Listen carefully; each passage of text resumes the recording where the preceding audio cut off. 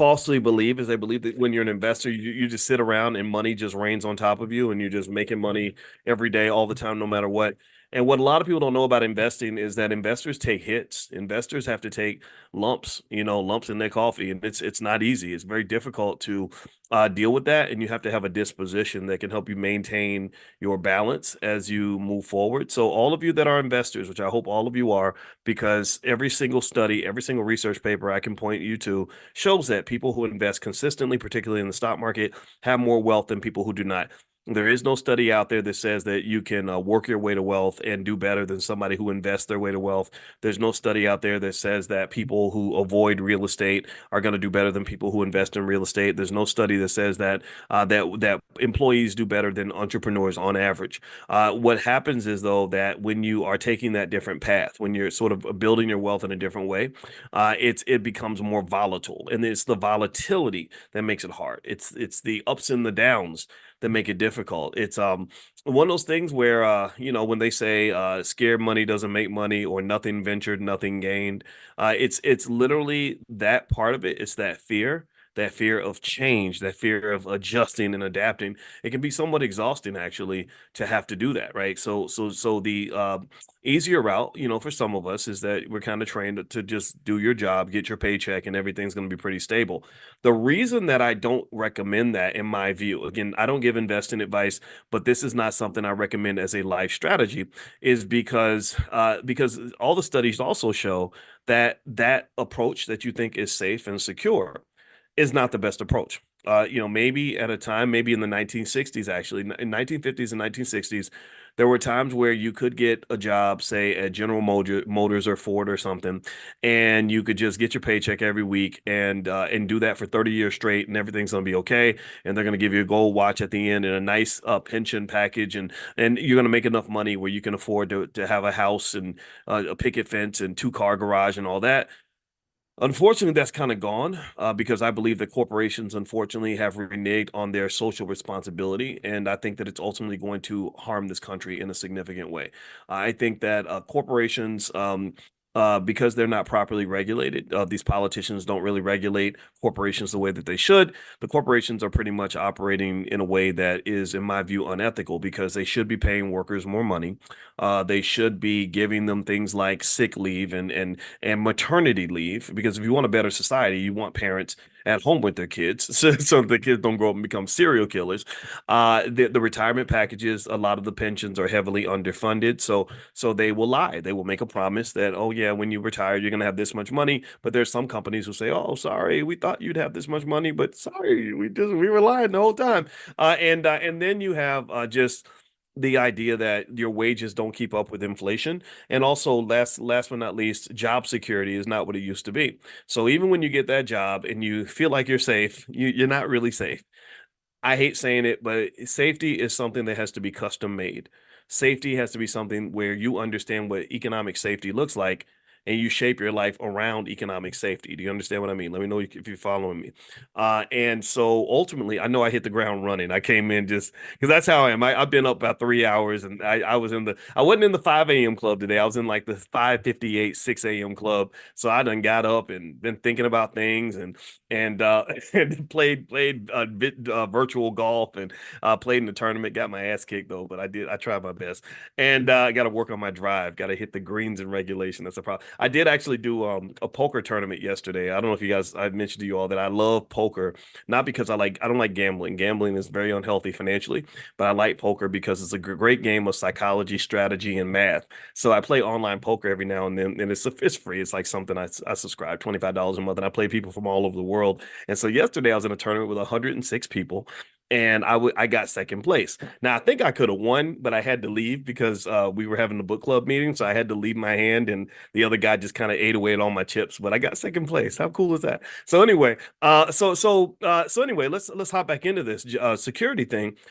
So financial security is something where, in my view, you have to know what it is and create it for yourself. You got to just know what that looks like. And I don't know if a lot of people really know that. And the question becomes, if you don't understand what it looks like, and the people that you are allowing to create it for you, like your job or the corporations of America, if they're not doing their job, then that leaves you very, very vulnerable. Okay. So generally speaking, I would say Now, what's happening right now, circling back to what's going on in the economy, is that corporate earnings are dropping. Inflation appears to be kind of shaky. We're not sure if we can control it. Also, also the economy is not as strong as it was before. And even luxury brands like Louis Vuitton and stuff like that, they were selling a lot of stuff during the pandemic, but they're having a hard time selling things now, particularly to middle class people. So kind of buckle your seatbelt. All these declines in the market recently could continue on. You could be at the beginning of what could be a major crash. There are people who even predict market prices could drop to half of what they were before. And I would encourage you to just kind of make sure you prepare for the worst and hope for the best. And so I did a training called Stormproof Investing. I mentioned it before. If you want to go take a look, it's stormproofinvesting.com. So feel free to go to stormproofinvesting.com. All the materials are yours for life. All right. So speaking on that other issue about sort of that mindset between the investor and the person who chooses not to invest at all, one of the things about the mindset of an investor and the reality of being an investor, in my view, is there's a heavy psychological component to it that I encourage you to consider. That it's not just about what you know; it's about also developing a culture where you're applying what you know. And then also it's about developing the mindset where you can kind of tolerate and know when to make your move and when to be patient. A lot of times that anxiety and the fear that we feel, my wife's a therapist, so we talk about these things a lot. That's why we created the Black Financial Therapy Department in the Black Business School. That anxiety and fear is what leads to a lot of bad financial decisions. It's similar to you ever see somebody who can't keep a relationship because anytime anything goes wrong, they run. They might call them track stars, where every time they see one red flag, they're out, they're gone, right? And so nothing really lasts. They'll have a great relationship for about 7 or 8 months, and then after about 7 or 8 months, they'll see a couple of red flags, and then they bounce out because they can't really fight through anything, because the fear becomes so crippling that they're just afraid of being re-traumatized. So they just say, "I better get out of here before something bad happens." And that comes from maybe your experience, right? Maybe bad things have happened, or maybe you never really saw what it looks like to make a relationship last. And actually, there's an addiction associated with that. They call them love addicts. There are people who are addicted to the feeling of falling in love. They love, just almost like when you take a piece of gum and you put it in your mouth, and it tastes really good because all the sugar, and then you spit it out when the sugar is gone, and then you put another piece in your mouth. I used to do that a lot when I was like 7 or 8 years old, and that literally is a is an addiction, they say. So that and that's it. But then you contrast that, right, with people who are on the other extreme, who will see every red flag and go through every kind of piece of chaos in a relationship and maybe hold on for too long, stay in a situation that's too unhealthy, too toxic, to the point where I know people who have been killed because they stuck around, with somebody they shouldn't have stuck around with. This is a real thing. There's a lady who spoke at our convention a couple years ago, Robin. I don't have her last name in front of me, but Robin, who died in Houston. Her husband killed her, stabbed her 100 times in front of her daughter. And Robin she saw a lot of the signs that this man had become unstable, but in the tradition of really sticking it out and never giving up, she stood by him, and then eventually ended badly. So the middle ground is kind of what you're always looking for in, say, a relationship. Just like with investing, you're always looking for the middle ground. And maybe that's why I like poker, because poker is the same way. It's like the middle ground. In fact, actually, and I mentioned the poker tournament I played in yesterday. Well, did you? I don't know if y'all know this, but Wall Street started recruiting a lot of professional poker players because they said poker players know how to have the right kind of balance. They know when to hold them, know when to fold them, know when to walk away, know when to run. Shout out to Kenny Rogers, right? They know how to maximize positives. Like when they see an opportunity, they know how to take it to the limit. But then when they see danger coming, they know how to get out of the situation before it gets too bad. Do you see what I mean? Like it's like that balancing act, right? So a lot of times as an investor, I think it's the same way for yourself. Knowing when to hold them, when to fold them, is, I think, an important part of investing, and kind of being able to say, okay, the market's reacting badly right now. Bad things are happening.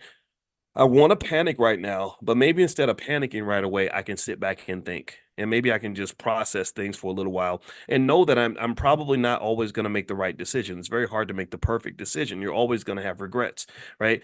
On some level, but I want to minimize my regrets. Jeff Bezos talks about this. He calls this the regret minimization strategy he used that led him to go found Amazon. He said, "In my goal in life was to minimize my regrets in life." And so he felt that going after the Amazon opportunity would lead to fewer regrets than not doing it, right? So so ultimately, Sort of knowing that balancing act is really important, but then also just sort of knowing when it's time for you to walk away and give up, right? So you have a set of investments, and you have some investments that are doing really well. So you're going to have some dogs in there, and the goal is to make sure that the good outweighs the bad. That's the best you're going to get. It's just like a basketball game; you're going to miss some shots, and so knowing how to miss those shots and just sort of say, hey, you know what? I made some mistakes, some things went wrong, I lost some money over here, but I'm not going to dwell on it too much. I'm going to focus on building on the next opportunity. And also, when there's an investment I'm going to get away from, I'm just going to get away from it. I'm going to make my decision and then move forward. I'm kind of looking forward and up. I'm not really looking down and back a whole lot. The only time I look down, the only time I look back on mistakes is if I'm learning from those mistakes. Because and even so, even looking down and back is really looking forward and up. Like the only reason I'm looking down at the chaos I created by the horrible mistakes I made, and believe me, I've made horrible mistakes. You probably made horrible mistakes. If you haven't made mistakes, I encourage you to make more. And the only reason I'm going to look down at this that this pile of blood that represents all the horrible mistakes I've made is so I can use that information to learn about the next move and the next step. Most people that become very successful at anything just they kind of feel like they're stumbling along the way. I can tell you, I think I'm qualified enough to sort of present myself as a relatively successful man. I'm proud of that. I'm proud to be a successful black man. That's very important to me. And I can just tell you that success did not feel the way I thought it was going to feel. It didn't. It didn't feel. I thought you'd be shining the whole time. I thought it'd be like, just every day the sun comes out, and every day if you're feeling great and everything's wonderful. No, it ain't like that. It sucks sometimes. It's painful. It's like, oh man, I'm confused. And but what happens is here's what I've concluded. I conclude that successful investors are just successful people, which is the kind of similar in the sense like you're always investing, even if you're not investing money. So I hope that you see the connection. Even if it sounds like I'm not talking about money, I'm really talking about wealth. Okay. But what I found was what helped me a lot was learning how to artificially create my own sunshine when I didn't have any, right? Knowing how to, create light where there was none, to be in the middle of a dark space in a tough time and still find artificial confidence that will get me through until I have something to really be confident and excited about, right? Or find artificial enthusiasm, to help me to hold me over until I got to the point where I had something to be, enthusiastic about. And that really is internal, and that really comes from something I heard Will Smith say one time where he was just talking about happiness, and he said, nothing out there can make you happy. It has to all come from inside. And I never met Will. I sat with Will's brother Harry for many many hours in Hollywood, and Harry was a great guy. And we pulled up to in Beverly Hills, and he had this big old Rolls Royce or something. And Harry was like a financial guy like me, and also we were into the history of war, so we talked a lot about World War II, and we talked a lot about financial stuff. And he's a super smart guy. Like I really have a lot of respect for Will Smith's family because they come from a really smart family. They're geniuses, really. And he looks just like Will. And so it was very strange talking to him because I said, wow, I feel like I'm looking right at Will Smith. I don't want to be fanned out right now because I'm a big fan of Will Smith. But anyway, I just remember sort of having these, listening, so when I listened to Will, I know I would hear him just say some things that I think are really worth hearing. There are really some things that some wisdom that he's picked up from going around the world, dealing with all kinds of crazy situations, dealing with unbelievable pressure, having unbelievable access and success and wealth that I think can really help you in terms of transcending and elevating. His consciousness level is very, very high, very, very high, and because it's a rare space to be in, in a situation where you can have anything you want, any type of girlfriend you want to have, any amount of money that you need to do whatever you want to do, to be able to do those things. And then what happens is you start to get into this rare space where you've got to figure out who you are and what you need in the moment and where to get that thing. And sometimes the people around you can't give it to you. Sometimes your situation can't give it to you. Sometimes your job can't give it to you. So you got to give it to you. And so this is where introspection really comes into play. And I think that that really helps you a lot as an investor, right? And so I would encourage you as you're building your business, as you're building your stock portfolio, as you're building whatever you're seeking to build, develop a process. Everybody has to have a process. I have a reset button I hit every morning that helps me to get recentered. I'm not gonna lie, yesterday I had a really weird, disturbing conversation.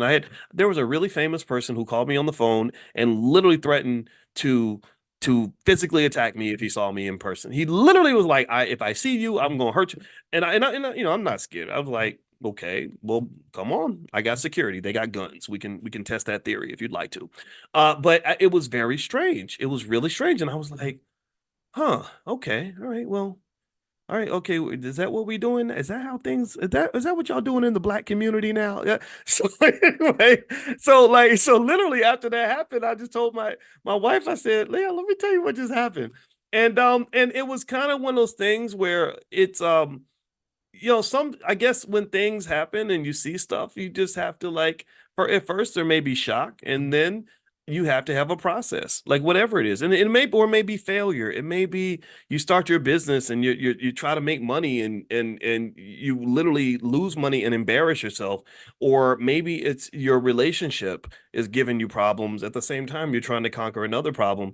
And I would encourage everyone in here to really figure out like what is my reset button? What is my process for me to get back to balance if the world kind of throws me off balance, or if the world tries to make me into somebody that I don't want to be. And so my process is every single morning I get up and I spend time by myself. And you know where I learned that from? I learned that from billionaires. I learned that from listening to Jeff Bezos, who runs Amazon. He said every morning he gets up and he doesn't start working in the morning. You know what he does? He'll like wash dishes. He'll just wash dishes and listen to the radio or whatever podcast or something, and whatever. And I do the same thing. This morning, my wife came downstairs and I was washing dishes and I was listening to a podcast, and then I played virtual golf and I just goofed around for a couple hours before I came in here. And what was interesting was that by the time I got to the point where I was ready to start doing business again, I was ready. Like I was that's why I came in just sort of talking a mile a minute, because all these ideas are just flooding to me. All this inspiration, like I'm truly inspired about today because I went through the process. But I can't say I would have felt that way, I don't know, a couple hours ago or last night. And so figure out what your process is. And I encourage everybody to look into things like mental health, meditation, wellness, things that will help you to be your best self every single day, because it's not always going to feel good. Success isn't going to feel good, and life is hard. Achievement is hard. Becoming wealthy is hard. And the other thing I've noticed about wealthy people is that you have to be serious about what you're doing. And unfortunately, most people are not that serious. Most people talk about things. Most people have a lot of conversations you know, about what they're going to do and who they're going to do it with and how much money they're going to make. And that's all fine. That's all great. But when you get into that rare space of people who actually get it done and start achieving things, you have to be really mindful of not letting things waste your time. Like you have to really be clear that you want to work with other people who are clear. You're right. So to me, the clarity means that serious people should be working with serious people. So if you're a serious person, invest heavily in connecting with and working with and building with very serious people. And then if you do that, you can do amazing things. And I think even learning little things like one thing I learned, for example, is that if you are the CEO of a company and you're very creative, you may need a partner who is not as creative as you, but who's actually able to implement all your visionary ideas. Because sometimes as a creative, and I'm one of them, I'm speaking that way. I'm a creative, inspired person. So sometimes I'll have a vision, and I can't implement the vision without my team, without people actually taking the vision and saying, okay, how do we just break this down brick by brick and help to make this thing real? Steve Jobs, they said, was really not a great CEO at Apple. That's why he got kicked out of the company. He got kicked out because he was a genius, but he didn't have the ability to really run a company from a functional administrative standpoint. It wasn't interesting to him. And so anyway, what made Steve Jobs great was he hired Tim Cook. And Tim Cook is not a visionary. Tim Cook doesn't have any creativity. Tim Cook is just the guy that's like, okay, what are we doing? Okay. So he's the guy that the saying goes, he's the guy that can make the trains run on time. So when you build your company or build your business, and I think everybody in here should try to build a black-owned business or get somebody in your family to do it. And I know if you're in the Prime program, maybe your part of your black-owned business starts with stock options and stuff, and that is a legitimate business, a thing that something that you invest in that makes money. That's a business. It doesn't mean you got to go work all day. That's a business too. And so I would encourage you as you build your black-owned business to sort of think about those components that you need in order to develop the kind of solid infrastructure that you'll need in order to grow and survive and to thrive and to create opportunities for other people. Um, that's my only thought for today. I have more thoughts, but I want to actually, I promised myself that I wouldn't talk your ears off all day. So if you have a few questions, you can put them in the Q&A section. I'll answer a few questions before we're done. Quick reminder, the All Black National Convention. I'm going to keep reminding you guys about it as we have updates. So I mentioned Dr. George C. Frazier is coming this year, who is a brilliant man that everyone should know and talk about. And also the team is still working to put together everything for the convention. If you want to get a discounted hotel room, you might want to go ahead and lock that in because I think the deadline is coming up pretty soon. And we're going to be at the Westin in Lombard, Illinois, right outside of Chicago. It's October 25th through the 27th. So feel free to go to allblacknationalconvention.com. That's allblacknationalconvention.com. All right. So let's see here. Okay. Next, first question is to protect against the storm. What's the address? Oh, yeah. It's stormproofinvesting.com. Somebody type that in the chat for me, please, if you could. Stormproofinvesting.com. Also, I don't know where the team is in terms of the launch for the Black Math Geniuses program, but basically we partner with Asada Moore, who has educated Black children for 30 years, and also we combined her with our Black Millionaires of Tomorrow program. So we took what she was doing with Black Math Geniuses and connected it to Black Millionaires of Tomorrow. And so she is, if you have not seen Asada Moore, just know you're going to be blown away because she is one of those people that I admire and respect so much because she is like fiercely devoted to Black excellence when it comes to educating our kids at a high level. So if you got kids and you want them ready for the future, feel free to participate in that. I don't know exactly where the link is. I don't have a link. I'll try to find one and send it to you. But until then, just email support@theblackbusinessschool.com. If you want to just get ahead of that, email support@theblackbusinessschool.com and the team can connect you to the resources that Miss Asada put together. And I'm telling you, these people are my heroes. These are the ones I get excited about. I don't get excited about all that election stuff. This is what gets me going because I see children in their transformation. Like I've seen children go through our business school for kids who were troublemakers, getting in trouble in school, having a really hard time, and now they've got $25,000 in their investment portfolios, or their mothers will email us and tell us, "Oh my gosh, he loves making money." Well, of course he does. Most little boys do. And so I would encourage you, like if you're having trouble with your child, introduce them to money. Like that money's a great, that's a great icebreaker in the conversation. I promise you. All right. So if you have a question, please put it in the Q&A section if you could. Let's see here. Where's Martin Rowland, the Negro naysayer puppet? Haven't seen him in a minute. Well, Michael, I try to leave my silly stuff out of class. I rather because I don't want anybody to feel bad about your politics. I realize sometimes when I get too expressive of how I feel, it can make people feel alienated or like I'm shaming how you feel. And it's not true. I believe in freedom and openness and acceptance. And so whatever you believe is fine. If whatever you believe, I believe and I love it. And if you love it, I love it. I love it for you. Just like even when you talk about secondary issues that don't relate to being Black, like, LGBT and all that. I just don't care who you sleep with, but I don't need to know who you sleep with either. That's my, and I think it's okay for me to say that. Like for someone to get offended by me saying that, I don't get that. Like, why would you be offended that I just told you, like, do what you want to do. Like, if you're freaky in the bedroom, go be freaky, but you ain't got to tell everybody. Like, I don't care about all. So anyway, let me keep going. All right. And same thing. So same thing is true with politics, Democrat, Republican, all that. I do not fight other Black people, and this is what I told that person. I said, I'm not going to fight another Black person over politics, over Democrat, Republican. I don't care what you believe, but you're not going to tell me what to say either. That's the reality. All right, so let me keep going. Please give me more examples of B1 businesses or services. Well, let's see here. Hmm. You know what? There is a list of side hustles that you can start for under $100. And so there's a little ebook they put together inside the bookstore. So if you go to drboycebooks.com and search for the term side hustles, you can check that out. So feel free to go to drboycebooks.com. Just search for the term side hustles, and you can see what Dr. Lene Javette put together. She's our Dean of Entrepreneurship in the Black Business School. Christian says, one of the things I really respect is that you're self-funded. Yeah, that's important because one thing that we don't know yet as a people we've never learned is that the person that has the gold makes the rules. The one who pays the bills is the one who decides what's going to happen. So even when you talk about celebrities, like people think celebrities have power. I've never felt celebrities have independent power. The person that has the power is the person who paid the money to make that person into a celebrity. Celebrities are manufactured like products, no different from cans of Coca-Cola or Tesla cars or Ford trucks. Um, you need funding to do that. And so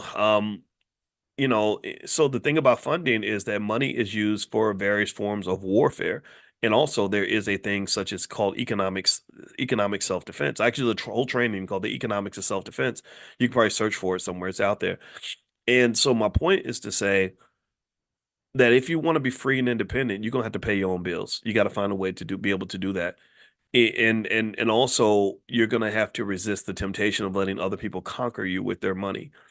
Part of the reason we're colonized is because people who have more money than us suck us in and they get us addicted to their financial nipple, so to speak. And so when they're the ones supplying the drug that we need in order to feel healthy, we become the drug addict and they become the drug dealer. And there's no situation where you can find a relationship where the drug addict has more power than the drug dealer. So there's only two ways you can get off the drug, or two ways you could be free financially. Only two ways, really. You can either A, have all the money that you need to do whatever you want, which is not true for most of us, including myself, or B, you can reduce your dependence on resources that are coming from people that don't share your values. So the Black Business School is funded by B1 people. It's funded by people who look at what we do, look at who we are, and they love what we are. They love us. They love us because we're Black, not despite the fact that we're Black. There are people out there that I'm sure they would give us money and tolerate us despite the fact that we're Black. And I don't want that. I don't want you to just tolerate the fact that I'm Black. I want you to love the fact that I'm Black. I want you to love the fact that I'm trying to be smart. I want you to love the fact that I talk the way I talk. That's a great feeling. You want to be encouraged to be more of who you are, not have people say, well, I'm going to let you in despite what you are. And that's what integration feels like to me. Integration feels like it's like, oh, yeah, we're going to let you in even though you're Black. It's like, no, you should want me because I'm Black. Don't you understand that we are the prize? I'm the prize. You the prize. You getting the prize, buddy. You're going to have to pay for that. I'm not just happy to hang around you. It's like having a friend, like think about it. Who would want a friend or a set of friends where they would only just allow you to hang out and none of them like you? That they just tolerate you. Those are not your friends. And but if you have low self-esteem and you don't see your worth, then you will go hang with those people. A lot of us maybe did that when you were little because you want to hang with the cool kids and you want them to like you. So you stop being who you are so you can fit in with the cool kids and laughing at stupid jokes and doing stupid stuff. And that to me is a self-esteem issue. That lack of self-worth is what keeps you from saying, nah, I'm not. If you can't accept me for who I am, then I'm out of here. And I think that's okay. I just really do. I think so. So really, I, in the core of my soul, every ounce of my soul knows. I don't think I know that what we're doing in the Black Business School is epic, powerful, legendary, practically unprecedented. It's not replicated anywhere. It's incredibly impactful. I don't think that I know these things. So no, being in this space is not it's not something I'm begging people to do. It's a privilege. If you won't act right, we're gonna put you up out of here. That's it. Let me keep going. All right. So let's see. Okay, can you speak to what it means exactly? Because I'm thinking that doesn't include bank loans, as Christian Ray. Well, what happens? Here's the deal. Okay, so let's talk about funding in general, just from a more generalized perspective. When you fund a business, you kind of have two major funding sources. You have debt and equity. That's it, debt and equity. Equity means that the funder has some ownership in the asset. Debt means that they don't own anything. They just need you to pay a certain amount. They don't care about any of the upside, but they need you to make sure that you pay them no matter what. So there's the trade-off, right?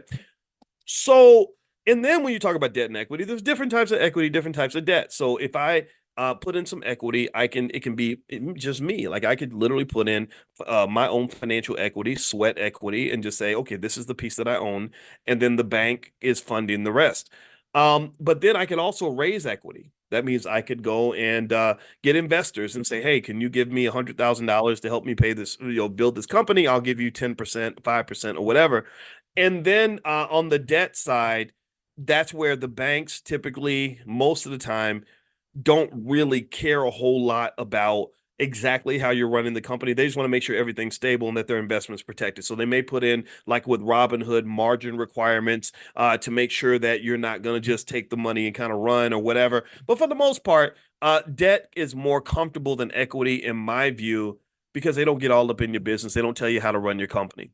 And so, really, when you're building um, a company, you kind of have to think about it in that way and also realize that even though equity gives up control, equity actually, in some ways, is safer than debt.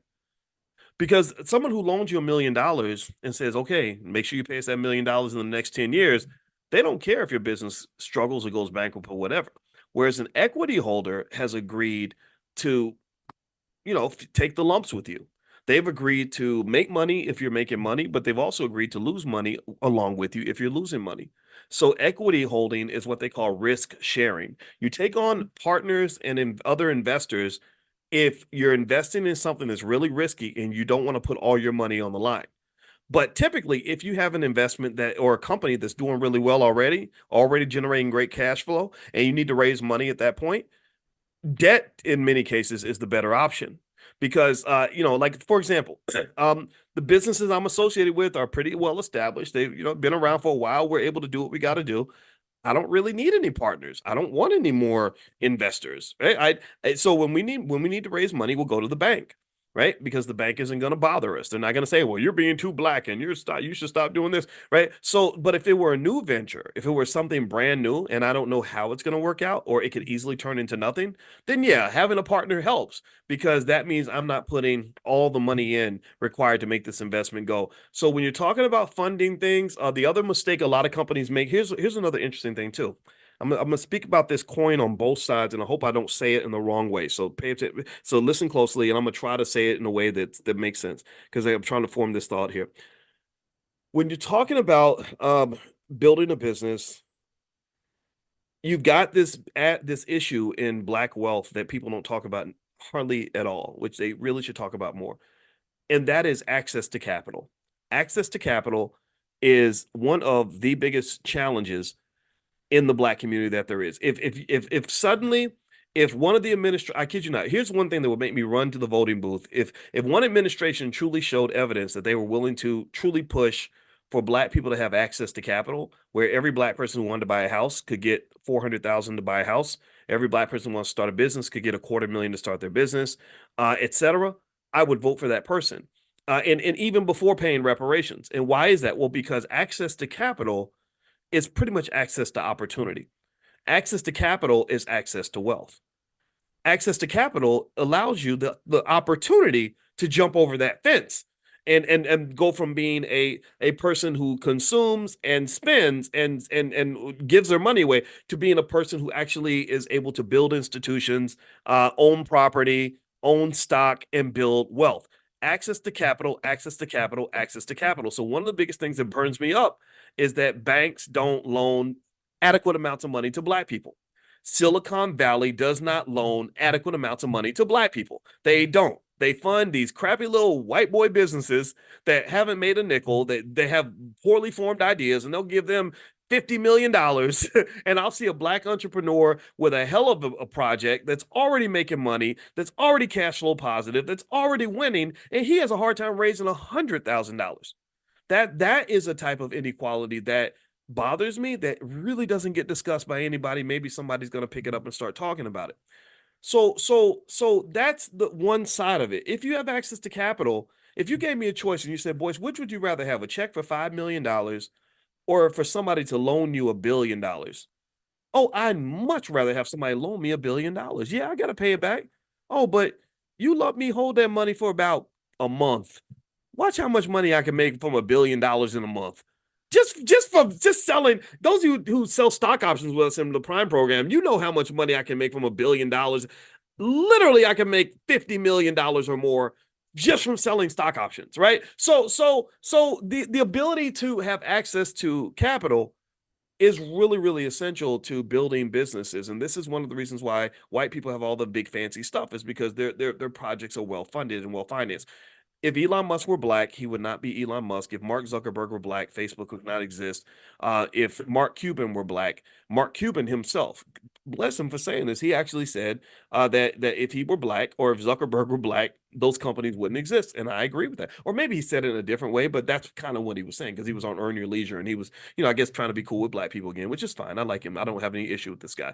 So that's one side of it. Now here's the other side of it.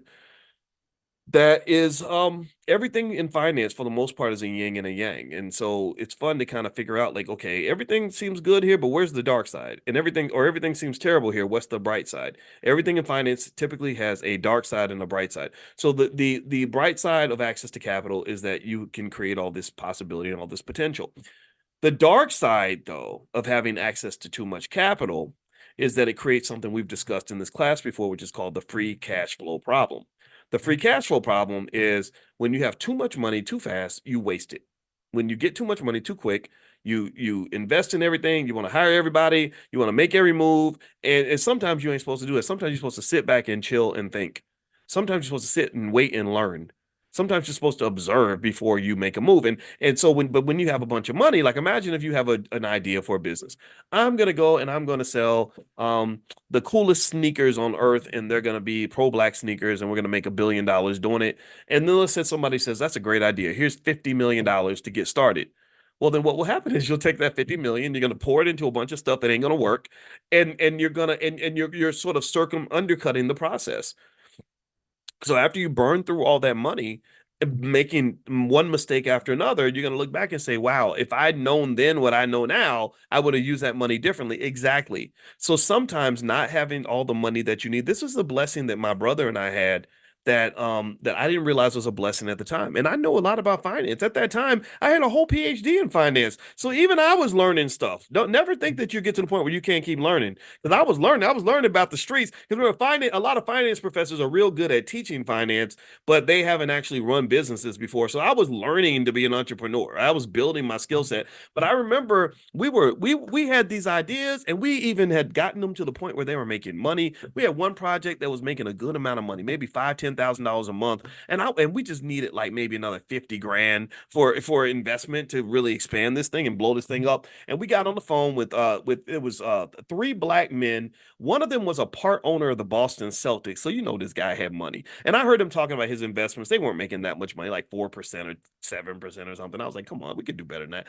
So I got on the phone with these guys, and one was a lawyer and one was a businessman. And so I'm talking to these older black men. I'm 35. I'm thinking these 50-year-olds are going to hook me up and help me out. I didn't know at the time that unfortunately sometimes brothers don't want to help brothers out. They're competing with you rather than trying to help you. I didn't know that. So if you're younger than me, just know my goal is not to do that. I want to support you. I want to see you win. I want to see you succeed, right? So anyway, so these guys got on the phone. I did this whole pitch on what we were doing and what's working and what we can see happening if we get some more capital and blah blah. And I know these guys had the money. I know they had the money.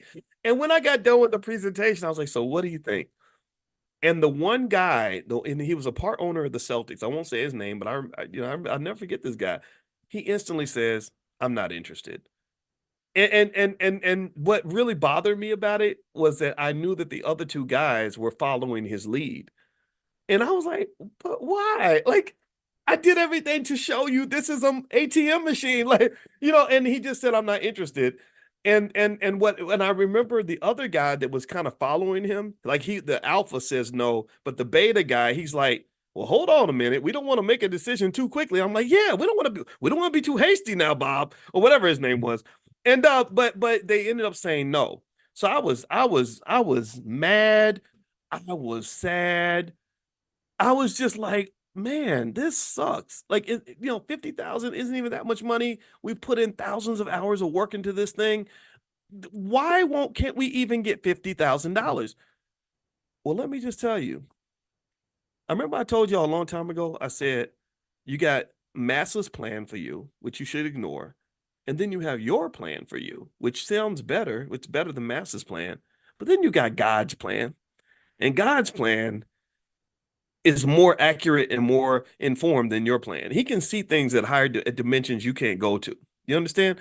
So what I did not realize was that even though it was Boyce's plan to go get this money, right? Because I'm fighting Mass's plan. I'm like, we're gonna get this money, we're gonna grow this great thing, we're gonna have these partners. Well, I mean, I offered them a big percentage of the company for a really fair amount of money. If they had taken that deal by now, that $50,000 would have turned into 5 million easily for them.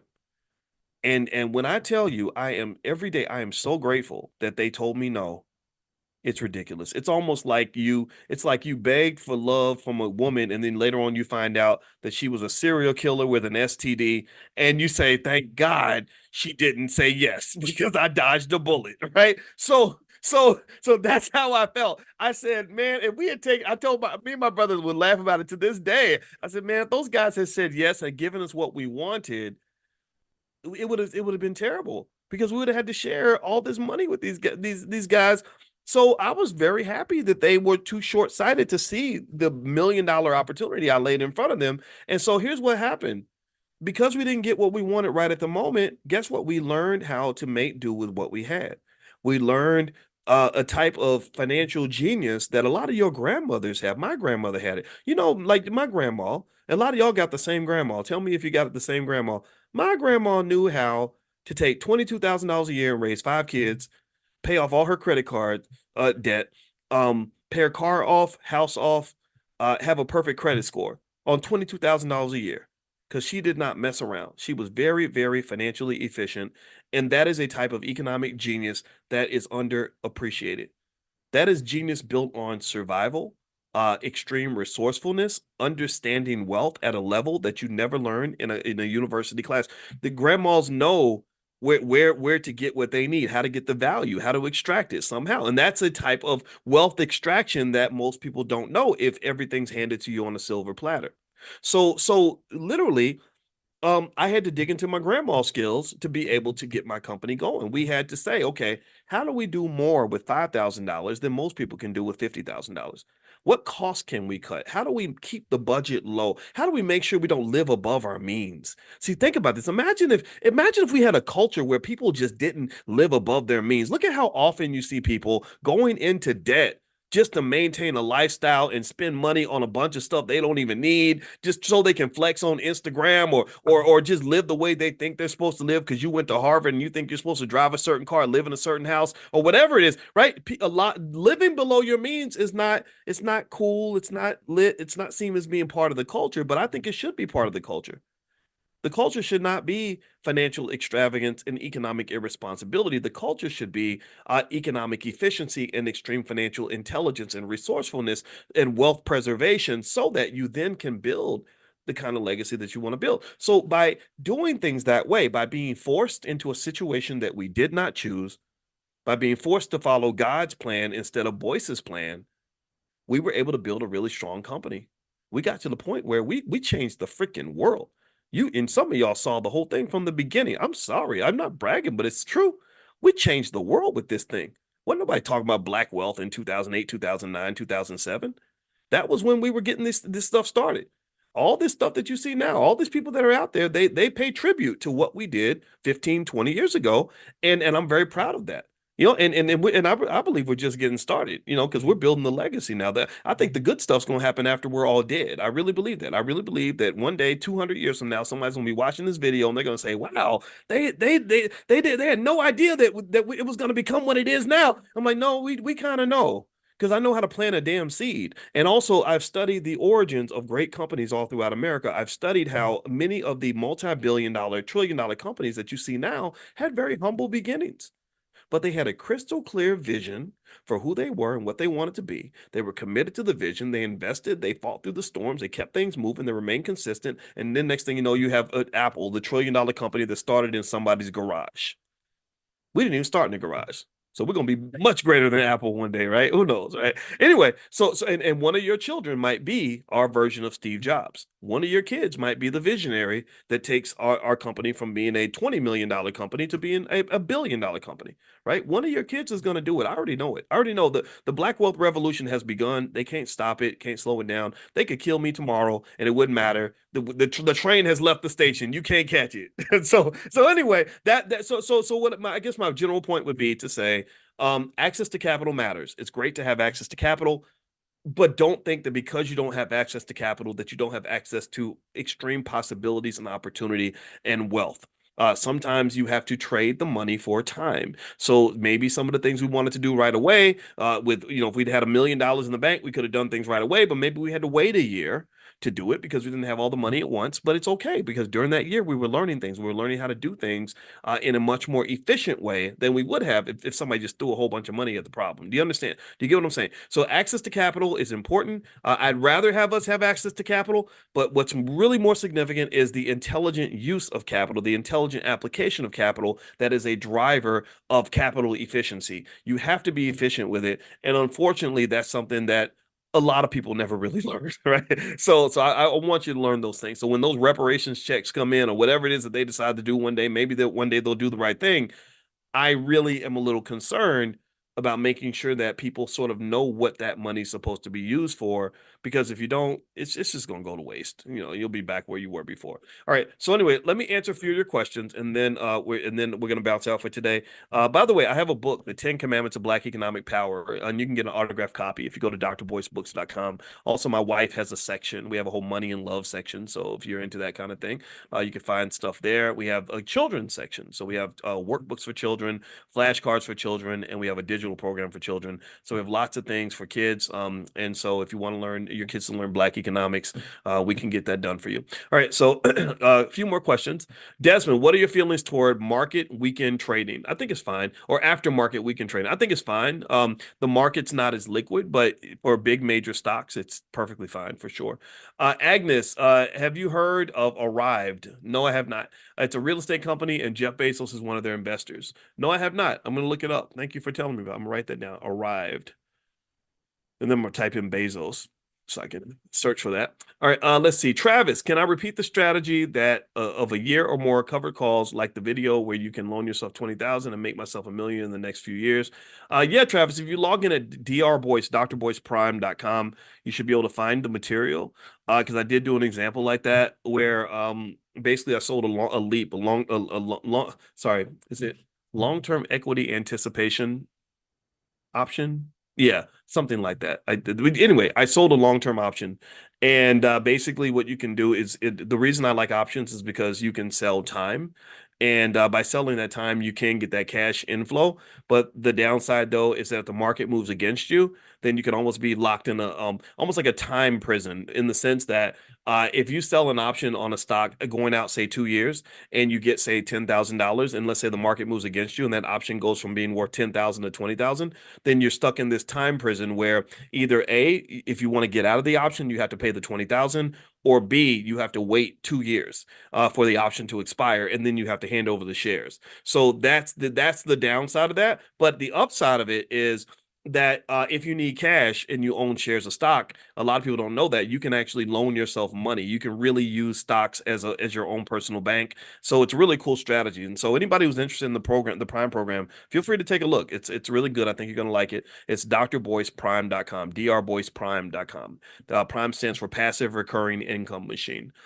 Gigi, do you think 2025 will be a bullish year in the stock market? It'd be hard to imagine 2025 being better than 2024. Anything's possible, but I'd be shocked if it were. Even with the anticipated pullback in the fall. Yeah, I don't know. I mean, 2024 has been really amazing. I don't know if 2025 is going to be as strong, but nobody really knows. Dr. Boyce, I'd like to connect with someone who's in the Prime program because I'm outside the US, meaning I don't have access to Robinhood. Okay. Is that Sile, Sihle? Email support at theblackbusinessschool.com, and let's see if they can help you find somebody or find someone to connect with. Also at the convention, we're gonna have a special gathering for all the Prime members, so you can meet Prime members at the convention. So feel free to join us in Chicago. Dr. Boyce, or sorry, allblacknationalconvention.com, allblacknationalconvention.com. Ethelene, good morning, Dr. Boyce. Where would I find the information for the program JV? I signed my grandchildren up on Saturday night. Ethelene, that information, if it did not arrive in your email, just email support@theblackbusinessschool.com, and Amani will respond to you pretty quickly, either Amani or someone else from the team, and they'll make sure that you're well taken care of. And that's 100% true for anything you do in the Black Business School. We have a great support team that's right on it. And if something ever happens and you don't get a response, it could be maybe the email address is in or wrong or something like that, but they're right on top of it. Our number one priority actually is to make sure that you get everything that you want and everything that you need and that you are happy. If you're not happy, then we don't want you to invest in anything with us. Michael, seriously though, Professor Watkins, the market right now, buying opportunities are holding. I think it's a buying opportunity. Studies show that people who buy when the market drops by a certain percentage tend to do better than people who don't. You could sit around and wait and say, well, maybe it's going to keep dropping. You could do that, but that's a very dangerous strategy because you may miss your opportunity that way. So I personally believe when the market dips, I just start buying stuff. That's my general rule. Montez, do you think Kamala or Trump are on the Jeff Epstein list? That's outside the scope of this conversation. But the thing about Epstein, look, it is a financial consciousness issue because one thing that Epstein and I believe okay, y'all want my Jeffrey Epstein theory? Like y'all want to hear what I think Epstein was, what he was all about? All right, I'm gonna give it to you really quickly. I believe I saw a video once where they showed that Epstein's plane had a tail number. You guys know I'm sort of a trained pilot. I have my student pilot's license. I can fly airplanes. And one thing you learn in pilot training is that you can look at an airplane's tail number and you can look it up. You can look up the history of the plane. You can look at the flight trajectory. Every time I would get up and I would fly, my instructor would tell me to type in the plane tag, and it would show me right there on the internet where my plane has gone that day, like an hour later. It was crazy. And so with Epstein's plane, the big private jet he had, somebody looked up that tail number and basically said, "Oh, this somehow they connected it to Israeli intelligence." I believe. Here's what I believe. It's a thing about again. This relates to money, so this fits in the scope of this conversation. I believe that one thing that the Israelis might have done, Mossad is very insidious. They're kind of like the Israeli version of the FBI or CIA. I believe that one thing put it this way, it would be logical for them to do this if this is what they're doing. Um, I think blackmail is a powerful tool that's used in politics because a lot of politicians have secrets they don't want people to know. So I believe that what they did was they said, okay, people they love people that have money. Everybody wants to be around the rich guy. Everybody wants to be friends with the rich guy. Everybody's flattered when the billionaire, says, "Hey, come to my party." I went to billionaire Mike Roberts' party. He had a party at a castle in the Bahamas, and it was kind of cool. It's like, wow, I'm at a party with a billionaire at a castle. This is awesome, right? So a lot of times people want to be around people like that. And what happens is that your financial consciousness kind of drops in the sense that people don't really ask the right questions. Like, okay, what does this come with? What are you involved with? How did you get your money? Like, what am I being connected to? Or even when you talk about people that will sleep with a wealthy man and they have no idea what kind of man he is, where he's been, just all the problems that can come with that experience, but people are just happy because, oh, he's a doctor, oh, or he's a millionaire, oh, that's so exciting, girl. And I'm like, maybe you should really think about that a little bit. So Epstein would make a lot of friends and get a lot of access and influence because of his billionaire status. And I believe that that was strategically done to get people into compromising situations so that when it came time for you to decide if you want to support the government's decision to send another 50 billion to Israel, we know what your answer is going to be. That's what I believe it was. I believe that's what all that's about. So who, I don't think everybody that's on the Epstein list is, you know, sleeping with underage children and all that stuff. I'm sure there's some people in there doing that, but I think there were some people who just said, "Oh, he's rich, he's a donor. We're going to get on the plane with this rich donor who's connected with Harvard," and so he's coming with all this other institutional credibility, and now everybody's kind of scrambling to disassociate. But I mean, come on, like he was a rich guy in the in crowd, and I think that that's just what it was. So would they be on the list? I don't know. I would expect them to be. If you're in high levels of politics, and back when Epstein was the cool guy to be around, or back when Diddy was the cool guy to be around. A lot of people have pictures with Diddy and Epstein and Trump and a lot of these people. Anyway, so let me see here. All right. Okay, so there you go. That's my Epstein theory. All right. So maybe Kamala's on the list or Kamala. See, I say Kamala. Some people don't like. Somebody told me it's not Kamala, it's Kamala, and I was like, oh, I didn't know that. So Kamala, I'm gonna start using Kamala. So Kamala and I hope I'm not saying Donald wrong. The Donald. They I wouldn't be surprised if both of them are on the Epstein list, and I don't know why they are though. All right, Antoinette, Dr. Boyce, were you able to find out if the mobile notary classes are still available?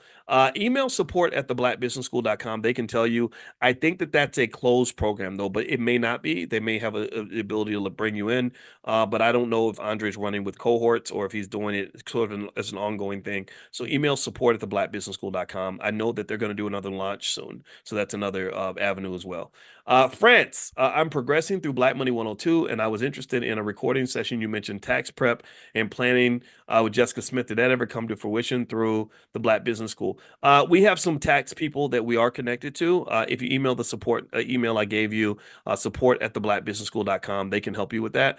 But the other thing too is that we don't have sort of any official tax company that we recommend or anything like that. So anybody that's kind of come through, that's sort of your decision, but that's not something that where we say, okay, this is our official company that we support. Okay. All right. Let's see, Dr. Boyce, the work that you're doing is awesome. Thank you. I appreciate you saying that. Thank you so much for using your genius ideas to be one without being arrogant and cutting edge. Keep on keeping on, Juanetta. Thank you, Juanetta. That's a night. You made my day, Juanetta. I appreciate you, ma'am. Let's see. Next question. I'm retiring from the military. Thank you for your service. And I'm looking seriously for a mentor in the financial sector. I signed up for Prime before you offered the discount a few weeks ago. Is there anything that can be done to get the difference? Email support at theblackbusinessschool.com and they will work. They'll do the best that they can based on the situation. So just email support at theblackbusinessschool.com and they can help you. And congratulations on your retirement. Let's see. Ilchris says, is buy, borrow, and die that technique smart? A smart thing to do for keeping wealth in the family. I think it is. But the buy part means acquire assets. That's what makes you rich. Is rich people are the ones who have the most stuff. Borrow means instead of selling the asset and having a taxable event, and giving money to the IRS, just borrow against the asset you own so that you can maintain ownership, maintain control, and get that capital appreciation, but still have the money you need to live. And then you die. And then when you die, your kids inherit the asset at a stepped up tax basis. So they don't have to pay for any of the capital gains you accumulated because you kept them in a bottle. Because you kept them in a bottle, when you die, they throw the bottle away your child starts with a whole new bottle with nothing in it, which is pretty insidious and horrible. It's terrible for the government. And that's one of the reasons why our government deficits and debts are so high is because they don't tax the rich at the level that they should. But given that they do it this way, I want you to win. So that's a good strategy to look into. Michael Hollingshed says, in 10 years, where do you envision the Black Business School being and doing? Um, that's a great question. I envision I envision, well, hopefully if I'm here, I hope I'm here in 10 years. If I'm here in 10 years, I'm literally going to be right here, like talking to you every day, like I was, 10 years ago. 10 years ago, I was right here. And so I don't plan to go anywhere. We make a lot of partnerships. We just partnered with an estate planning attorney that I'm going to talk to later on today. We are partnering with Constance Carter, who owned the largest Black real estate firm in California. She's going to be doing some work with us very, very soon. We just partnered with Asada Moore, who runs the Black Math Genius Program, and we blended that into Black Millionaires of Tomorrow. We partnered with Andre C. Hatchett, who runs the Mobile Notary School, who's training people to become mobile notaries, which is a great way to make extra money. We partnered with Ace Chapman, who has helped, who has made millions of dollars acquiring businesses. One thing that people don't know is that there is this massive retirement thing happening, right? This massive wealth transfer occurring because all the boomers are getting older. So their businesses are just sitting there and they're going to die unless somebody takes them. So he's really good at helping people to acquire businesses, which is a great approach because you then don't have to figure out how to start something. You could just run something that's already been there. A lot of Black businesses die because they don't have anybody to pass it on to, because we live in a society where people somehow convince us that we're never going to get old. And so legacy planning, the lack of legacy planning on behalf of some people becomes a money-making opportunity for those who do make a plan. Heather Elliott, let's see. You said you joined late. That's okay. You may have already covered this. Can we dissect Warren Buffett's sale? How much stock did it include? Any extras, amenities? Yeah, all I saw with the Warren Buffett sale was that he sold a big stake in Bank of America. Let me see if I can pull that up and we can see. Let's investigate. So he dumped 2.3 billion shares over a 6 day period, or sorry, $2.3 billion in shares over a 6 day period. Uh, he said it's let's see, it's been 6 straight days. They sold another 18.9 million shares on Monday, Tuesday, and Wednesday at an average price of $42, raising 802 million. I guess that was each day or something. Okay. Over the past six trading sessions, Berkshire has unloaded 52.8 million shares total, reducing their stake to 12.5%. So they already had a big stake. They're not divesting, they're just reducing their stake. Berkshire still owns 980.1 million shares of Bank of America, valued at 41 billion, a distant second to its $172.5 billion holding in Apple. Let's see here. Buffett could be trimming the bet on valuation concerns after Charlotte-based Bank of America outperformed the broader market this year. So what they're saying is that it looks like maybe he's trimming his stake because the stock has done so well. A lot of times, if a stock goes way up, investors will cut their stake not because they don't like the company, but because they want to sort of take some profits and divest those profits. Like so, if you start a company and your company blows up and becomes this multi-million dollar entity, the first step you want to do is actually pull as much cash out as you can so you can divest some of that, because good times don't last forever. And if you look at Bank of America stock, Lord Jesus, I mean, this is a good investment for Buffett. Let me show you the chart. And because it was such a good investment, I believe that's why he wants to kind of back out a little bit. But if you look here in the last year, it's made 31%, which is really good. The last 6 months, 26%. The last month, 7%, not bad. Last 5 years, not so much. Last 5 years has pretty much matched the last 1 year. So in 1 year, they made as much money as they made in the last 5 years. So he's probably just trimming because he did so well. And when you've done that well, you don't want one asset to take too much of your portfolio. So a lot of fund managers will shave some off the top. Let's see. Should I open my stock portfolio under an LLC? Yeah, I mean, Yvette, there's nothing wrong with that. You can do that. I'm in the market for a CPA that is knowledgeable in this area in order to obtain guidance for myself and other family members that I'm conveying your message. It is hard to find a CPA lately. That has become just a tough business. You can find one online, but I don't have any. I mean, I had to work hard to find a good CPA for our company, so I wish I could tell you, something easy to do, but it is difficult. Um, any pointers without providing literal investment advice? One concern my group has how to manage the gains. Okay. Okay. Let's see. Let me see. Oh, man. So you've been making money and you want to manage the gains. Okay. Well, I would say that if you wanted a financial advisor, you could go to a lot of banks have advisors that are right there on staff. Aisha Verzi is part of the Black Business School. If you go to drboyceoffers.com, that's drboyceoffers.com, drboyceoffers.com. Aisha's number is on there, and she can help you if you're looking into things like insurance vehicles that can help you to do something with your wealth. And then, at that point, I think the type of advisor you'd want, in my opinion, would come down to what you're trying to do. So if you're trying to do real estate, I would get somebody that really does a lot of real estate. If you're trying to do something in entrepreneurship, then maybe a consultant that knows how to run a business is important.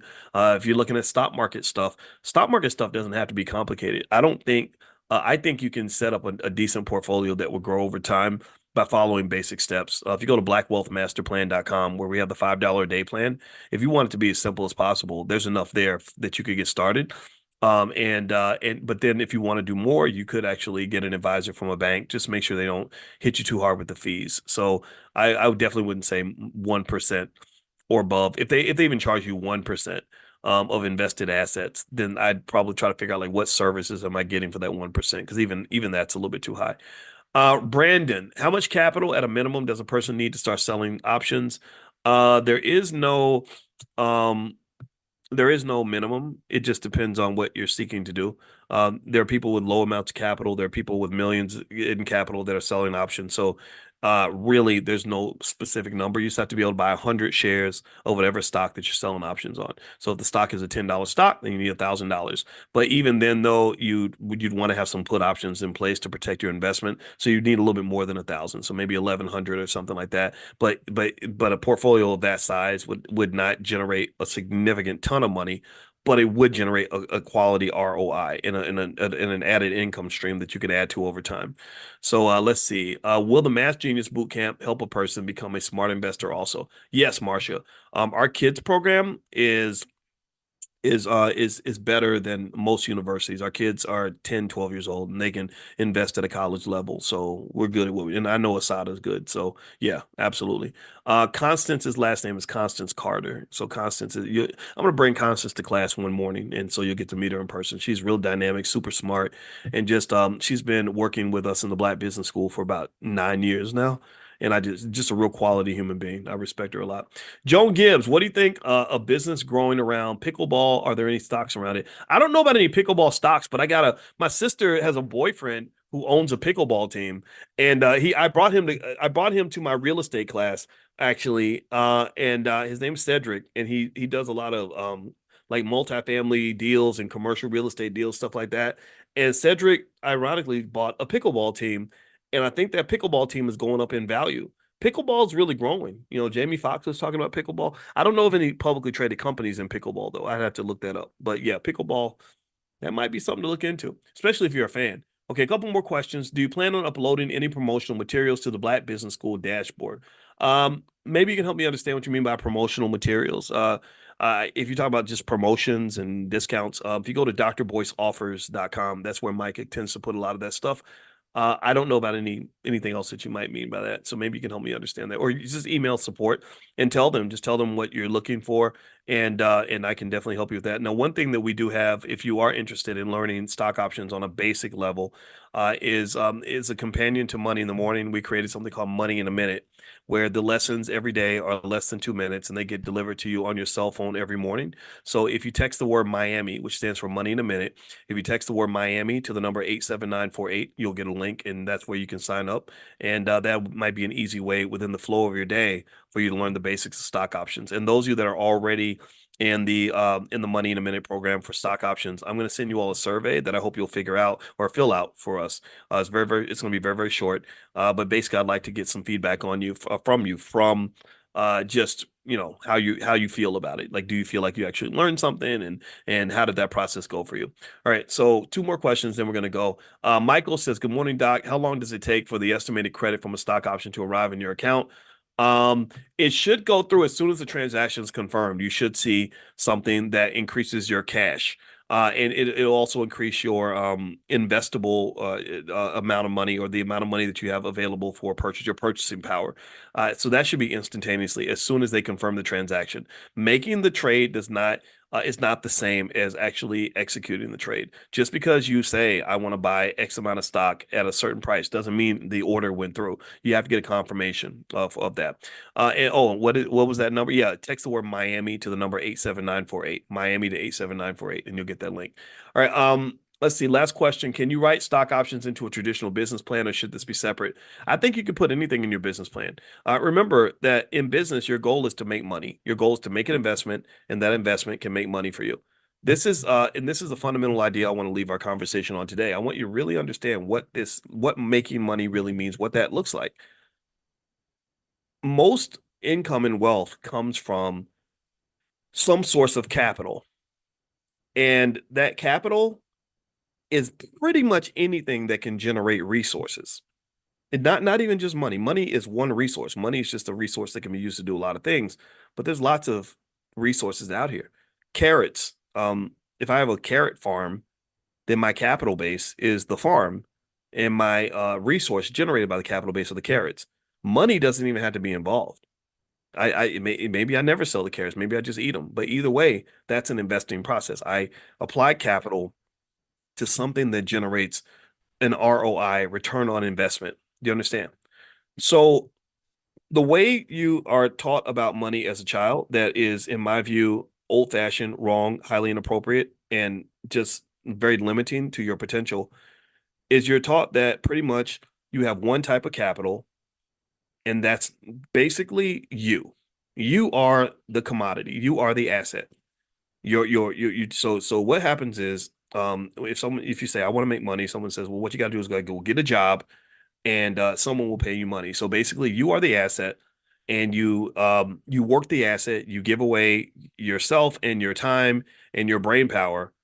And so you're making the investment of the capital by working yourself into the ground, and then you get your ROI, which is your paycheck. You understand? That is what they refer to as human capital. Human capital can grow through things like education or working out or whatever, right? Like if I'm lifting boxes all day and I go to the gym and I get real strong, then my human capital goes up because I'm Big Boyce, the big guy who can lift a lot of boxes, right? So somebody may pay me more because I have a more productive capital base. Do you understand? I can lift 20 boxes an hour where somebody else might only be able to do 15. So I get more money, right? Or I go to college and I get a degree, right? I go some university, I go 100,000 in debt and they give me a piece of paper where I am certified that I have learned certain skills or gotten smarter. And so I get more money because college graduates and master's degree graduates and stuff get paid more money. So my capital is more productive. My human capital has increased in value, which makes it a more productive asset, which has increased my ROI. I think all of that is fine. But here's the problem. The reason that that's a problem is for a couple of reasons. One, you're eventually going to get old and tired. So your capital is what they call depleting capital. It's depreciating on a regular basis. You can't work at 75 the way you could at 25. You understand? And that's a risk factor for you that has to be sort of dealt with. Or if you're a basketball player and you say, I'm going to sign $100 million contract because I'm the best in the world of basketball. Well, when you're 40 years old, that's not going to be true anymore. So you have a lot of basketball players that go broke because their most productive form of capital, their human capital of being a great basketball player, depletes itself. It depreciates, and now you're kind of stuck financially. So what you want to add to your arsenal of money making possibilities is a broader understanding of all the different types of capital that can generate resources that you need. LeBron James, I think, is a great example since we're talking about basketball players. One thing LeBron has always understood is that he's not going to be young forever. And one thing LeBron has done over many, many years, and Steph Curry's doing, a lot of guys do this, is they make as much money as they can off their human capital, their basketball skill, knowing that when they get 35, 40, 45 years old, they're not going to be able to do that anymore. So they're taking the income from their human capital and they're diversifying their portfolio. Do you understand? They're diversifying. LeBron's invested in the movie studio. He's invested, I'm sure, in tons of stocks and pizzerias and all this other stuff. And he's created other forms of capital that are going to make money without depleting his body. LeBron is already at a point where he can make probably $100 million a year without even getting out of bed. And so even though most of us will never be LeBron, most of us will never be 6'8", 240 pounds, a lot of us are still high value assets. We go to our jobs, they pay us lots of money because you went to school, you got the master's degree, you work your butt off, you're a smart person, you're hardworking, you do all these things you're supposed to do. But you really want to think also about the importance of yourself and your children having forms of capital that can generate income and resources without depleting their body. Do you understand? Does that make sense?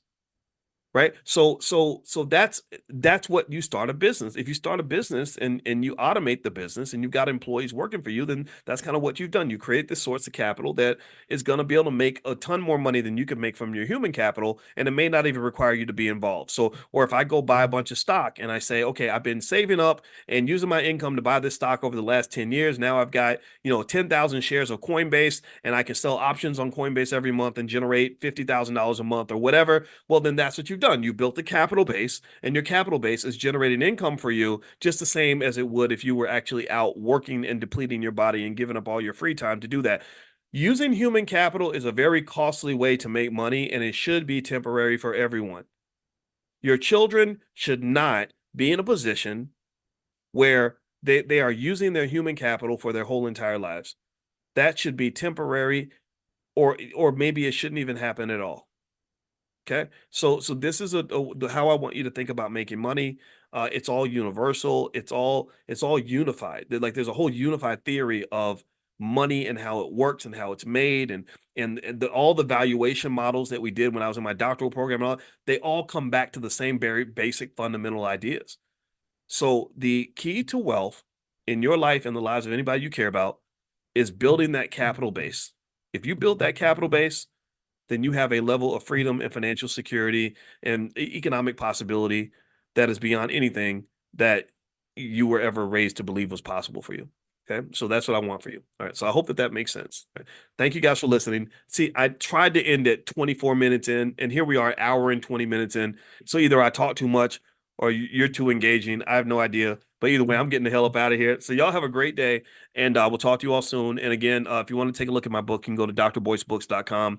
And I hope you guys have a great day. I'll see you all tomorrow morning. Oh, and by the way, if you're not on the text list to get an invitation to Money in the Morning, to come into the private Zoom, I see there's a few hundred of you in here now. So anybody who's watching on some other platform, just text the word morning, MORNING, to 87948. If you text morning to 87948, I will send you an invitation tomorrow morning, and you can join us. We do this every single morning, 10 a.m. Eastern, 7 days a week, because we are serious about our wealth and we are going to build that legacy. So God bless you. Have a great day. I'll see you guys soon.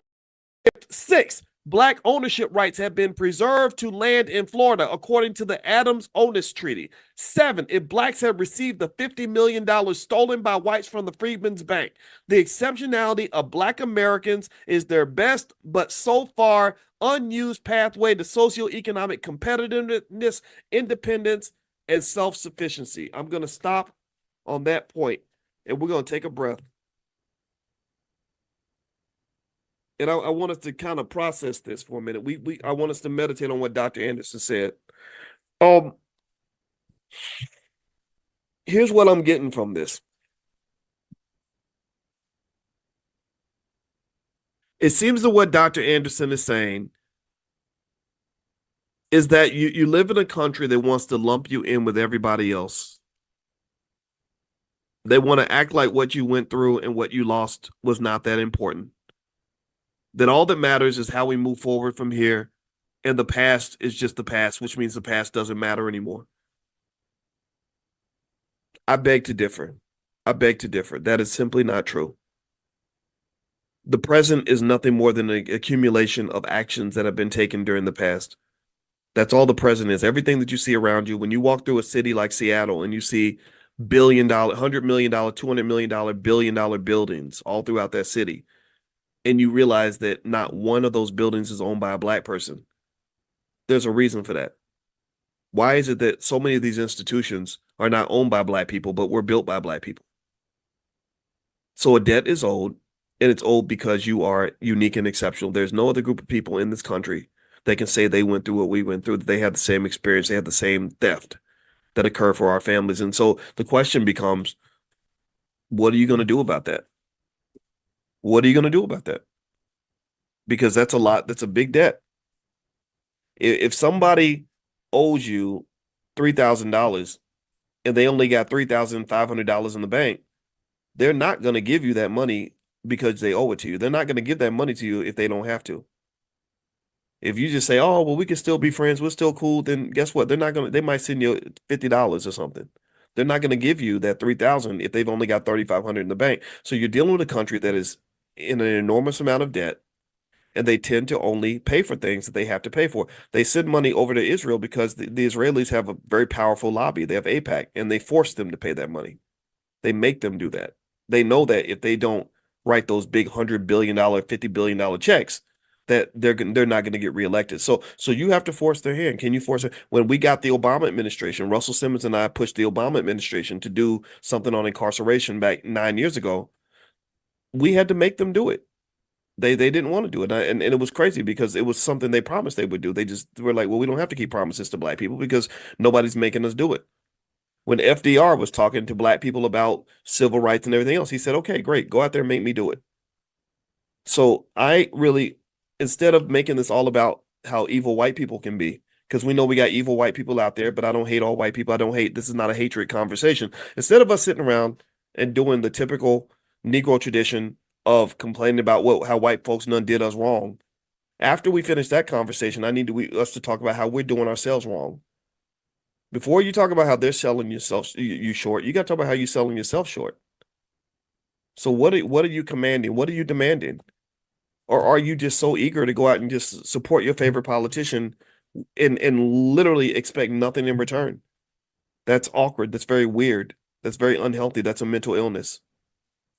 I don't care who you vote for, whether you vote for Trump, Harris, or something in between, or you vote for nobody. I just ask you to consider the logical action of quid pro quo.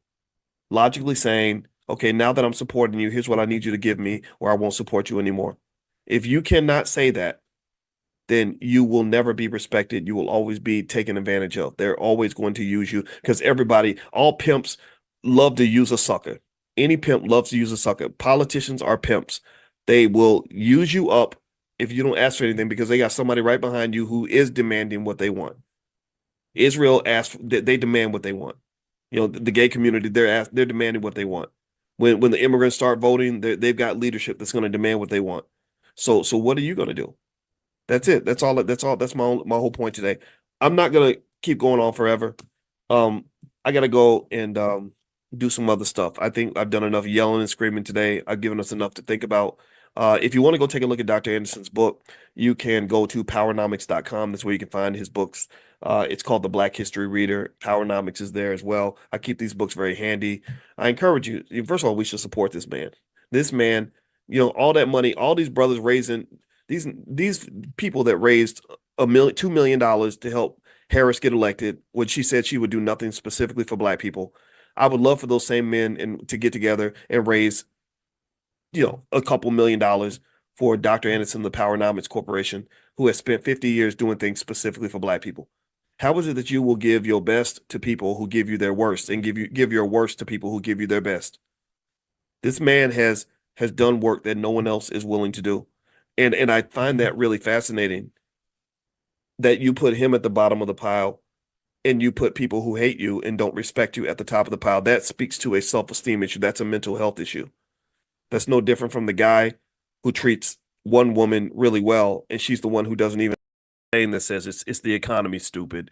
And so things like jobs and inflation, things like that tend to dominate a lot of the conversation, when it comes to politics. And so, and all of us have mixed opinions about that. All of us have our own feelings about what the state of the economy is. In fact, I'd like to ask you all this. I'd be curious to know what you all think. How many of you all feel that the economy is strong right now? How many of you feel like it's very strong? Give me a yes if you feel like it's strong. Give me a no if you feel like it's not very strong. I'd be curious to see your responses on that. And I got something in my eye. Sheesh. Oh, sorry about that, guys. Um, and the reason I want to ask you all this is because there tends to be a disconnect between what the state of the economy looks like to working class people versus what it looks like to people that are either wealth builders or in the upper class. And all of you are wealth builders, but you may not be upper class yet. By being a wealth builder, though, you're headed toward the upper class. Wealth builder pretty much is a pretty simple idea to me. It means that you're either a saver or you are seeking to acquire real estate, or you're buying stock on a regular basis, and you have a financial surplus, meaning that you don't spend your entire paycheck. Your goal is not to live paycheck to paycheck. Your goal is to have a premium, have a surplus that allows you to build wealth. Remember, income doesn't mean very much. Income is just a flash in the pan sort of moment. Income is definitely not the same as wealth. Income is simply the opportunity to have wealth. So if you think about income, you can think about income like sex, right? Sex can happen, pretty quickly. It can happen one time.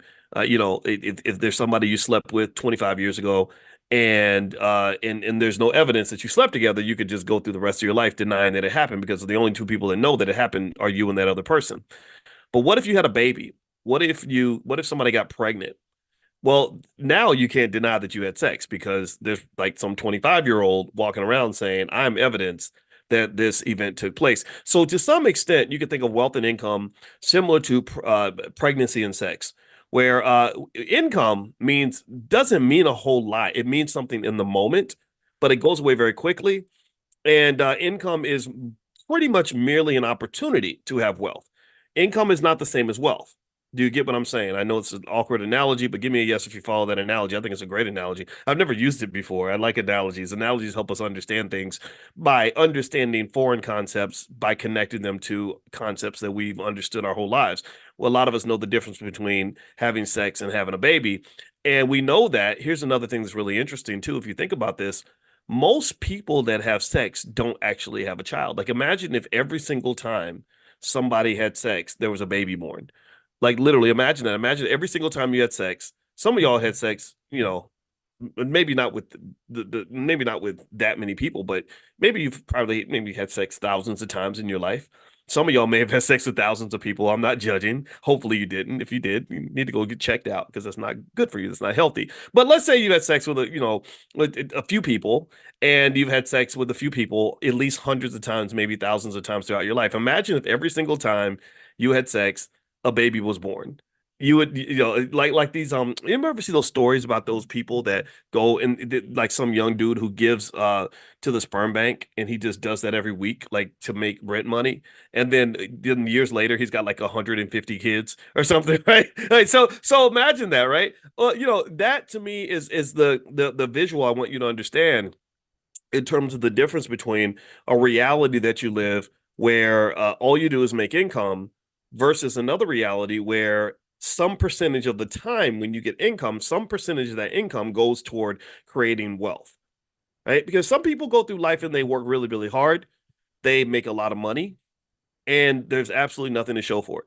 Literally 25 years later, um, they literally 25 years later, uh they will they will say, gosh, I'm so tired, I've worked so hard, I'm so stressed out, I put in so many thousands of hours into this company and into this job because like they gave me a black job a long time ago and I worked my butt off. I was the hardest working person on my black job. And you say, well, what evidence do you have to show that you worked this hard? And they'll say, well, I don't have anything. I don't have any assets, I don't have any real estate, I don't have any stock. And you say, well, gosh, so what do you have to do now? Well, I got to keep on working because literally I'm feeding my life by literally feeding into the moment. If there's ever a moment or two where I cannot work, if I have to go 3 weeks without working, without a job, I'll be financially devastated. I'll be broke. I'll be stuck. And I don't know if that's necessarily a healthy way to live. I think a better way to live might be where you say, okay, I'm 25 years old. I'm going to work my butt off, and 10% of the income that I earn is going to go toward wealth accumulation. Just 10%, not 30%, not 50%. If you did that, then you'd be very rich at a very early age. But let's say it's just 10%.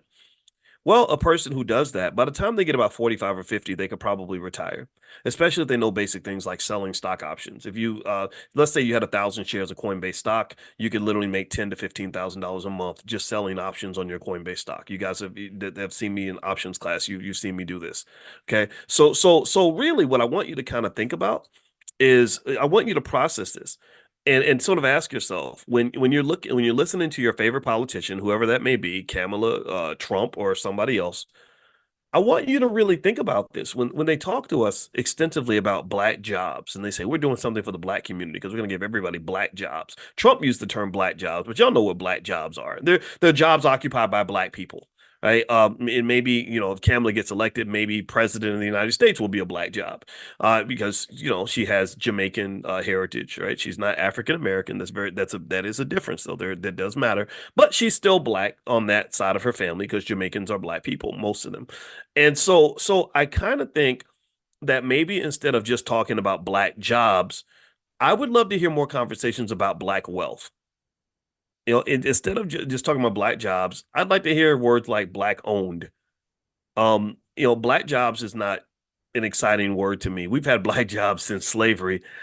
I like to think about things like black families and black children and black communities and black institutions and just put the word black in front of things like we have the black business school, right? That's a black institution. That's something where I work very, very hard on this every day, knowing that at some point I'm going to die. And my belief and my hope is that because I'm leaving a percentage of my wealth to the black business school, that I will have something to show for all this work that I put in every single day. See, building the black business school is a little bit different from me just pouring into a black job. I had a good black job. I had a really nice black job. When I was at Syracuse, I made $115,000 a year. And that was a lot of money in 2001. It's still a lot of money now, but back then it was even more money. So I had a nice black job, but that black job was not contributing to a black legacy. That black job, that was going to make Syracuse great. It wasn't going to make the legacy of Boyce Watkins great. It wasn't going to do any much for the black community, because Syracuse has their own agenda and it's not always consistent with a black agenda. So I kind of really want you to just think about this. Um, and especially when you're engaging in politics, I don't tell anybody who to vote for. I have to keep repeating this because there are people that don't really want black people to have the same liberties as it pertains to politics that everyone else gets. I can't just say, hey, vote for whoever you want. People will say, well, that's bad because you're it's supposed to tell everybody to go vote for the Democrat. And I'd say I'm not doing that. I tell people to vote for whoever you are happy with. So if you like Kamala, go vote for Kamala. If you like Trump, go vote for Trump. If you don't like either one of them, don't vote for either one of them. Do what you want to do. That's and there's nothing wrong with that message. I hope that that message is okay for me to share. And I will say this though, that when you talk about the black economics, which I think it literally is the number one driver of black liberties and freedoms in this country. Part of the reason you don't have liberty and freedom is because most black people work for a white person, which means white people will always have more power because you will never have more power than your boss, especially if you're living paycheck to paycheck. That's just a fact. That's just the reality. And I hate saying it like that, but that's true. Okay. So you really are in a real life Game of Thrones, and you really don't want to lose this game due to a lack of understanding or a lack of preparation or a lack of economic consciousness. Now, before I move on, I want to remind everybody later on today, I'm going to have a conversation with a sister named Asada. I don't even have her last name in front of me, but I know that she works with Freddie Taylor from Urban Intellectuals, and they've created something called the Black Math Geniuses Program, where what we've done is we've taken our Black Business School for Children called Black Millionaires of Tomorrow, and we're going to merge some of that with their Black Math Genius program because we educate our own kids. I don't need Mr. Charlie to educate my kids. Like we got this. We're smart enough to do this. And so anyway, she's going to come in and talk about that a little bit later on today, about 2 p.m. Eastern. I'll send you all a text to let you all know when that's happening. So if you're not on the text list, get on the text list. And also you get invited to our private Zoom where we do money in the morning every morning. So you can just text the word morning, MORNING, to the number 87948. Text morning to 87948, and I'll send you a link when it's time to meet with Asada. That's going to be a little bit later on today. And that's important because I really think that the opportunity for Black people, the opportunity that we have as African Americans, well, there are a lot of you that are not maybe not African Americans. I know that we have love from all around the world, and I'm not unincluding you at all. But I will say that the big move we can make that will change everything is to deeply commit ourselves to making sure our kids are economically advanced at an early age. This is very easy to do. My doctorate's in finance, you guys know this. And one of the things that I realized is I said, if we can take advanced financial concepts and just chop them up into baby food, like make it so that a child at the age of 7 can understand these concepts, then we can actually get a massive head start on everyone else. This is a battle plan that I know will make a big difference. So, for example, in the Black Business School, we have what you call the KID model, which stands for knowledge, investment, and discipline. Knowledge, investment, and discipline means that if you give your child economic knowledge at an early age, then they're going to be in great shape, far better than other kids. Number two, if you give them investment, you have to give them capital that they can use to apply this knowledge, right? You don't want to be a smart person who knows how to run a great company but can't afford to even start one, because then they'll end up running a great company for somebody else instead of being an economic parent.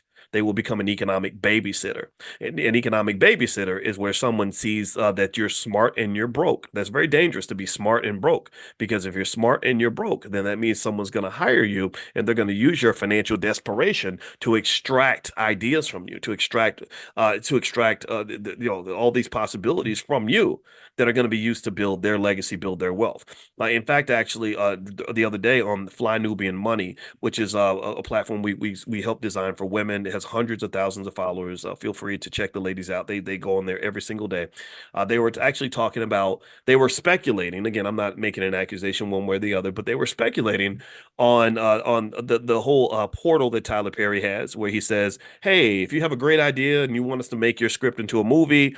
Put your script in here. We'll take a look and we'll let you know if we want to make a movie from it, right?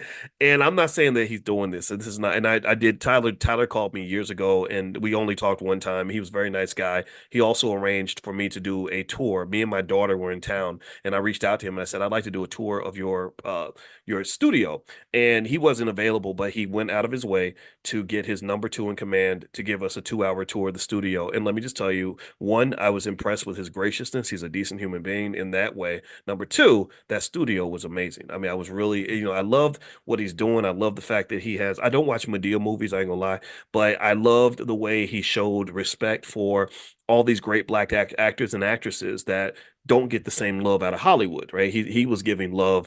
And so Tyler and I overlap a lot. Like if you listen to a lot of his speeches, he gets the idea of black ownership, black power, and black wealth. That black wealth is black power. However, one, and I have to talk about this too, and just again because I got to be honest. The ladies on Fly Nubian Money were kind of speculating, like, okay, when they're asking you to submit your script and your best ideas to see if they want to make a movie out of that, are they doing that because they really intend on sort of legitimately evaluating what you're doing and making you a legitimate partner in the process? Or are they just looking for ideas that they then want to pursue and make into their own? I'm not saying this is the case one way or the other, but I know that there are quite a few people who feel that, wait a minute, hey, that movie you just made, that's a lot like the script I sent you last year. Like, but you told me that you didn't want to do it, but this movie is a lot like my script. And now here's the thing. I don't know if that's going on with Tyler or not, but I know that this does happen with a lot of major companies. You have companies like Apple that will do that. Apple's been accused of having meetings with tech companies, getting all their secrets, and then saying, we don't want to buy you now, and then creating their own product. Amazon's been accused of that. Amazon's been accused of the exact same thing. It's really to the point where a lot of companies say, if you get invited to a meeting where Amazon's thinking about acquiring you, don't even go, don't even participate. And so what is happening there, in my view, is that remember that economic power comes with a type of ability to colonize, right? It comes with a type of dominance that people who are that have wealth are able to utilize to manage people who are financially desperate. Do you understand? So you go in the world, you send your child out in the world, and they got a ton of brains, but ain't got no capital. So they're not really able to operate on a level where they're thinking about building $1 billion company. They're thinking about how do I just pay my rent this week? So what a company does, where they're well capitalized, is they come along and they say, okay, show up, bring your best ideas. We will own them all, and we'll make sure you can pay your rent. So in exchange for you giving up all your economic possibilities, they're giving you enough money to survive. So the KID model that we use in the Black Business School in our Black Millionaires of Tomorrow program is built around this idea to say that if you give your child knowledge, just know knowledge without capital is a dangerous thing. Now, because if you don't have a capital base to support the application of that knowledge, then it kind of ends up going to waste. So you give them knowledge, then you give them investment. You give them investment. You make sure they walk out into the world with capital in their pocket so they can apply that knowledge and make it real. So the $5 a day plan, for example, which is 100% free at blackwealthmasterplan.com, that's blackwealthmasterplan.com, shows you how if you start early, if you don't waste time, right? We waste money, but the worst thing we waste is not our money. The worst thing we waste is our time, because you got a newborn baby, you got 20 years, approximately 25 years, really, to build a nest egg for that child. If you were to simply invest $5 a day, or the amount of your car note, just the amount that you waste on your car note, if you invested the amount that some of y'all spend on your car note for that child consistently in the S&P 500, your child, by the time they're 25, they would have about two or $300,000, because some of y'all got big car notes. And so just think about this. This is really important. So now they've got knowledge and investment, and the last thing they just need is discipline. Discipline is the ability to avoid being distracted from the things that keep us from reaching our potential, avoid being sucked into a culture that is not healthy, that is not economically beneficial, economically healthy. Discipline means the ability to set a goal and follow through on the goal. So you learn a lot of these things actually from sports, believe it or not. I learned most of the things that I did that made me successful in life, and I guess I'm decently successful. I'm not bragging. I guess I did okay. Most of the things I learned that made me successful or great at anything in life actually came out of sports. Sports is amazing because sports shows you how to work as a team. It shows you how to sacrifice. It shows you how to be consistent. It shows you how to set a goal. Right. So if you take all that and you understand what life is just a big game. Life is just a big competition. And so if you are a competitor in sports, then you can be a competitor in life. So that little black boy you have that's the superstar of the basketball team, but can't but was making D's and F's on his report card, that's a problem because what that all that means is that he's turning off his brain when he gets off that basketball court. And I can tell you that that's not healthy and that's not appropriate and that shouldn't be acceptable. If you're going to be great on the field, be great off the field. If you're going to be great at one thing, be great at everything. Greatness should be a commitment. It's just a philosophy. It's how you live life, period. Okay. So anyway, somebody was mentioning a lot of the URLs. Well, here's a URL you can use that has a lot of stuff on there.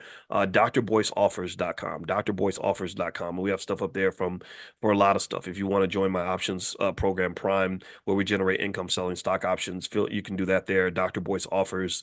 Also, people like Aisha Verzi, who's a great supporter of the Black Business School, she is up there, and she actually is somebody. She put her phone numbers there. You can call Aisha and get support and help on whatever you're trying to do financially, particularly in areas of insurance and investment vehicles, stuff like that. So there's a lot of stuff up there, drboyceoffers.com. So feel free to go take a look at that.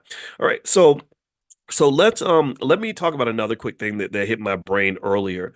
Um I was thinking about this. Did anybody here give me a yes or no if you heard about that crazy shutdown of when Microsoft had their little issue with CrowdStrike? Did anybody hear about that? Where Microsoft and CrowdStrike basically went down at the same time because CrowdStrike issued an update that was complete crap and it completely just annihilated like all these systems all throughout the world. Like 8.5 million machines all went down because CrowdStrike, I don't know if they let the summer intern issue the update. I don't know what happened, but it just made them both look terrible. I know CrowdStrike stock probably took a hit for this. It was bad. It was their Boeing moment. You know, it was their soul plane moment. They just looked really ridiculous and you know, because you're sitting there thinking, wow, this really messed things up. And I was actually getting on a flight when I was in Europe. I did a tour of Europe this past week. And I mentioned that to you guys yesterday. It was amazing that my daughter planned it all.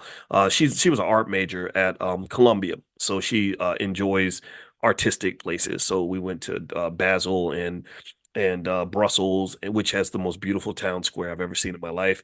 Luxembourg, Dubrovnik, where they shot Game of Thrones, and then also we ended in Amsterdam, which was interesting. I mentioned to you all yesterday about the beautiful black lady I saw just standing in the window in her drawers, like in her lingerie, and I was like, why is this lady standing here in the window with no clothes on? And then I realized, I looked up, I saw a red light, and I said, oh my God, I think we're in the red light district, and I'd never seen that before. I'd never seen a person just standing there like that. You know, it was crazy. But here's the thing though, the red light district is not in Amsterdam. It's not like off like in a whole nother area. I thought it would be like in this whole other side of town. No, it's like right when you're walking in the town square and you're with your family and your friends, and it's like, oh, just go off into this corner, go make a right here, and you're immediately in it. Right. So when we walked, we had to turn around because we had kids. You know, we had the babies. We're like, oh no, cover the baby's eyes. They want to see all that. And I mentioned to y'all yesterday that my thought too was like, I wonder how that feels. I wonder how that feels to stand in a window half naked, knowing that any stranger with any disease, any nasty person, any sick human being can just pay money and get access to something that I believe money should not be able to buy. I don't judge people for making choices that they want to make. I really don't. You can do whatever you want, be as freaky as you want to be. But I just think that that's so interesting to me because I think that the human body and reproductive organs are kind of sacred. You know, that's what creates life. And you're just giving this to somebody because they had a couple $100 in their pocket. I'm not a fan of that, you know. I'm, you know, that brings in daddy mode. Like I started thinking, like, where's your father at? Like, why didn't your father give you some wealth? Why didn't he make a plan for you? You know, if somebody makes a plan for you, you don't have to do that. But unless you want to, unless you just enjoy that, which again, I'm not judging, but most people I've seen who do that kind of thing don't really want to do it. They do it because they have to, right? And this is yet another example that I was mentioning earlier about how people that are economically prepared, sometimes people and companies that are economically strong are able to what's the word? Exploit those who are not prepared. Now, Kevin Brooks says you judge all the time. Stop masking. Oh, Kevin, I hope Kevin ain't no hater. Don't come in here hating, Kevin. I hope Kevin's not no hater. But yeah, but you know what? Some things I think should be judged, but at the same time, I think that you have the right to do whatever you want to do, and I think that there is no there is there. I would say at the end of the day that I don't have a right to judge you, and you don't have a right to judge me, right? And that's what freedom is. Freedom means that you can do whatever you want. And so when it comes to the election, for example, I tell you all the time, do what you want to do. Just don't tell me what to do. I never responded well to that. I don't like that. But anyway, going back to that, so we did the whole European thing this past week, and we're doing Egypt next week. So we do go to Africa and stuff, and so the CrowdStrike thing was interesting because I was actually getting on a plane with KLM, which is connected to Delta, and Delta is I think that they're deeply connected to the CrowdStrike Microsoft stuff. So I was worried that I wouldn't be able to get back because they had to literally handwrite the boarding passes because the system had gone down. Now, what's interesting though is that this made me think about business from a diversification standpoint because here's what is interesting about that CrowdStrike Delta situation. They mentioned that 8.5 million computers went down, right? That 8.5 million went down, and that's literally less than 10% of the total number of computers that are impacted by Microsoft that have Microsoft Windows on it. So Microsoft is everywhere. Microsoft is pretty just ubiquitous, I guess. It's just everywhere. Um, and then there's like this idea where I'm sitting there thinking, wait a minute, so you're telling me that because CrowdStrike issued the wrong update, they had one guy probably that hit the button that sent the wrong file or something, whatever it was, that the global transportation systems went down, medical systems went down, all these things went down because of this one little issue, this one little glitch, this one little problem. That's an issue. That's a big issue. When you don't have a plan, I'm like, because I remember thinking, what's your plan B? Your plan B is that you're going to start writing boarding passes out by hand at the airport. Your plan B is that Delta has to ground all of its flights all around the world and lose billions of dollars. I mean, you know how many lawsuits are going to come out of this? That's not a healthy way to do business. That's not very smart at all. And then I thought about it and I said, but if you think about it, a lot of us live our lives that way. A lot of us live our lives without a plan B. I mean, think about it. A lot of us, for example, think about it. If you are a single parent living paycheck to paycheck, and let's say you have no savings, no investments, no life insurance, then you have no plan B. Your plan is that everything's going to work out so that and you don't think about plan B until you hit that other state of the world where there is no plan B and everything just collapses. I remember hearing celebrities, I think Eddie Murphy said it one time, and I didn't agree with it, where he said, or maybe it was either Eddie or Will Smith or something, where they said, you don't give yourself a plan B because then you have to succeed. You have to find a way to be successful. And I didn't like that at all because even though I love Will Smith, for example, I didn't, and I think Will said that. I don't agree with that because Will Smith became very successful partly because he happened to know people who helped him to get into the industry. Will Smith is not successful just because he has so much talent, and he has a lot of it. Or Eddie Murphy isn't successful just because he had a lot of talent. There are lots of funny black men in the hood. I think there are a ton of black men and women who are just as funny, just as capable, who could have, really benefited from the same opportunity. They got selected. Somebody picked them, right? And they got an opportunity and they ran with it and became the great legends that they are. But for every one Eddie Murphy, there's 10,000 Eddie Murphys who tried and gave everything and didn't have a plan B, who ended up having their whole lives fall apart because they didn't have anything to fall back on. I think that it's okay to have something to fall back on. I don't think that having a plan B means that you're not preparing for your plan A. That's like saying that anybody who gets health insurance is planning to get sick. No, you're not planning to get sick. You're hoping for the best, but you're preparing for the worst. You can have health insurance and still go to the gym, still eat right. You can have health insurance and still take care of your body. You can have health insurance and still go to the doctor, right? One is not connected to the other. Those are two different realities. So basically, you're preparing you're hoping for the best, but prepared for the worst. Nothing wrong with that. If you get married and you get a prenup, I've heard people say that a prenup means that you're planning to get a divorce, and I'm like, no, you're not. No, you're not. Most intelligent people I know don't get married expecting to get divorced, but they know that divorce happens, and they're basically saying in the prenup, hey, if it does happen, I want there to be a peaceful separation. I don't want it to be something that destroys both of us. I don't want this to be a painful breakup because I care about you right now, and I know that even if we're not in love anymore, I don't want us to be in a situation that is beneath both of us. The way you break up says as much about you as the way you love each other. Really, it does. It really does. Like that's why you don't really hear me speak negatively about anyone I've ever had a breakup with because when I talk about them, I'm talking about myself. When I talk about her, I'm talking about my own choices. I'm talking about me. Right. So really, I think that just kind of understanding that sometimes things don't work out and really knowing how to peacefully separate is critically important, not just as a wellness strategy, but also as a wealth strategy. Do you know how many billions of dollars get sucked up in divorce court because people go in court acting a fool? People lose their mind and want to fight over every little thing and get petty as hell. And next thing you know, the only people walking away with money are the lawyers.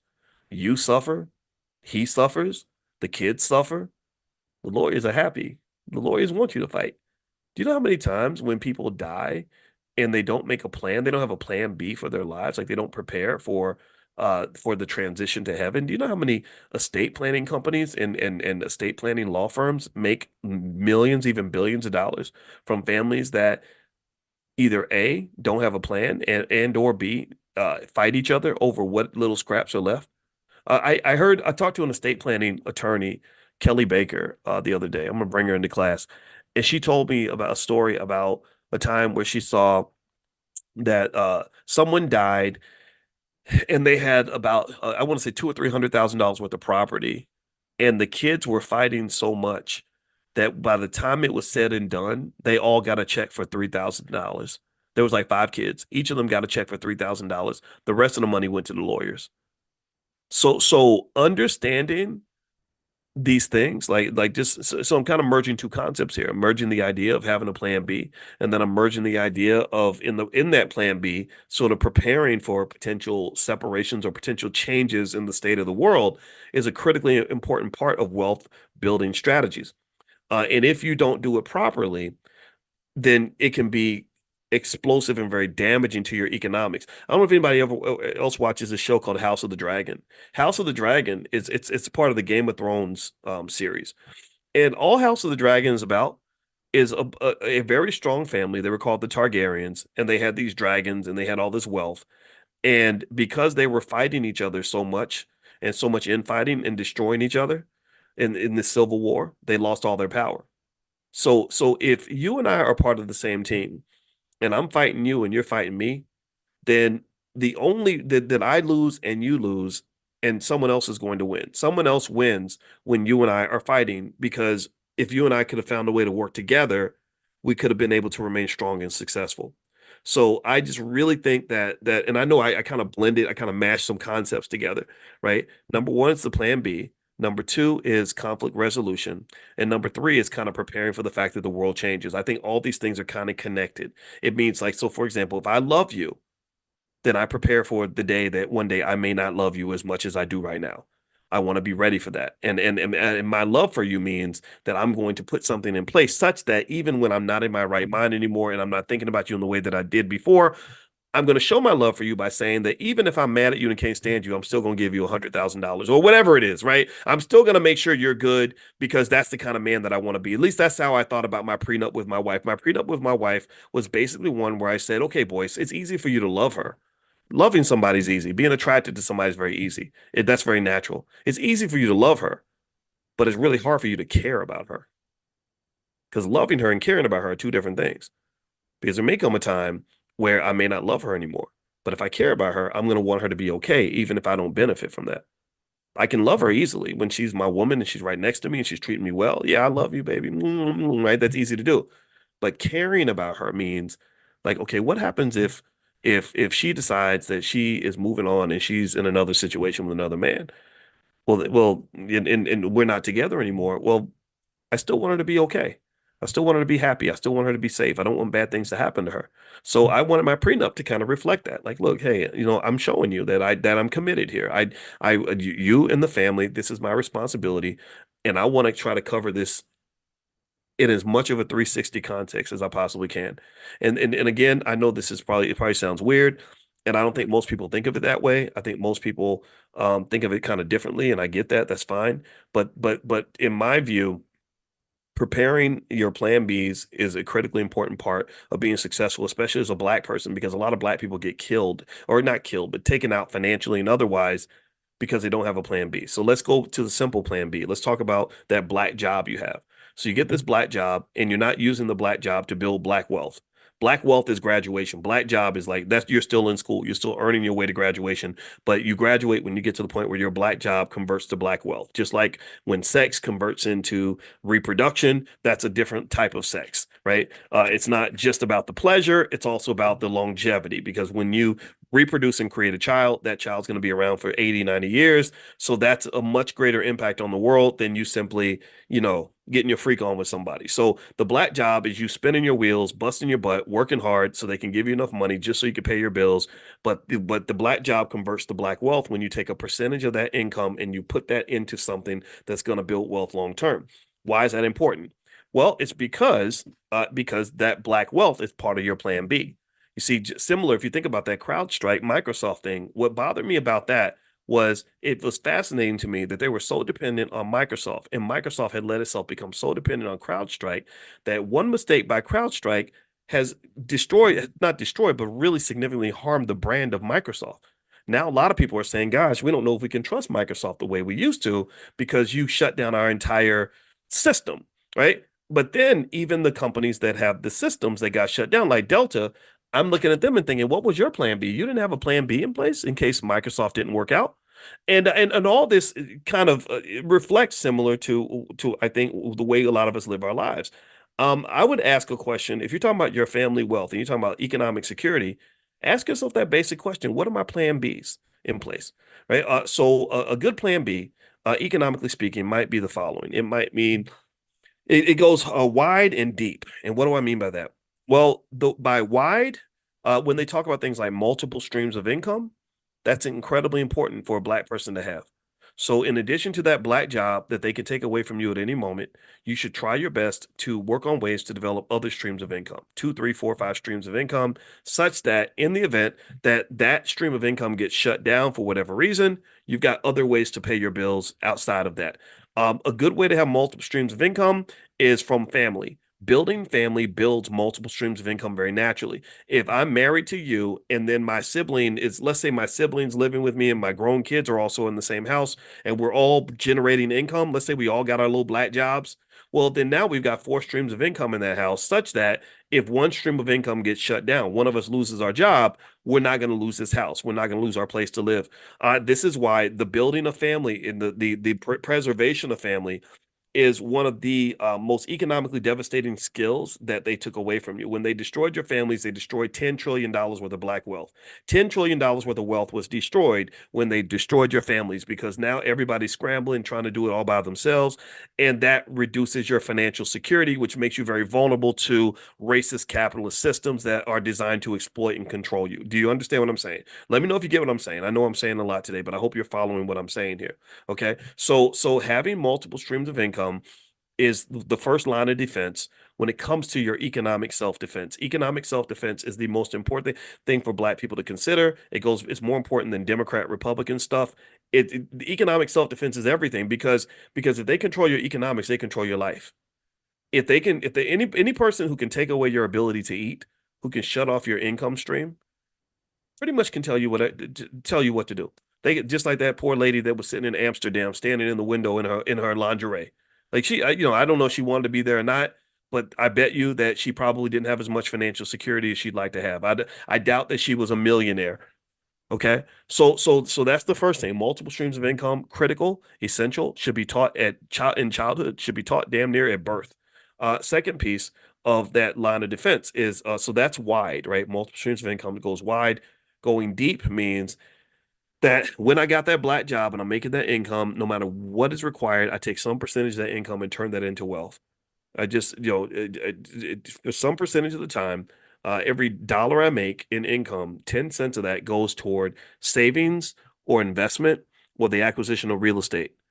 Because these assets that are behind me, that stock that I own, that savings that I have, that business that I'm building, that real estate I've acquired, That gives you financial security. That's what protects you. That allows you to have collateral that you can then use and go to the bank and find some way to go get a loan because you're having a tough time economically. In economics, we call those economic shocks. Economic shocks are basically when something happens that you don't really expect and it kind of messes up your money. Black people are the most vulnerable in this country when it comes to economic shocks. They're always shocking your system. You're all financial trauma is very, very real, is very, very big. That's why we created the first ever Black financial therapy department in the Black Business School. My wife runs that. She's a therapist and she's very good at what she does. She's also certified in trauma. And she said trauma is the hidden disease that is affecting the Black community on a very high level. And it's not being diagnosed and it's not being treated, and it's causing all kinds of chaos, all kinds of havoc. The reason you can't get along with your relatives is probably connected to trauma. The reason your relationships don't work out is probably connected to trauma. The reason you make certain financial decisions that are not beneficial to you is probably connected to trauma. But nobody wants to hear me because nobody wants to talk about this kind of thing. They'd rather talk about goofy stuff. Okay. But for those that are serious, if you are serious about success and self-preservation and strength and power, if you're serious, then you definitely will go deal with the trauma. You will learn what the healing looks like. What does that look like? How do I heal? How do I identify other people who are trying to heal? How do I use that healing to allow me to do things that are economically and personally beneficial to me, like build wealth? I can go get money with you now because we're good at conflict resolution and we're both good people that know how to get along with each other and we want the best for each other. I can marry you now because you're not crazy and I'm not crazy. Two crazy people can't stay married. Come on now. All you're gonna do is hate each other, destroy each other's lives, and jack up the children. That's what you're gonna do. Two crazy people getting married. You're gonna have some great sex and some horrible fights. That's what you're gonna have. It's gonna be effing and effing, fighting and effing. Right? You don't know what it's gonna be. That's all it is. That's what crazy people do in relationships. A lot of y'all have had crazy relationships before. I did too. I'm not gonna lie. Right? But crazy relationships are not stable. You can't build stable institutions on sheer insanity and just ridiculous, outrageous, outlandish behavior. You can't. That's a type of immaturity as well. That when you mix that trauma with immaturity, you get like shows like Love and Hip Hop, where people get together long enough just to get pregnant and then they break up right before the baby's born, right? Because everybody wants to just wild out and go crazy all the time, and they never sat down with a therapist who said, that's not necessary. Maybe instead of talking over the other person, you can listen to them. Maybe instead of blowing a gasket and saying something you're going to regret, you can do breathing exercises to calm your crazy ass down for a minute. Maybe instead of acting immediately, you can think about it for a couple of days. Maybe you can learn something called empathy. Maybe empathy will help you, where you can really try to understand where the other person's coming from and then show them that you understand. And then maybe they'll listen to you a little bit more.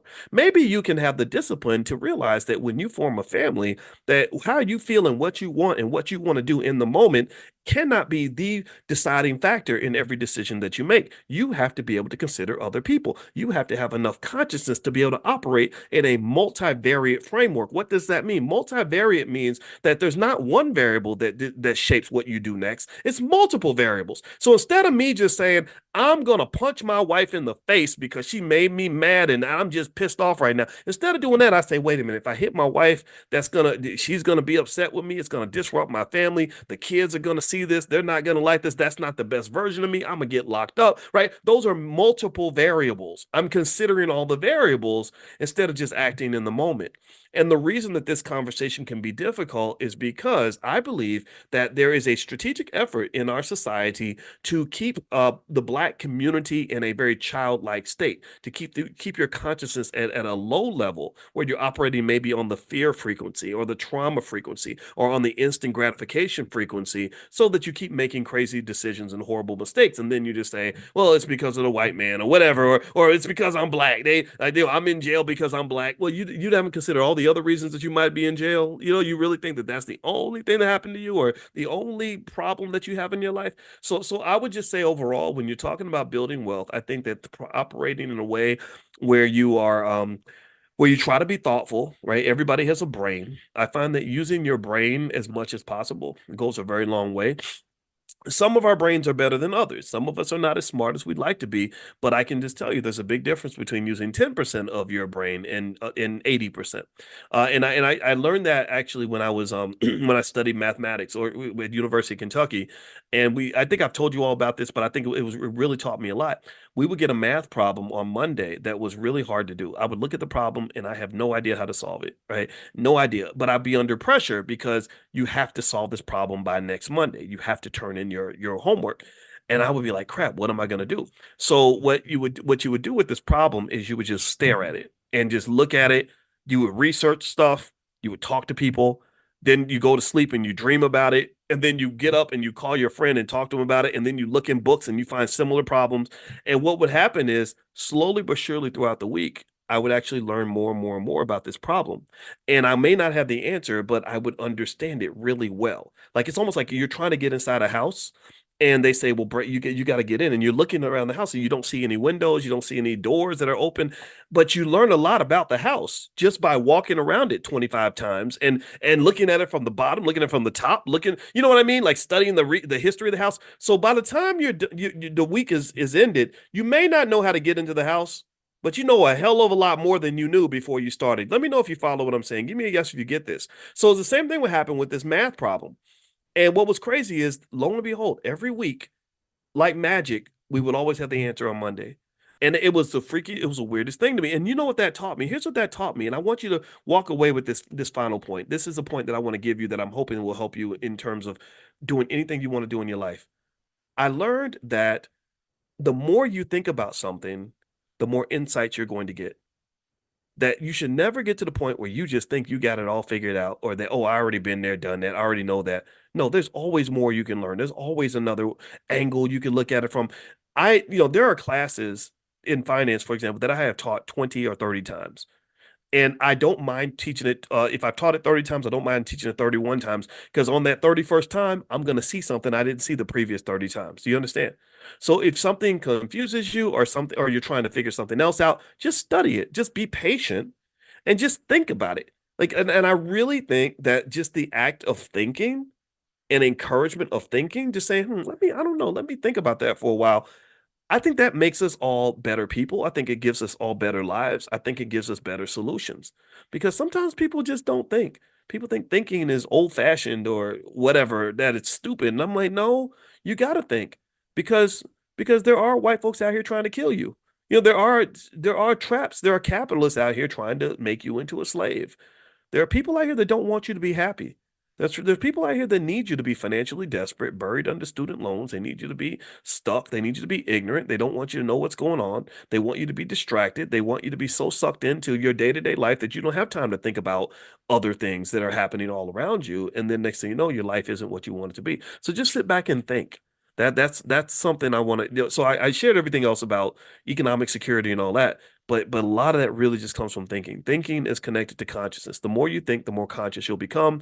Like I mentioned to you all before, how when they studied like little 5-year-olds in kindergarten, and they found that the kids who had the most insight into the room, who understood the other children the best, were the quiet kids. It was the quiet kid who sat back and just would observe the other kids, and they could tell you everything that was happening in the room. They could tell you who did what, who was friends with who broke up with so and so, broke up. Cindy broke up with Billy, and blah blah, because they're just watching, right? So watch, just watch and think, and then I guarantee you that if you do that, you're gonna figure out exactly where you want to position yourself. Like you become the chess master where you can position yourself as a chess piece and say, okay, this is where I want to be. This is not where I want to be. This is the type of relationship I want to be in. These are the types of business people I want to deal with. This is where I want to be financially. And that's how you end up winning, not just in the game of economics, but remember, I think winning the game of economics is the key to winning the game of life.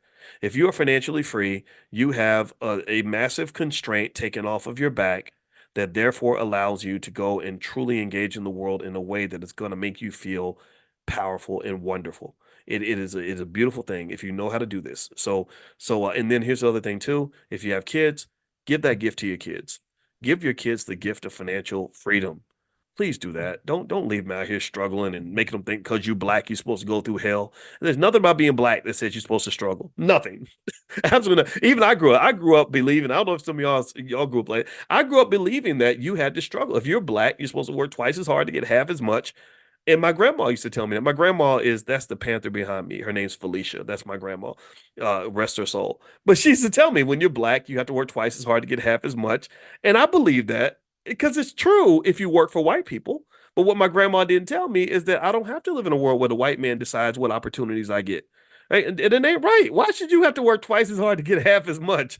I think you should work half as hard and get twice as much. How about that? How about we create that kind of world where you can work half as hard and get twice as much? And that's beyond this. So that's when I stopped worrying about white privilege and start focusing on creating black privilege. We talk all day about white privilege, but we don't talk about the fact that you too have the ability to create black privilege. I think that you should give your children black privilege. Black privilege means, yeah, you're going to be 25 years old with $100,000 in the bank because daddy and mama had a plan for you when you were born and we were investing small amounts for you when you were a baby. So now you got wealth. You got some black privilege, and anybody who gets mad at you, every hater, because you're gonna have haters because you're doing so well. Every successful person has haters, and all the haters that are mad at you because you ain't got to struggle like them, then that just means somebody didn't make a plan for them. And misery loves company. So because my daddy didn't do nothing for me, I'm mad that your daddy did something for you. That's not appropriate. Or because my mama didn't think about the future, that your mama shouldn't have either. That's silly. No, I want all of our kids to have black privilege, and I believe we can manufacture black privilege on a mass scale by being committed to that. And so every time you get tempted to think about white privilege, just know that the same ingredients it takes to create white privilege are similar to the ingredients it takes to create black privilege, and that typically comes through the pathway of wealth. Wealth is the key. Wealth is the key. Wealth is the key. You know what you need to do because you're talking to me every day, and I know wealth pretty well. All right, guys, I'm gonna go. I hope this conversation was beneficial to you. We're going to meet tomorrow morning again at 10 a.m. Eastern. If you want to be invited to the private Zoom, make sure you get on the text list. Text the word morning to 87948. Text morning to 87948. Or if you live in another country, you can just go to drboyceelevate.com and sign up there, drboyceelevate.com. Last but not least, later on today at 2 p.m., I'm going to meet with Asada from Urban Intellectuals, and they're going to talk. She's going to talk about their Black Math Genius program, which we're going to blend with our Black Millionaires of Tomorrow program. So we're going to generate kids that are going to be financial geniuses who also are math geniuses, right? So this is how we're going to conquer the world. This is the plan. So I will text you all a link to join the conversation later this afternoon if you want to see what they're doing over there, and that's what we're into right now. So anyway, guys, God bless you. I hope you have a great day, and I will see you all tomorrow morning at 10 a.m. Eastern. I love you. Take care. Bye bye. And all kinds of fundraising records and everything else. And it's almost like she's her candidacy has really galvanized the Democratic Party.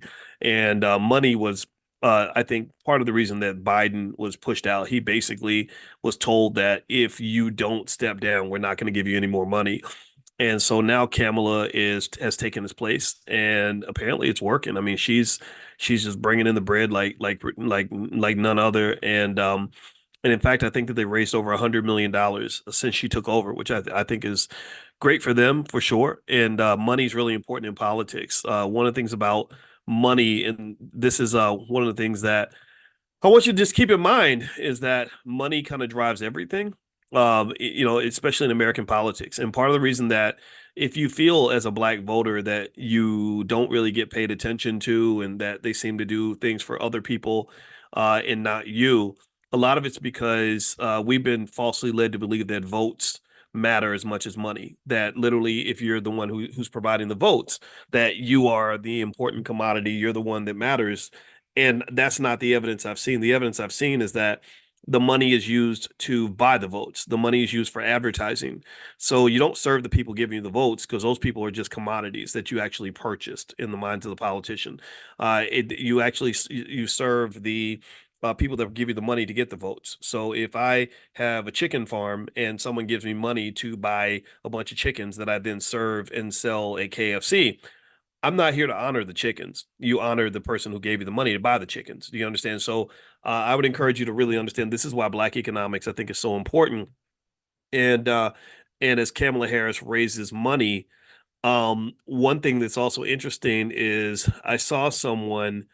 Um, I saw someone who was sort of comparing the way Kamala would speak to, say, the Jewish community and APAC and Zionists, Israel and stuff like that, versus how she would speak to the black community. And so when she spoke to the black community, she said, "Well, it's not like I'm gonna sit here and do something solely for black people or something just for black people."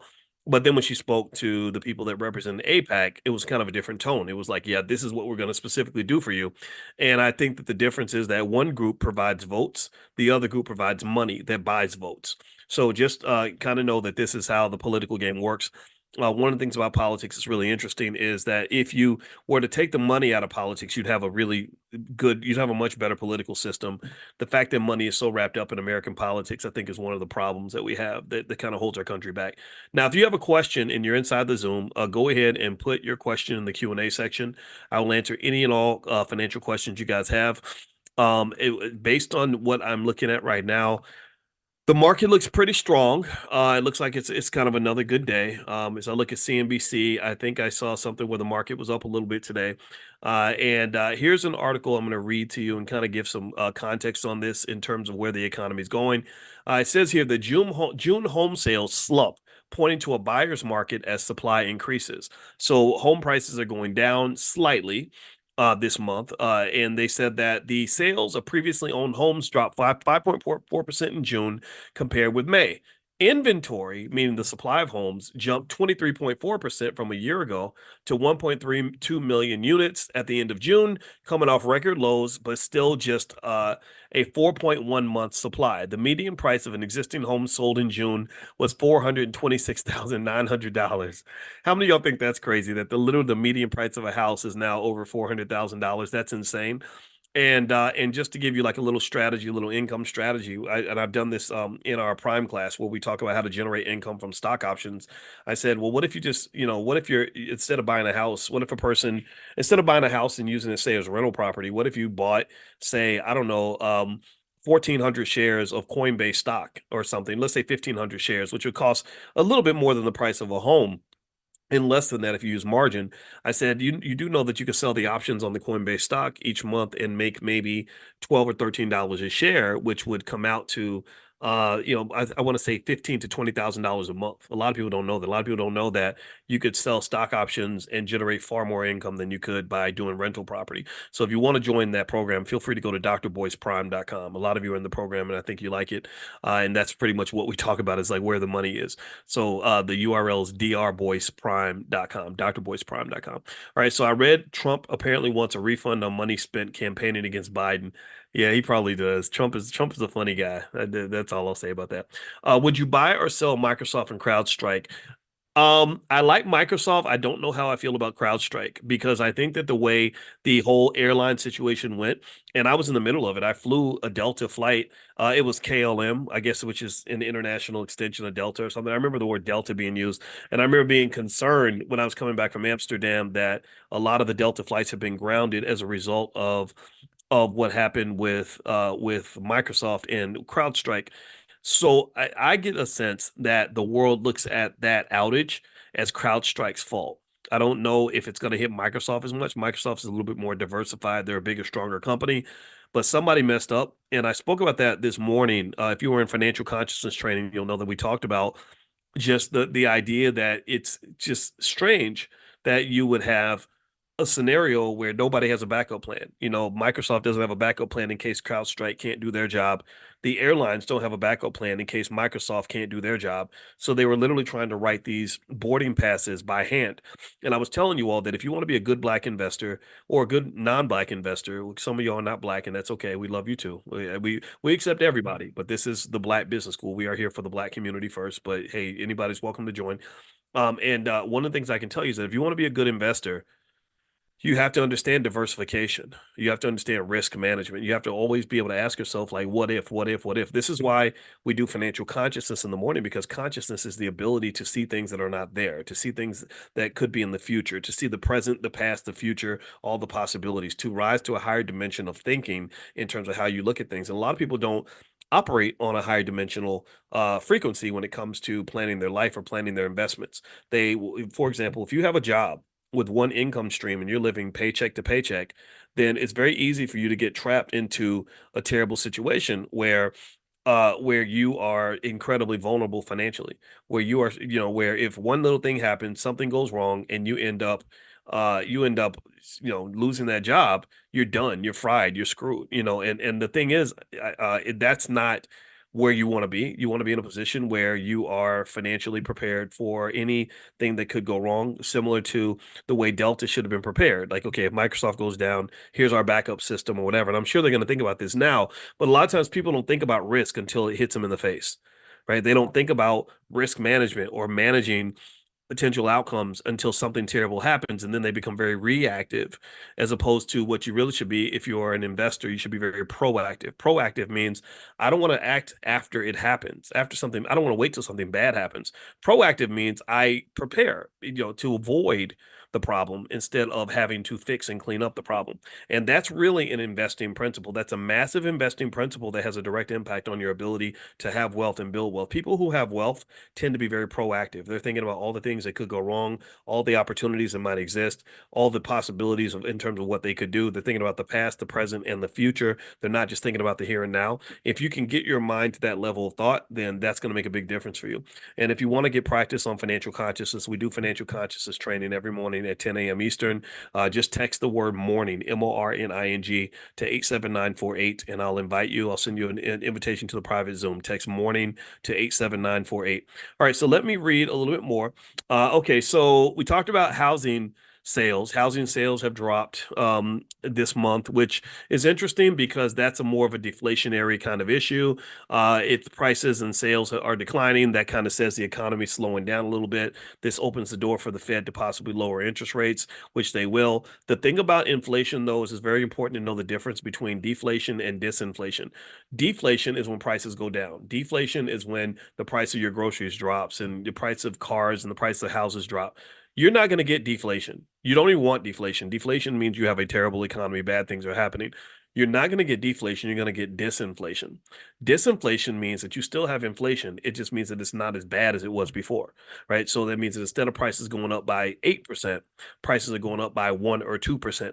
Disinflation is what they're aiming for. They're not aiming for deflation. So prices are not coming down. They're not coming back to where they were. It will never be 2019 ever again, no matter how long you live or how long you wait. And this is one of the interesting dynamics of the economy that you should keep in mind. So when you look at the average home price being $426,000, I don't know about you, how many of y'all remember a time where a $400,000 house was a big deal? Does anybody remember, any other old heads in here that remember when having a $400,000 house means you were doing pretty good? I don't know if anybody else remembers that. I know I do. I remember when having a $400,000 house meant you were balling. Like that was a dream. And so now to be in a world where the average house is over $400,000 is absolutely crazy. That is just a strange economy that I've never thought I would live in, and it's one that concerns me a little bit. Because I don't think wages are matching that. I don't think that Americans' wages are going up at a rate that would justify the average person spending $400,000 on a house.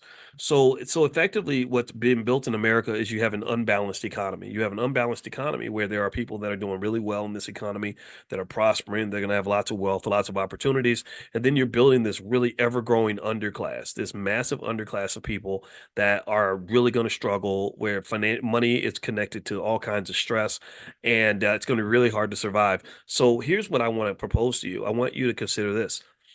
We used to live in a world where being financially intelligent was optional, where it was a good choice to make. It would put you in a better position than you would have been otherwise. I think it's gone from being optional to being mandatory for anybody that really wants to survive. Like it's not optional anymore. It's mandatory. And the reason it's mandatory is because this is not an economy where you could just drop yourself in the middle of it and take any opportunity that's given to you and be okay. You can't. You can't just follow the crowd and follow the culture and do what everybody else is doing and be okay. Well, why is that? Well, because the culture tends to lead to jobs that underpay, massive student loans. If you follow the crowd, you're going to end up spending more money than you actually have, going deep into debt to do that. If you follow the culture, you'll end up not saving or investing your money. If you follow the culture, you'll avoid the stock market. You'll avoid other markets that can allow you to grow wealth. So you cannot follow the crowd. You cannot be unconscious in this economy. You must be financially conscious. Everyone must be financially conscious. Consciousness means that rather than me just dropping myself in a play in whatever, taking whatever life gives me and landing wherever I land, Conscious means I'm specific and strategic about exactly where I want to be, because this economy is like a smorgasbord. There's 50 different dishes you can eat, right? You can't eat them all. You can't eat them all. And you can eat more than one, but you can consciously choose what to put on your plate. Now, if you don't do it, if you just unconsciously grab anything that you see, then you're going to eat something nasty or something that makes you sick. But if you're conscious, and you are, consciousness means, education and awareness. Okay, I'm educated on the nutritional value of every single dish on this smorgasbord. Awareness means I know where the carrots are. I know where the lettuce is. I know where the bologna is. I know where the I know where the steak is, right? And then another level of consciousness is in my actions. I'm going to specifically grab some strawberries, specifically grab the carrots, specifically grab the spinach, so that I can have the kind of meal that's going to make me healthy, as opposed to my friend who's just grabbing anything that's in front of them. And next thing you know, they're sick and they're dead. But I'm doing well because we ate from the same smorgasbord where we had different levels of consciousness. Do you understand? So when you talk about your economics and how you build your economic situation for yourselves and especially for your children, consciousness is absolutely critical. So, what does that look like? Well, that means if I'm a parent and I want my kids to be able to benefit in this economy where most people can't afford a house anymore, I'm going to start investing and saving for them right now, so that by the time they get to adult age and are able to buy property, they'll have enough resources to be able to make that move.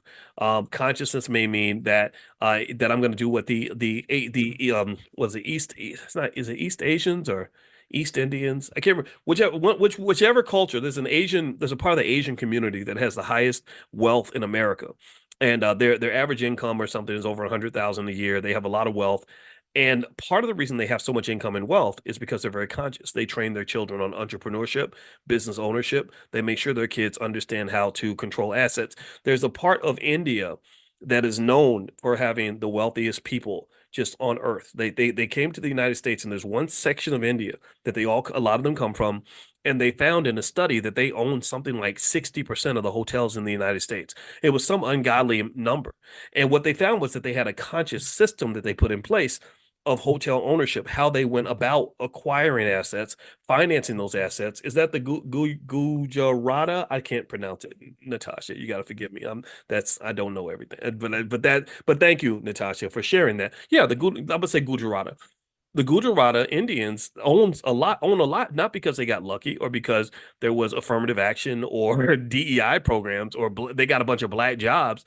They own a lot of stuff because they were very conscious about building systems and culture around ownership and asset acquisition and also wealth preservation. So you have to be conscious about that. If you don't, then this economy is going to run away from you. I mean, I see people now with car notes over $1,000 a month. Do you know how much wealth you would have if you invested the same amount that some people spend on their car note? So when you watch BET and they get you thinking that you're supposed to spend $800 a month on a car, but you ain't investing nothing, that's an economic death. They're serving you economic poison when they do that to you. Do you know how much 800 or $1,000 a month becomes if you do that for 20 straight years and you grow, you look at compound interest. Now think about it. Let me see. I'm gonna do the math in my head real quick. 2, 3, 4, 750. Okay, I'm gonna do 750 a month. If you do 750 a month and you invested randomly, let's say you knew nothing about stocks and all you did was every time you invested, you just bought stocks from the S&P 500. That's all you have to do. You just randomly pick. You pick Tesla, Microsoft, whatever. After about 10 years, that person would have roughly $100,000 in wealth. After 20 years, they'd have roughly $500,000. After 30 years, they'd have roughly $1.2 million. So if you're a person that's been driving fancy ass cars for the last 20 years, you could be close to being a millionaire if you just loved yourself as much as you love your car. If you cared about your kids as much as you care about driving around in a Lincoln Navigator, then your kids could be wealthy, which means that they would have a much easier time navigating through life as a black person than they would being broke. Being black is hard, but being broken black is damn near impossible. Being broken black is literally just a pathway to slavery. It all links back to slavery that ended in 1865, right? They just said, okay, we can't enslave black people anymore, so let's just economically enslave them. Let's put them in impossible situations where they have no options, and a person with no options is basically a slave. because someone else controls all your options. You gave all your options away or you sold them, and somebody else gets to decide what you're going to do that day. That's slavery. That's what slavery is, folks. I hate to say it like that, but it's true. All right, so let me answer. I see a question. What are my thoughts on Alcoa? I think Alcoa is a solid company. It's more in the cash cow category. I wouldn't see it as a stock that's like represents any sort of company that's going to be growing or doing amazing things in the next few years. But yeah, it's a good, decent long-term investment. I assume they pay a decently high dividend, stuff like that. Let me see, what else am I reading here? Let me go through a couple more headlines here on the markets. Be really careful because there is some belief that this market is not, that it could be overvalued. That when it's overvalued, that means that any little thing can cause it to crash. So if you haven't put things in place to protect your investments, you may want to do that. I did a training called Stormproof Investing that shows you different ways to protect your portfolio in case of a crash. So you can feel free to go take a look at that. You can go to stormproofinvesting.com. That's stormproofinvesting.com. All right, so let's see. Okay, give me a second here. I saw an article I wanted to go through.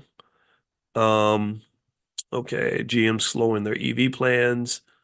Uh, will Bitcoin reach its $1 million milestone in 2025? No, it won't. That's BS. It won't hit a million in 2025. I think it'll go up, but it won't hit a million. The Department of Transportation is investigating Delta over the IT outage. Yes, they should. Something needs to be fixed. Um, Secret Service Director Kimberly Cheadle resigns over the Trump shooting.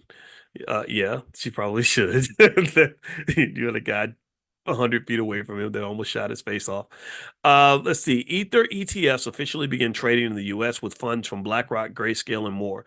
So there are Ether ETFs out that are going to be traded soon. Ether, I'm going to read what it says here. It says Ether is the native cryptocurrency on the Ethereum blockchain. I believe in Ether. I believe it's going to go up. I believe it's a good investment long term.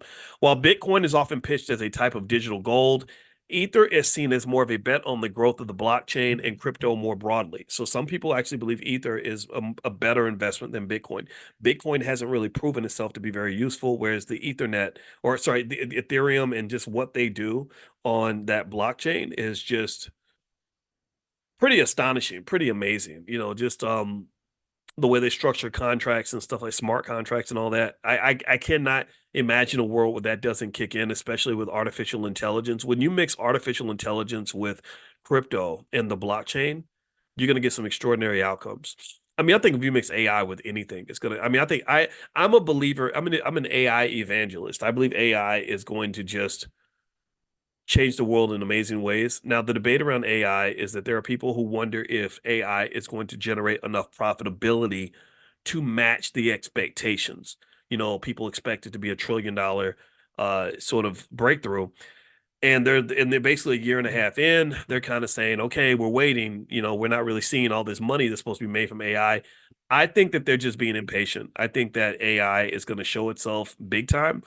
I think that as AI gets better and eventually you hit artificial general intelligence, and then you get to the point where they literally say that when AI hits the level where AI can be as smart as an AI researcher, that could be the last invention ever made by any human being ever.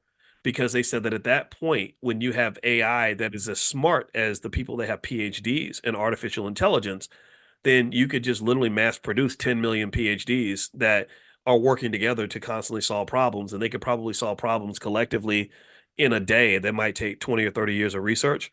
And so it kind of is this explosion of knowledge and information. I don't know what the hell that's going to look like. I mean, it's going to be amazing and scary and crazy and everything else. But I mean, they even have the robots where they can build their own factories and then build other robots. I mean, when it starts building upon itself, it becomes a real life version of kind of what compound interest is. Compound interest, that's what compound interest is. Compound interest is basically breeding. It's where money breeds more money. Your dollar bills have sex with each other and give birth to more dollar bills. And it gets to the point where you get so much money, like a Warren Buffett, he can't stop making money. He wouldn't be able to stop making money if he tried. He's made more money in the amount of time I've been talking to you than most of you are ever going to make in your whole entire lives. I kid you not. Warren Buffett has probably made more money in the time I've had this conversation than most people will make in an entire lifetime. So this is what compound interest does. So when I visualize what AI will do, AI, I believe, will be like compound interest. It'll just keep building on top of itself and then create things that we can't even imagine. They're even talking about protein compounds, and somehow because the proteins are so complex and you have to fold them into these three-dimensional things. I don't understand it at all, but I remember listening to lectures on it. And the guy said, he said the way it was before, the rule was that one PhD, it took a whole PhD, his entire PhD process to generate like one protein or something, one protein compound or something, like one per PhD. So you go to Yale, you bust your butt, you study in 12 hours a day for 5 years, and then you come out and you've got one of these protein compounds. I think they were kind of saying that AI could do like 1,000 of them in an hour or something something crazy. And so they were really talking about this explosion in just the number of drugs, the types of drugs they could create, because the things that used to take years to do can now be done in a day or two, or pretty soon they will be. So AI is going to be big. I don't know what it's going to look like, but I will say that if you want to be safe, I would encourage you to invest in. Well, this is not investing advice, but I'm going to say I'm investing in AI. If you want a list of the AI stocks that I like, just text the word stock to the number 87948. Text stock to 87948. Somebody type 87948 in the chat so everybody can see it. That's the best I can offer you on that. All right, so let's see. Next question. Is Alcoa good for options trading? Asked Christian. You could probably trade options on it or sell options and buy options and all that. I don't personally pick it because it's not a high income generator, but I mean, yeah, if you owned it and you wanted to generate income, you could sell options on it. You could buy options. Every option strategy that you could do that with Alcoa. Just Alcoa's, there's nothing special about it from an option standpoint, in my opinion. If you want to see the ones that generate the most income, if you log in at drboyceprime.com, I have a list of what I call Dr. Boyce moneymakers, which is stocks that I specifically picked out because of their income earning potential. Like Marathon Digital is one that's really good at generating income. Like a person could live pretty well if they've saved some money and bought some Marathon stock. You could almost save. I almost look at it like starting a little business. If I go and I spend my life savings $50,000 and I open a convenience store, what am I doing? Why am I doing that? Well, I'm doing it because my plan is I'm going to open the store, and then I put all my money into the store, and then the store is going to generate income for me on a regular basis. Well, you can do the same thing with shares of stock, and a lot of people don't know that. So I could go and I could buy. I don't know. Again, I like Coinbase as an example. I could buy, 1,000 shares of Coinbase, which would cost me a decent amount, but let's say $250,000. But a lot of you have put that much money into your businesses or your real estate deals and all that. And I could sell the options on that Coinbase stock every month for maybe $12 or $13 a piece. And so I can make $14,000 a month just by being an owner in Coinbase stock. And I like that approach much better than the other approaches because it doesn't require any work. It's a highly liquid investment, which means I can get out of the deal at any time I want. If you go into real estate, anybody who's been in real estate knows that it takes a while to get out of a deal. It's not like something you can do in a day.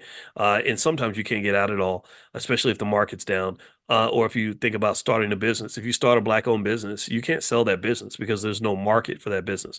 Stocks have a highly liquid, highly active market. Good stocks do. So you can get out of it anytime you want to. You could get out, you could get in and get out in an hour if you wanted. So that's my preferred way to make money, and I think it's something that worth looking into. If you want to learn more about that kind of thing, I have a training called How to Make Money Without Working that I did. It's about 45 minutes. I think you'll really like it. And it's you can get it by texting the word money to 87948. So text money to 87948. You'll instantly get a text that will have that link in there, so you can check that out. All right, so let's see here. Uh, Rain asked about Nike stock. Is it good to sell options? I don't feel like Nike's good for options, but Nike might be good as a long-term investment, especially if the market dips. If the market drops, don't be scared. Don't feel like that's a bad thing. When the market drops, that means everything's cheaper. So when the market drops, my thought would be that's an opportunity for you to dig into some of those stocks that you've been wanting.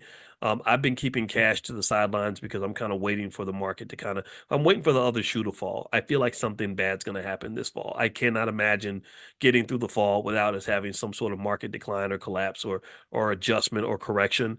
But that's my personal speculation. I could be wrong. So don't follow that as investing advice, but just know this is what I'm thinking about. Michael Ruff, are you more bullish on Ethereum over Bitcoin? No. I'm just bullish on both of them. I like Ethereum more because Ethereum's more interesting. If you look at what they're doing on the Ethereum blockchain, it's pretty fascinating when they get into smart contracts. And I could really see what Ethereum can do to make our society better. I can't really see that with Bitcoin. I see Bitcoin as just this speculative asset that just sits there and you buy it and you hold it and you can't spend it really. It's hard. I mean, you kind of can, but not really. It's not widely usable for purchases and transactions. And you're literally just buying it and holding it and waiting for the price to go up. I don't want to do that. I like investments that you can sink your teeth into and do stuff with it. Like my house is an investment. Our house is an investment, but because it's going up in value, it's gone up a few $100,000 since we've owned it, but I can use it until I sell it. Until I get money from it, I get to do things with it, right? I like investments like that better. I like investments that kind of give you something to do while you're waiting for time to pass. I don't like just buying it and just staring at it, just sitting there waiting for it to go up. That's kind of I don't know. It's kind of I don't know. It's boring to me. I think investing should be fun. And in fact, my thought would be if you start a business, I would say advice, but this is not advice really. My perspective would be if you go into business and you're going to spend time working on something, work on something that you care about. Work on something that you love. If it's just about the money, I don't think it's going to last very long because you're not going to be passionate about it. It's going to suck to work on this thing when you're not making money. You may spend years not making any money. But if you love it, then you'll still get a benefit. You'll get a non-financial benefit until the money comes. Do you understand what I mean? So if you're doing investing in a business that is not a passion for you, I would make myself a silent partner or a non-involved investor. Like, okay, here's some money. You go do the thing. You go make it happen. Just send me a check when the money comes in. That's what I would do. I would not want to be having meetings and sitting here talking about something that doesn't interest me. So that's what I would suggest. So with entrepreneurship, it's kind of tough. Like I don't really get it when people say that they're working on 5 or 6 businesses at once, unless those are 5 or 6 things that are connected somehow and they all connect to something that you care about. Because remember, you are important. Your time is important. Your life is important. Your time is precious. It's going to end soon. And so when you give your time to something or someone or anything at all, it should be worth it for you. If it's not worth it for you, then you shouldn't be doing it. That's my belief. Okay. Anybody got any questions before we bounce out of here? I'm going to hit another quick topic and then we're going to go. I have to admit I'm not feeling 100% today. So I think I'm gonna go to the doctor and kind of get checked out. Let's see here. Okay, I'm looking to see what no, most of these stories here about Kamala. She raised all that money, and I'm impressed. I mean, she set records. She actually raised more money than any candidate ever in that amount of time. So Trump's got something to worry about with Kamala. She's coming in hard. Um, Wow. Okay. A Silicon Valley executive had $400,000 stolen by cyber criminals while buying a home. Here is her warning. Let's check this out. This is interesting. So Rana Robillard, chief people officer, I don't know what a people officer is, at software startup Techion, was tricked into sending her life savings to a criminal. What happened to Robillard, a 25-year veteran of tech company, speaks to the increasingly sophisticated nature of cybercrime. Real estate, with its large transaction sizes and frequent use of wire transfers, has proven to be an especially lucrative target for criminals. After a year-long search, Rana Robillard was elated to learn she'd beaten 3 other bidders for a house in the leafy California suburb of Orinda, just outside of San Francisco. So when Robillard, chief people officer at software startup Techion, received an email in late January from her mortgage broker with directions to wire $398,359.58 in the down payment to JP Morgan Chase, she wasted no time sending the money. After all, the email appeared to be a response to one Robillard had sent her broker asking about final steps before the closing, which was rapidly approaching. But on January 30th, the day she sent the wire, Robillard got what looked like a duplicate request for the down payment, and it dawned on her that she had fallen for a scam, one that would throw her life into turmoil for the next 6 months. To her horror, instead of sending a down payment for her future home to the title company, as she believed she'd done, Robillard had been tricked into sending her life savings to a criminal. That's when I went into a full panic, she said. Which verified the details of her story with the four banks involved. What happened to Robillard, a 25-year veteran of tech companies, including cybersecurity firm HackerOne, she speaks to the increasingly sophisticated nature of cybercrime. Fraudsters are able to penetrate the email systems of mortgage brokers, real estate agents, lawyers, and other advisors, waiting for the perfect moment to strike by sending emails or phone calls that appear to be from trusted parties. Oh my God. Lord Jesus. Oh my God. Holy shit. Real estate, with its large transaction sizes and frequent use of wire transfers, has proven to be an especially lucrative target for criminals. Wires are faster than other forms of payment, typically closing within 24 hours, can handle far larger sums, and are often irreversible, making them ideal for fraud. Scams, including involving fake emails in real estate deals, have exploded over the last decade, rising from less than 9 million in losses in 2015 to 446.1 million by 2022, according to the FBI.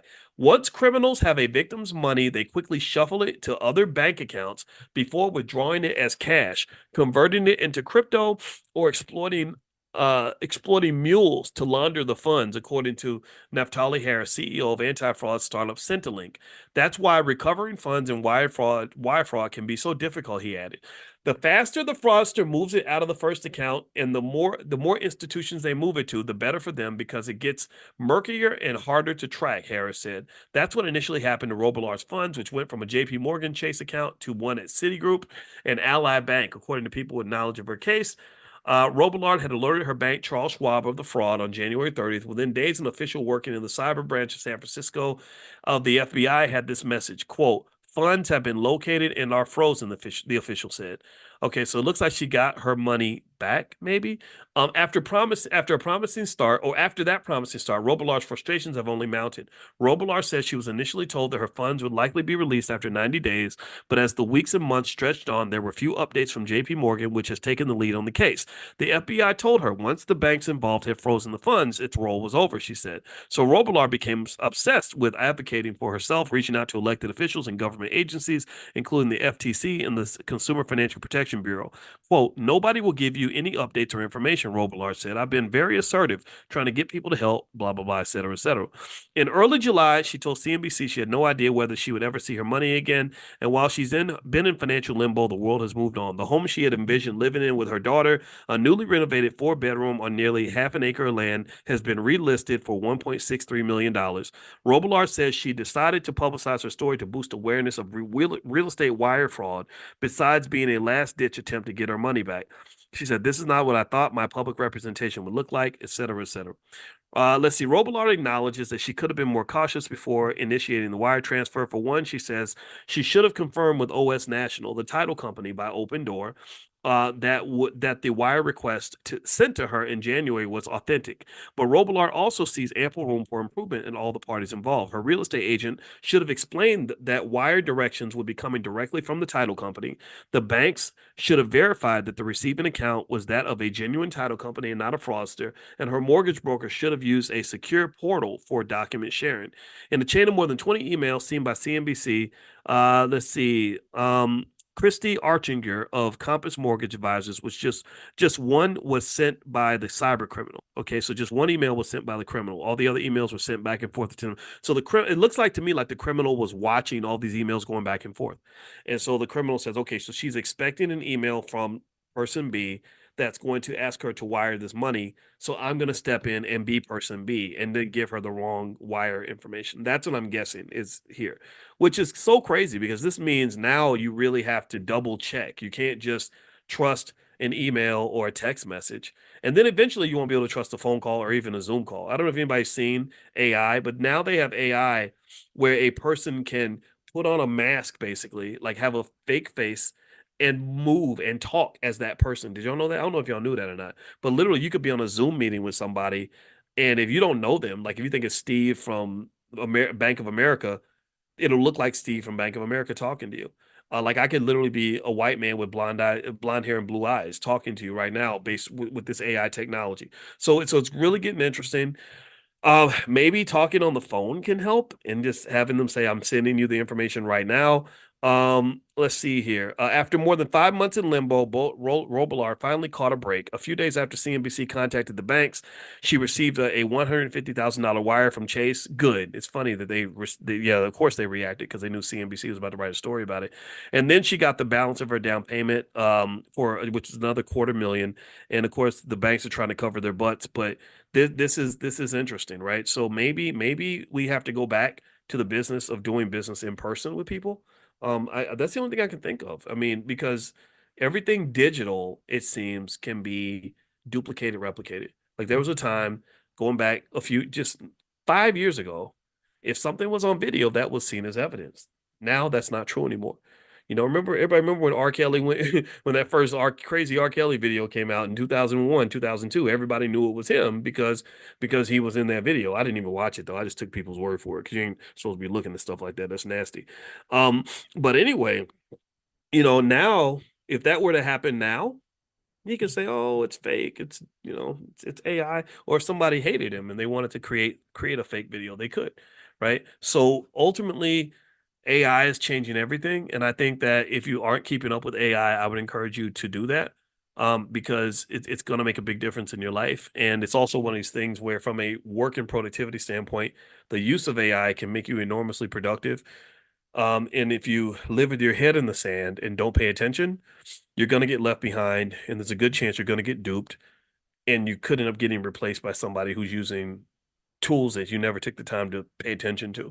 The other piece of that too is, again, going back to investing. There are companies that are going to explode and make insane amounts of money from AI.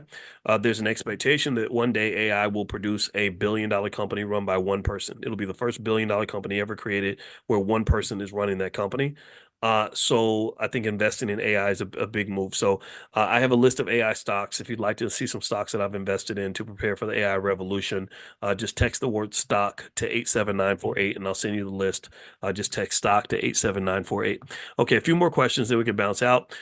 Let's see. What are a few ticker symbols of the Marathon stock? Every stock, Barbara, only has one ticker symbol. Marathon stock's ticker symbol is MARA, MARA, MARA. What are your thoughts on Valero as a stock and for stock options? I don't know. Let me look that up in a second. I'll write that down. And Valero. Okay. Let's see. Make sure you tell the doctor you've been overseas traveling. Ask Marcia. Okay, I will. I would definitely do that. Thank you for that tip, Marcia. I love you too. Let's see. Natika says, "How do you feel about TV Tokyo Holdings Corporation (TYO)?" Okay, I will look both of those up. And one more thing to remind you, and part of the reason I have to go also is because late in about an hour, I'm going to speak with Asada from Urban Intellectuals about her Math Genius program, which we're blending with our Black Millionaires of Tomorrow program to make sure our kids are not just financial geniuses, but that they know the math behind it. The schools are not teaching math at an adequate level, and if you don't know math, you can't make money because you can't. You have to be able to count your money. You have to be able to know percentages and stuff like that. So, and because we know that we can educate our own kids, we're partnering with people that are doing that.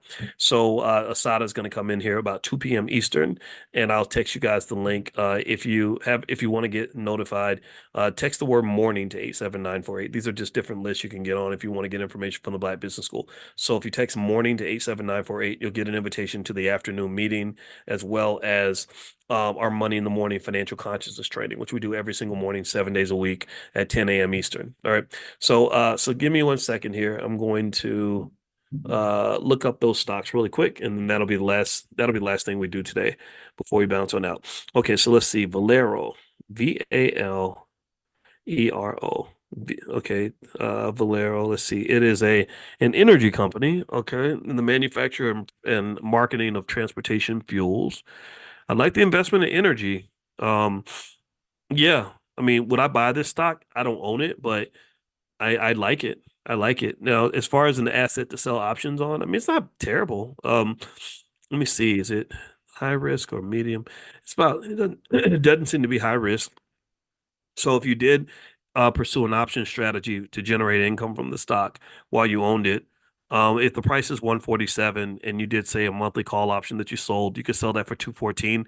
That there are better stocks to generate income from, but that's not bad. So let's say you owned 1,000 shares of this stock.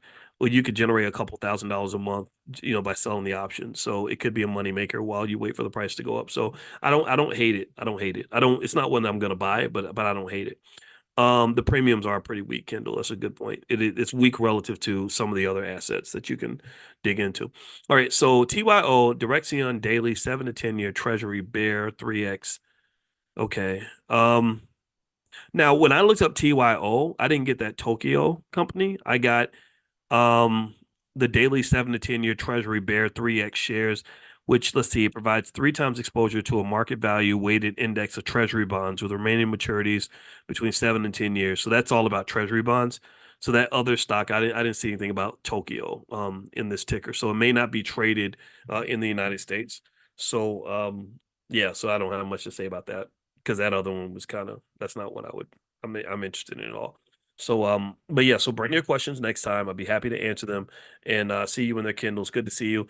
I hope you guys will consider coming to the All Black National Convention. It's going to be October 25th through the 27th in Chicago, or a suburb of Chicago called Lombard, Illinois. We are making deals every day with great people that are coming. Dr. George C. Fraser is coming now. Brother Nuri Muhammad is going to be one of our speakers. Lamar Tyler, the Black millionaire maker, is going to be there. Constance Carter, who owned the largest Black real estate firm in California, is going to be there. Just did about 30 other scholars. We met a sister who is the president of the National Black Psychologists Association. She's going to be there. The president of a college in Illinois, Prairie State College. We're working to get him there. So there's a lot of people that are coming. So if you want to be around people who are not scared to be Black, who believe we can solve our own problems, who are just great people to know, you can start investment groups with. We have lots of students that have investment groups and investment clubs, and they're working together. We have over 1,000 students that are trading and selling stock options and generating large amounts of money, large amounts of income from that. We have a mastermind. I don't mention it that much, but I do have a mastermind. If you want to apply for the mastermind, you can go send an email to support@theblackbusinessschool.com. That's support@theblackbusinessschool.com. They can help you find anything that you're looking for, and we got you covered. So anyway, have a good day, everybody. God bless you. Thank you, Amani. I see you, Amani, in the chat. Amani's part of our team, and she really helps a lot. And I'm going to go and head on out. So I'll see you guys later. So good to see you. I hope you all are doing well. I hope you guys can hear me okay. Yeah, so anyway, I thought that today would be a fun day to answer some questions. If you have any questions for me on economic related issues, don't let's save questions about stocks and stock options and stuff like that for later because we have special sessions on that. But just general questions about economics, you can blend that with any other topic that you want because, as you know, economics is very holistic, and be more than happy to answer any question. If you could just make it sort of short, that way I can answer as many as possible, that would be very helpful. And what I'm also going to do right now is I'm going to send out a text message to everybody that's on the text list and let them know that we are getting started with our economic elevation training. And if you want to be on the text list and get a text when we do this every single morning, 7 days a week, just make sure you get on the text list. You can do that by texting the word morning to 87948. Text morning to 87948. All right. So give me a second here. You're going to get a text in 1 second. And that's me basically reminding everyone else that we're getting started here. Sometimes we need a little bit of a wake-up call. All right. So let's see here. Let me say hi to some of the family that's in here. Let's see. I see Abel Loomis, AC Salam, Andrew Nixon, Angela Taylor, Anthony, Audrey Davis, Dunning, Baudia Muhammad. Good to see you as well. Good to see all of you. I'm glad you guys are here. Alfred Kitchen and ladies are here. When I say guys is actually my generic way of saying like everybody, like the same way a girl might say, hey guys, hey you guys, but you're not talking about like men, you're talking about just people. And it's funny because one time I had a real funny, awkward conversation. I used to host this show on AOL by Voices back in the day when the platform was much stronger than it was. Unfortunately, the platform kind of fell apart Ariana Huffington took over, and she went in and she had a meeting with the guy who ran the platform, and I guess she decided that he wasn't qualified, and she completely just got rid of it and or dismantled it. So everybody kind of lost their job at the same time, and that at that time that was one of my black jobs. I had a good black job with AOL Black Voices. I'll tell you guys more about that later. And anyway, I was doing an interview on this little podcast they'd given me, and I was interviewing this lady named Michaela Angela Davis, and I remember that I was interviewing her in a panel of women, and I said, okay, all right, so here's what we're gonna do, you guys, and she says, we're not guys. And I was like, oh, I'm sorry. I'm so sorry. I didn't mean to offend you. I apologize. Right. And so we start talking and the conversation's flowing. Everything's going good. And then I say, okay, I got to ask you guys a question. And she's like, I said we're not guys. And I was like, I'm so sorry. I'll be quiet. I won't say nothing now. I'm sorry. So anyway, that was I'll never forget that. That was a very strange experience. And but some of y'all got to stop being so dang serious all the time. But anyway, hi Patricia Jackson. How are you?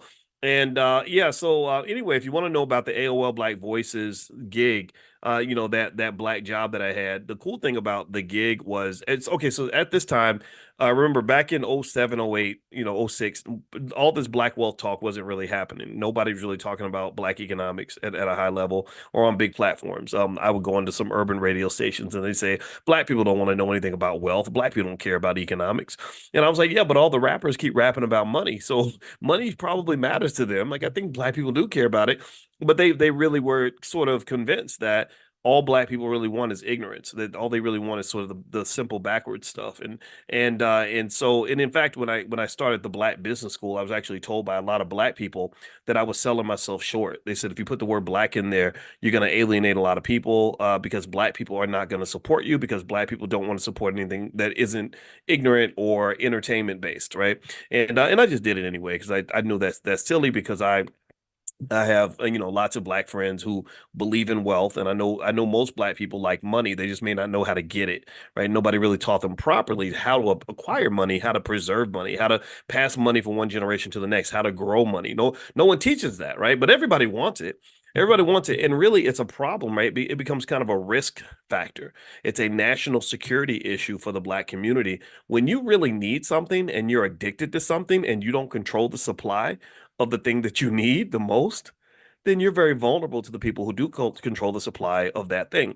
Like when the British were supplying opium to the Chinese, and you had all these opium addicts that were waiting for the British ships to come in to bring them opium, it became just a real problem, right? Because not only are you a drug addict, but you also are addicted to a drug that other people hold and control. So the opium wars, from what I understand, was fought over this whole idea where you had people in the community who said, this is not what we want China to look like. China is not supposed to be a place full of ignorant opium addicts. We're not going to sit around and be dependent on the British. We want to be a strong nation, an independent nation, a liberated nation, and they fought for that. And the problem with that though was that the people who spoke up on it, the people who saw the chaos, who saw the ridiculousness, who saw the ignorance, they had to fight battles on two fronts. These had to be the strongest, the talented tenth, so to speak.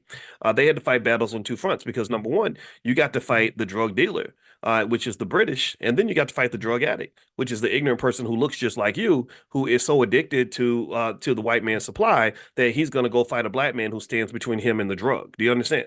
Y'all get what y'all, let me know if you get where I'm going with this analogy. Let me know if you understand what I'm saying as I explain the difficult job that a lot of you are going to have, right? So the Chinese had the people that really built China, the people that really made China the great nation that it is right now, the superpower that it is, the country that economically and politically and militarily is now one of the strongest nations on earth, were the people that were committed to a strong free China. They had to understand that sometimes you got to fight the enemy and sometimes you got to fight the enemy within. Sometimes you have to defend from enemies, both foreign and domestic. Sometimes you got to fight them, and then sometimes you got to fight us. So when you use that term, they not like us, it might mean them, but sometimes they not like us might mean the people that look like us but ain't really like us, if you know what I mean, right? And it doesn't mean you hate them or get mad at them. It just means you stand firm on what you believe, you stand firm on who you are. And so my goal every single day in my life, really honestly, and I can't say I always reach every goal I set, but my goal is to be consistent. Yeah, that's it. I'm not, my goal is not to get to be popular. My goal is not to be liked. My goal is not to make friends. It ebbs and flows. Sometimes you make a lot of friends, sometimes you lose a lot of friends. The goal is just to be consistent, to say, I'm right here. I'm gonna be right here. This is what I'm gonna be. This is what I am. And to me, that I think represents a sturdiness that you can build on top of. You can't build an institution on flimsy foundations. You can't build an institution on wishy-washy wood. You can't build a building on bricks that may decide they show want to show up for work and maybe don't want to show up one day, and you go back and forth. You can't build a building on materials made out of Play-Doh. You can't do that. You can't build an Empire State Building on a foundation of Jello.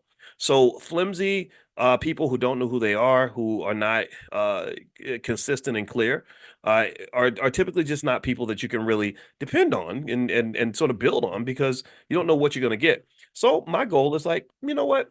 I'm going to try to make sure that every single day you know what you're going to get from me.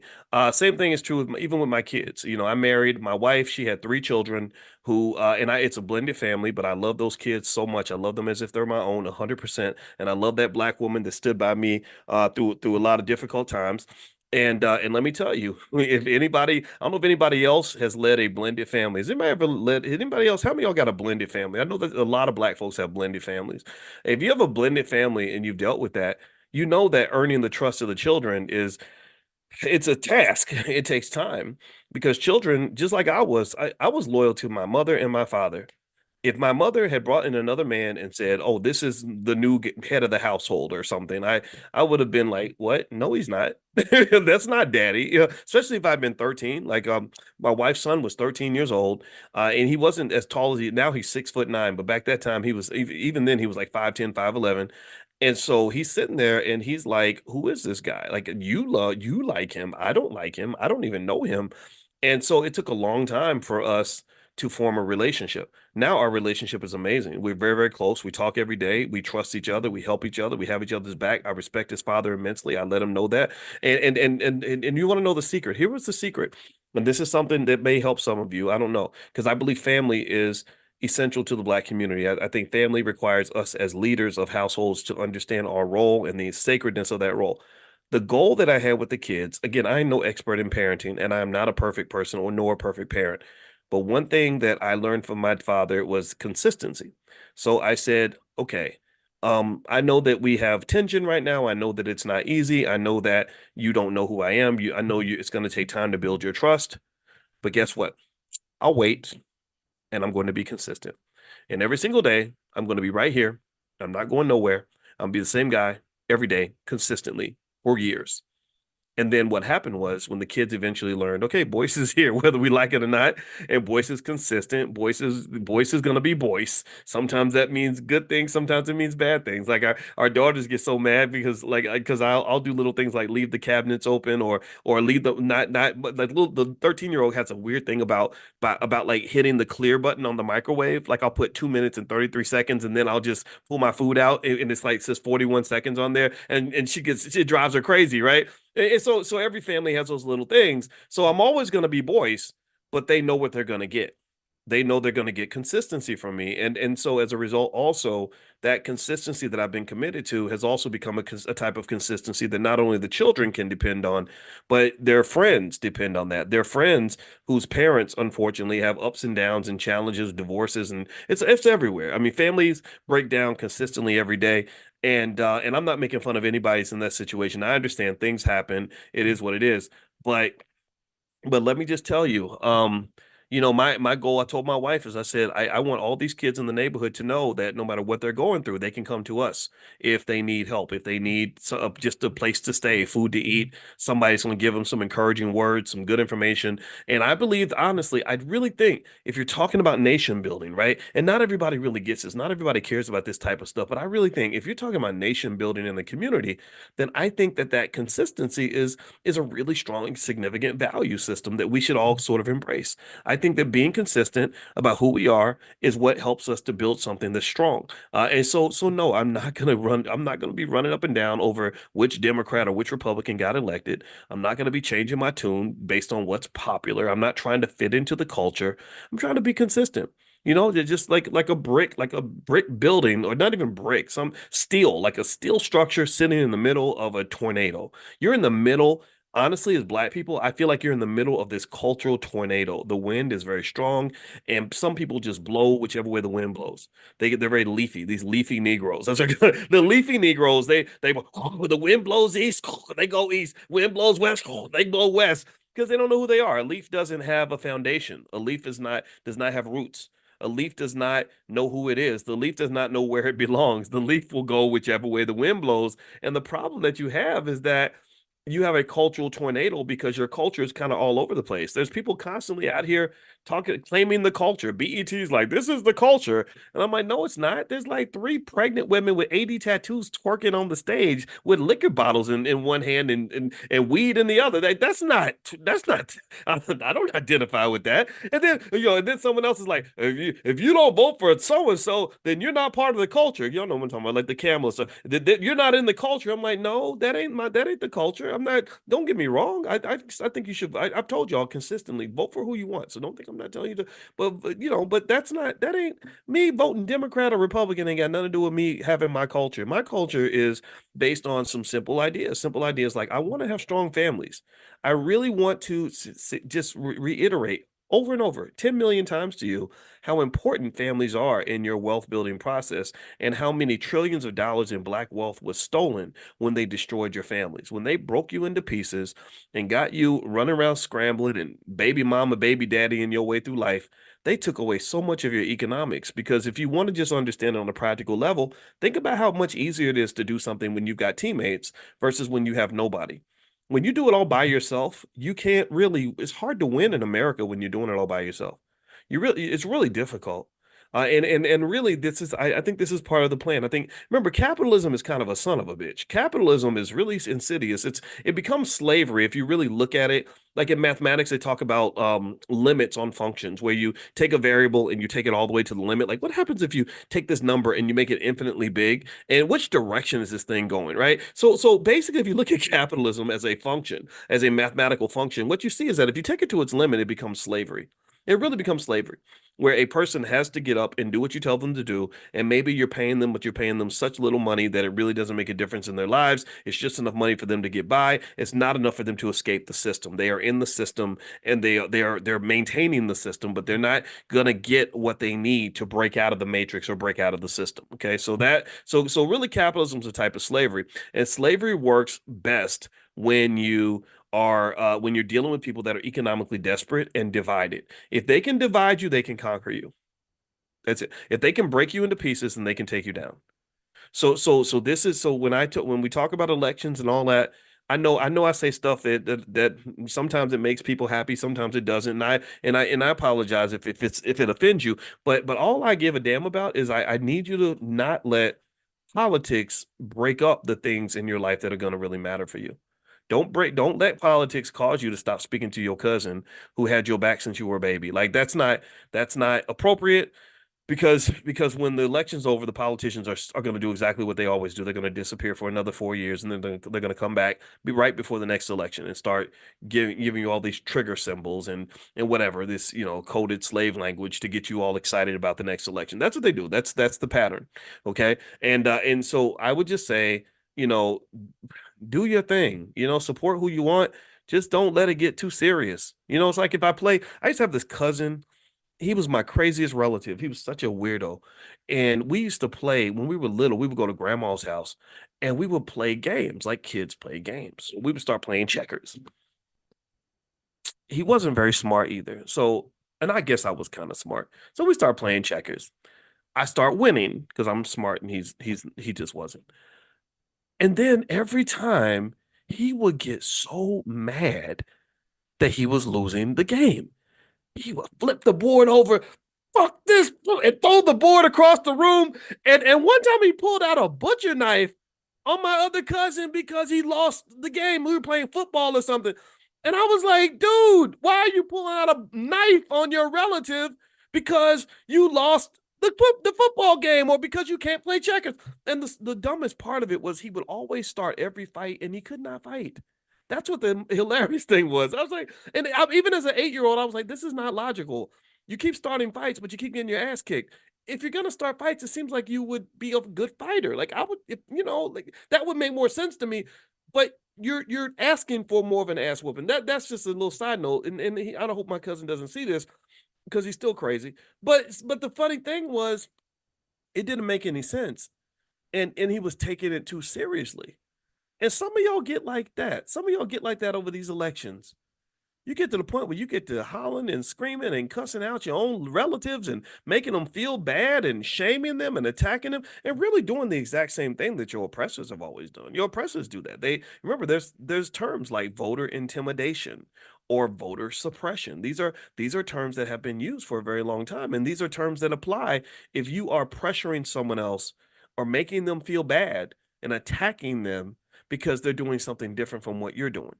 And I don't think that's appropriate. And that's very anti freedom. And I would almost argue that it's anti black.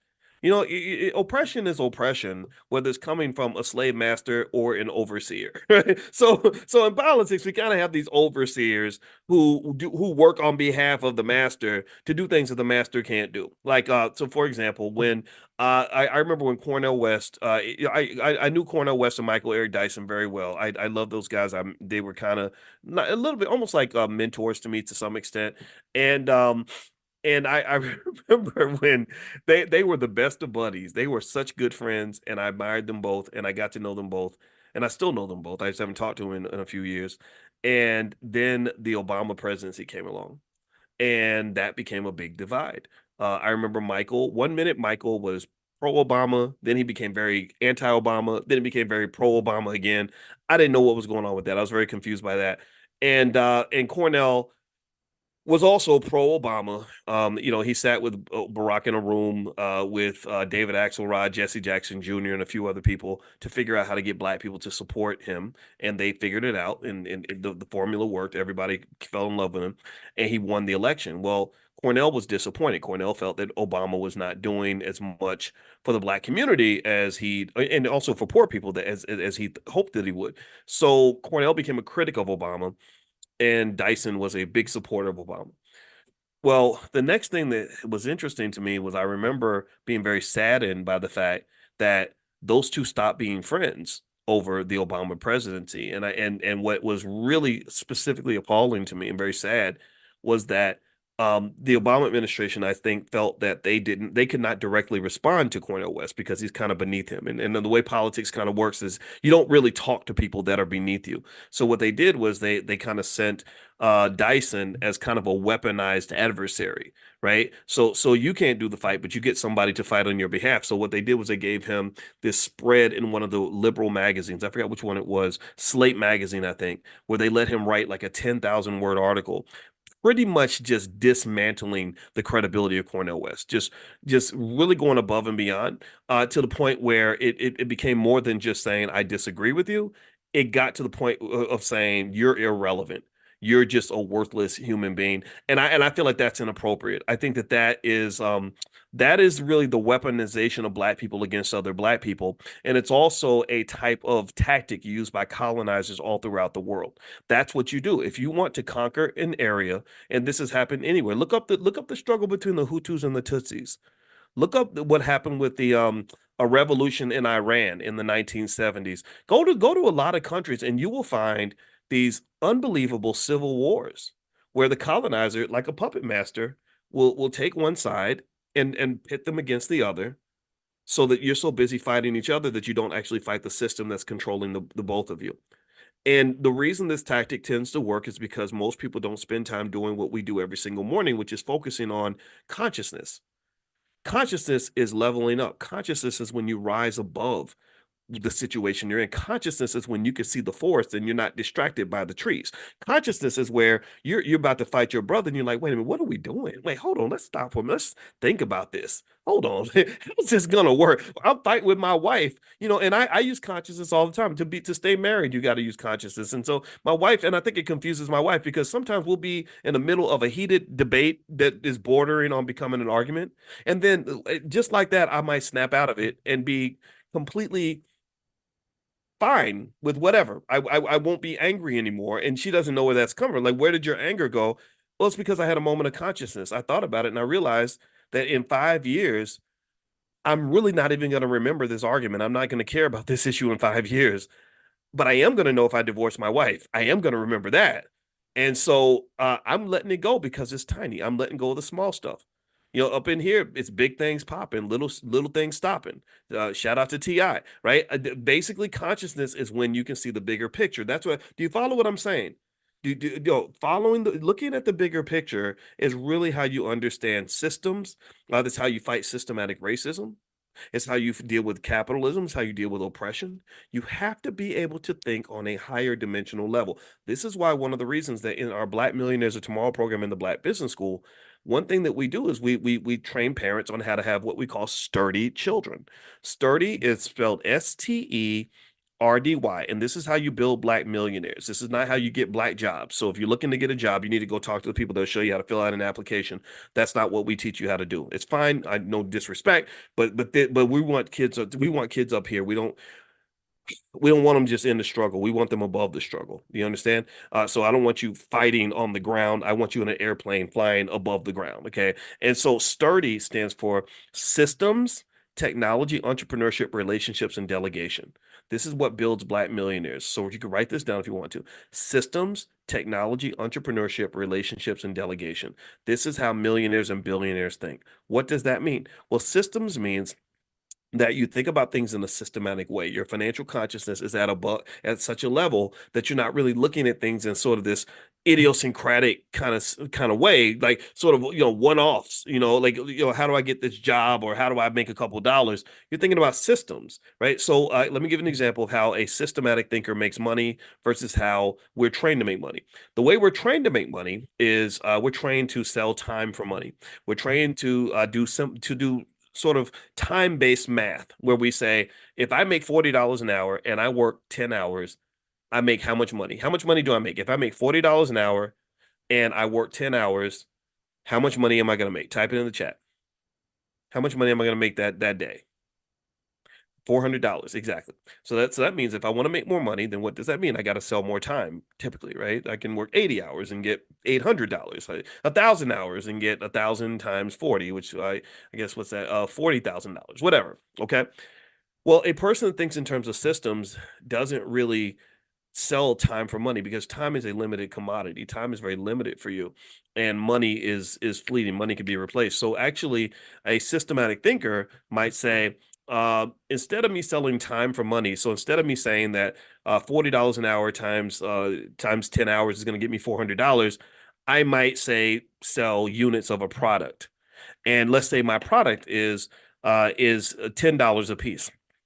Okay, so if I want to make $400, I just have to sell 40 units of my $10 product. And then I can still make the same $400 you made, but I didn't sell any time to do it. I could do that in literally half a second if I have a system that's strong enough. If I have some digital system that allows me to sell products and make money, then I can make $400 in seconds, not in time is literally irrelevant. Also, a systematic thinker, which is what our children can be trained to do, is a person that understands, and this actually relates to another part of the model, but basically a systematic thinker might think in terms of just building some sort of organization where you have partners and team members and people that report to you, maybe people that you hire, you buy time from them, and you develop a system that allows you to make money. Apple makes its money because it has a really amazing system. That's why they're able to make probably, I'm going to guess 40, 50, $60 million a day. Maybe it's more than that or less than that. I haven't done the math. The T stands for technology. I think that if our kids understand technology, that is one thing that allows you to scale. The wealth right now that's being created in this country is being created mostly by the technologists. It's the people in Silicon Valley, the people who took computer science classes, stuff like that. A lot of you have kids that are really, really good at science that are going to become engineers or doctors or whatever. And I think all of that is fine, but I also encourage you to really, really open their minds to all the things that they can do as entrepreneurs who understand technology, because that gives them this lottery ticket that might actually cash in and turn into $1 billion. Okay. Now, a job is not going to turn into $1 billion job 9 times out of 10, but you can become a $100 million, $1 billion entrepreneur. I know a lot of entrepreneurs that you'll never hear about who make $200,000 a month. That is quite doable if a child is trained on these skills at an early age and understands understands the process. Number three, entrepreneurship. This is that third part. Again, rather than black jobs, I think black jobs are fine. I'm more into black wealth. I'm more into black owned. One thing about when the politics issue comes up, I simply put up that chart that shows you that black wealth has been, we've been in the lowest rungs of wealth for the last 50 or so years or more. And I say, show me which Democrat or which Republican has changed our ranking in the wealth hierarchy. There is no Democrat that's done it. There is no Republican that's done it. So really, if you really want to talk about how people rise up, how communities rise up, economically speaking, and change their position in the ranking, it's because they produce entrepreneurs that can build those businesses that are really going to scale and really blow up and kick ass and take names. If you do that, then you have that person that comes into the hood. They can create 100,000 jobs or whatever. Those are the people that really move the needle. If you build a university, if you have entrepreneurs in the university who go out and make $1 billion, then they can come back and write a check for 50 million to build a gymnasium or to build a science lab or whatever. Employees can't really do that. And so if you look at the institutions that have the biggest endowments, they tend to produce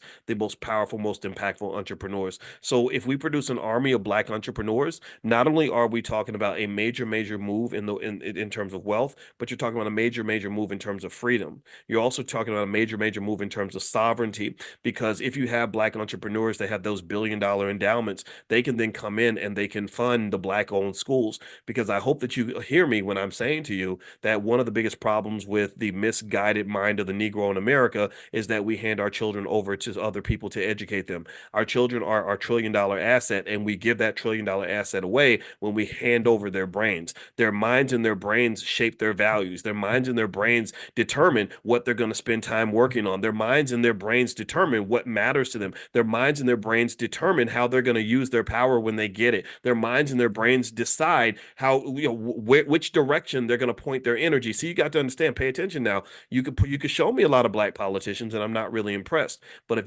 because their minds are set in such a way where they say, when I get the power, I got to go serve everybody. Or when I get the power, I'm not doing anything specifically for black people, because doing something specifically for black people is dangerous, inappropriate. It's not going to be beneficial to me. However, you go and you take another person like, say, a Jaylen Brown and with the Boston Celtics. Jaylen Brown at the Boston Celtics is the highest paid player in the NBA, or at least he was for a while. I guess someone else got a bigger contract. But Jaylen Brown, when he signed that $400 million contract, first thing he said is, I want to build a Black Wall Street. When he said that, when I heard him say that, I said, somebody educated this black man. Somebody educated him. He was not educated by the public school system. He might have went to school. I'm not saying he didn't go to school, but somebody was educating him after school, if you understand what I'm saying. Somebody got to this kid and said, when you get the power, this is what your value system is going to be. So here's the thing. It's not about what skills they taught him. Somebody taught him how to play basketball, but we've had thousands of great basketball players. And black people, we just mass produce basketball players.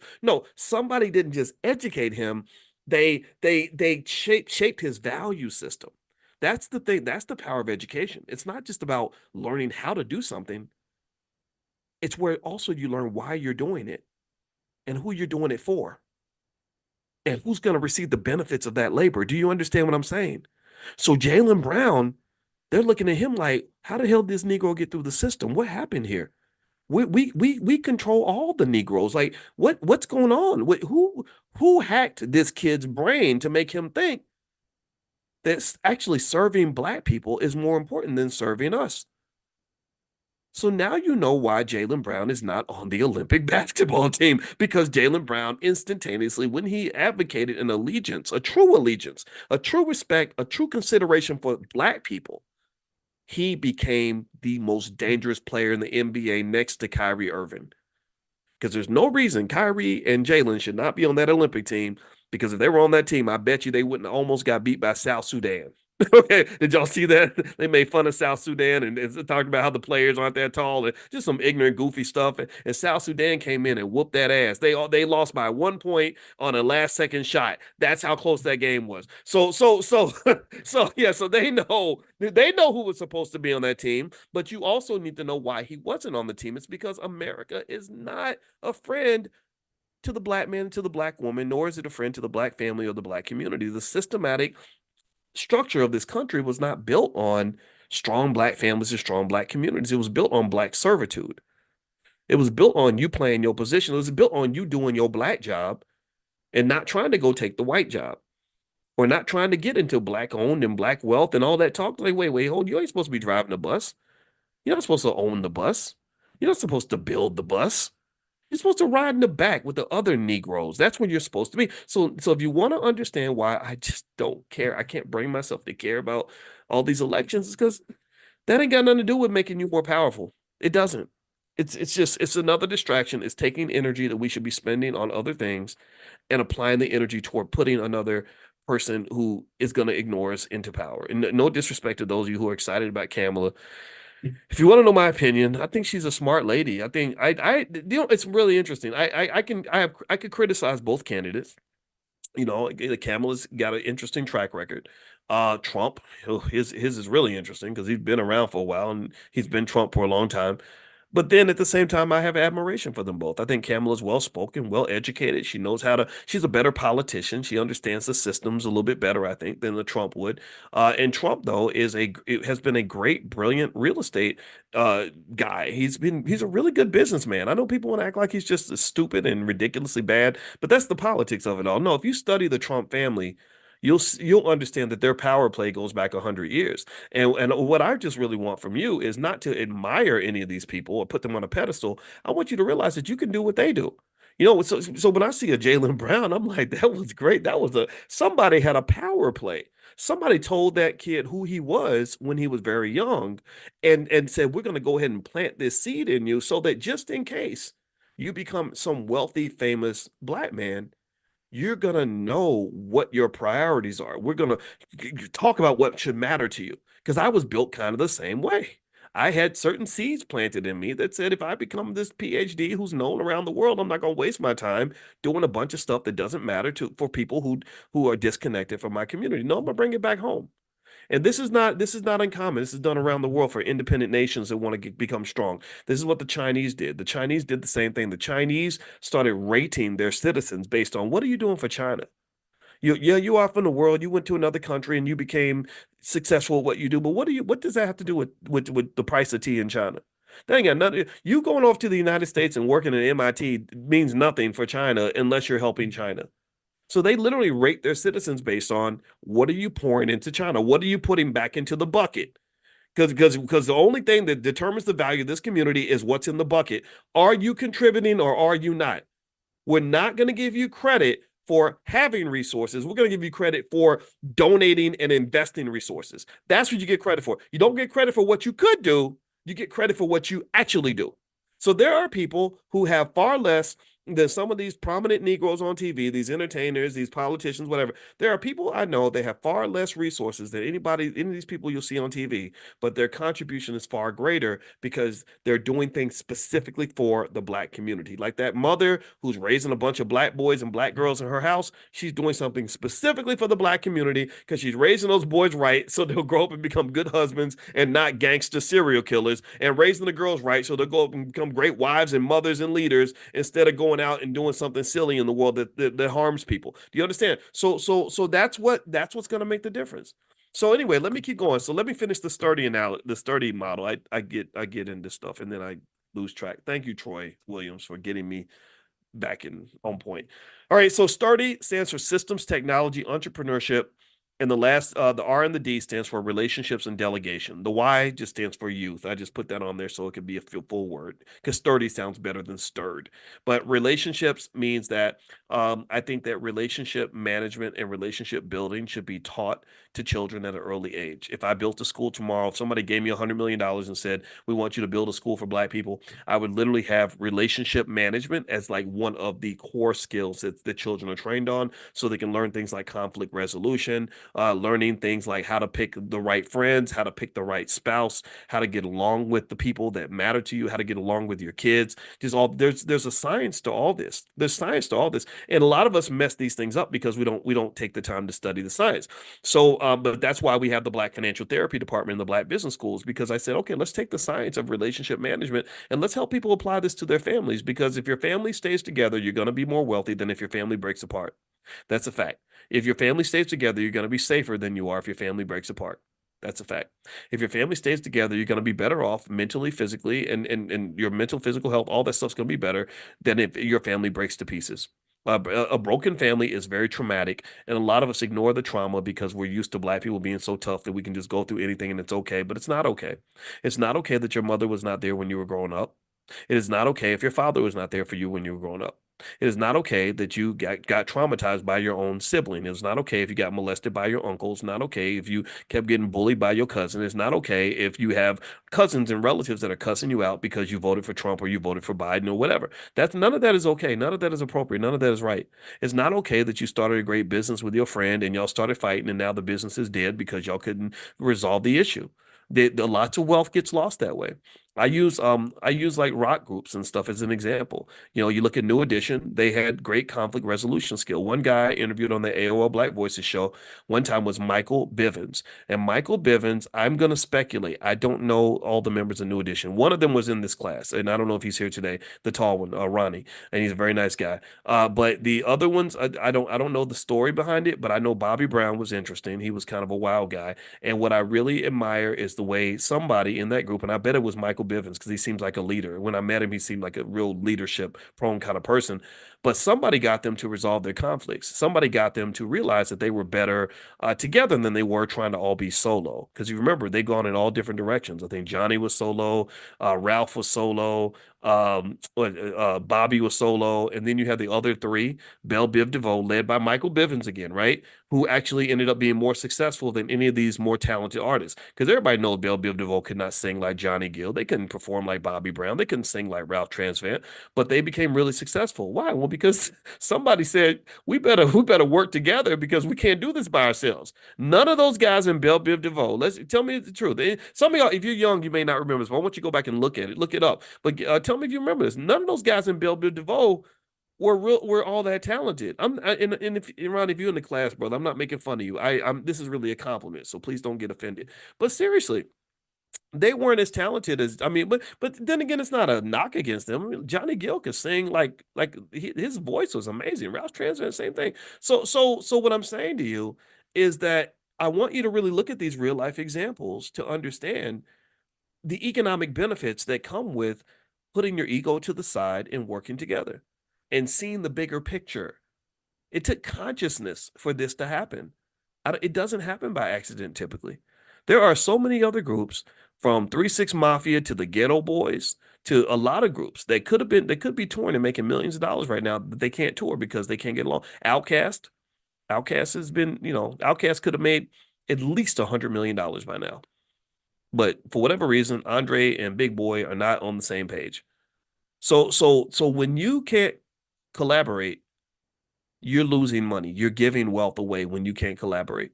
So what I would encourage you to do is learn the skills of a collaborative person. Learn those skills. I'm not a master at it. I don't collaborate as much as I should. I'd like to, but trauma gets in the way. It affects all of us. I'm a heavily traumatized person. So if you ever see Boyce acting a fool or Boyce messing up, just know that Boyce's trauma is kicking in because I was high on the trauma scale and I'm trying to work through that. Ain't none of us got this figured out. What matters in my view is just doing your best to try to keep growing. You got to keep growing. They say that when you stop growing, you start dying. And in some areas, our community's dying because people don't want to grow. You got what Dr. Claude Anderson refers to as need to grows. He calls them need to grows. I don't want to be a need to grow.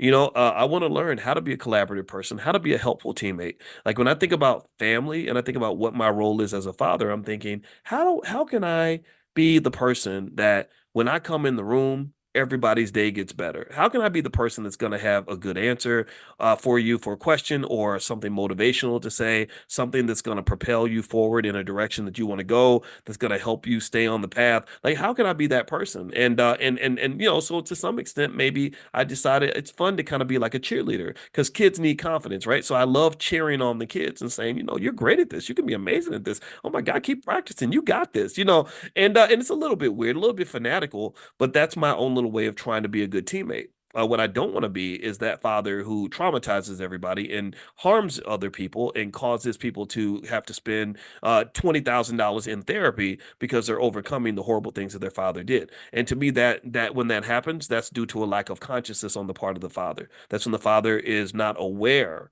of the impact of his behavior, the impact of his actions. And I think a lot of that can come from the fact that you never healed. So a lot of times the reason healing is very important is because what you'll find is that when you go to healing and therapy and all that, you'll become much more aware, self-aware, you'll become aware of your environment. And what's happening is your consciousness is rising up. Okay. And this will translate to your economics, I promise you, because you'll see the bigger picture. And then the hard part of that though is that because everybody else isn't doing it, you're going to end up looking like a weirdo because you're going to see things other people won't see. That's why I think it's very important to add in as part of your consciousness to get around other conscious people because they're going to get it. You can say, I was thinking the other day that it seems like we always do this, but it always turns into that. And they'll go, yeah, you're right. I thought about the same thing. You want people like that. You don't want people that are going to be like, what are you talking about?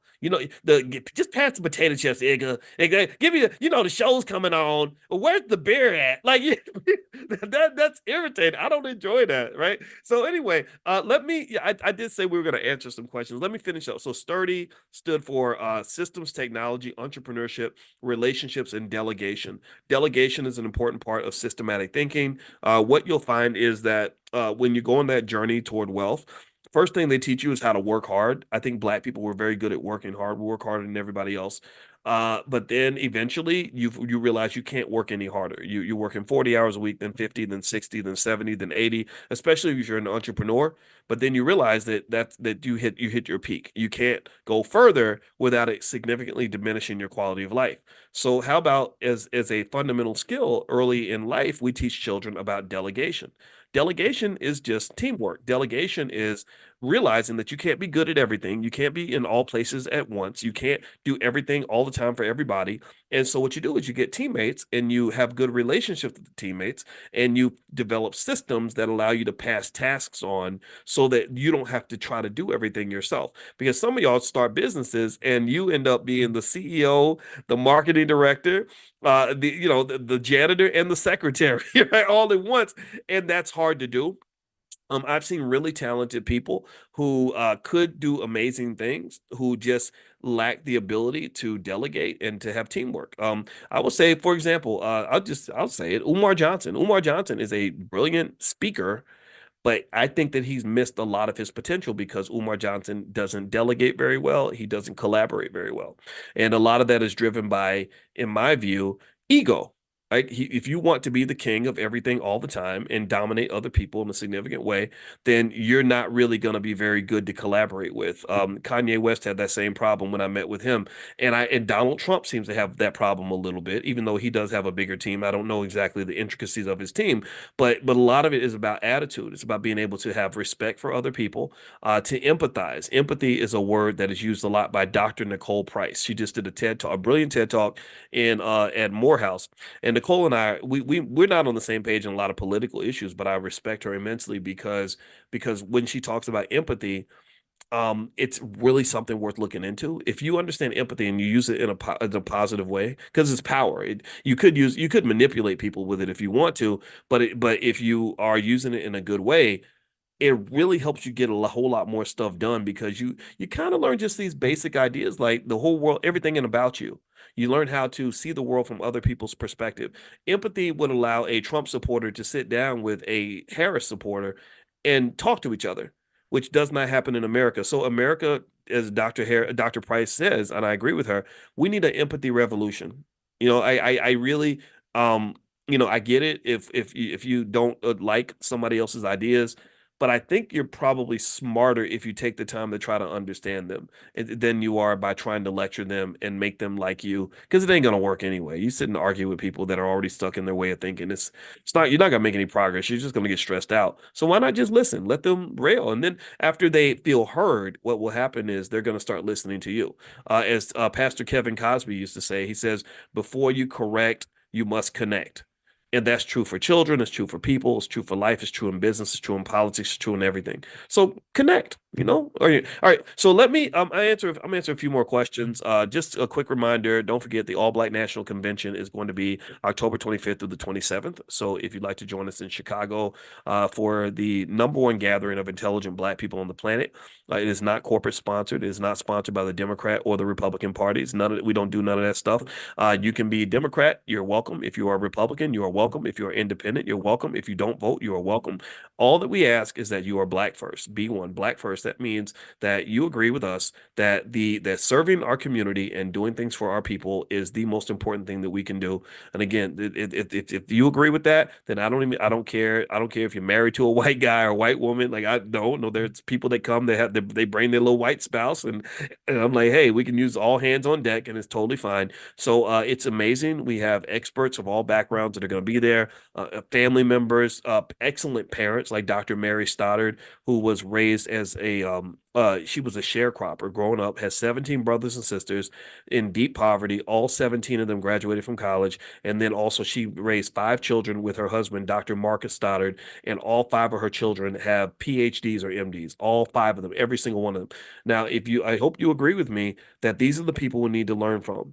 When we study parenting, I don't want to read some book written by some white dude at Harvard. I want to learn from Dr. Stoddard. I'm like, I want to learn, okay, how do you raise kids like that? How do you raise excellent black children in a world where we're taught that black excellence doesn't exist or that black people just can't do it?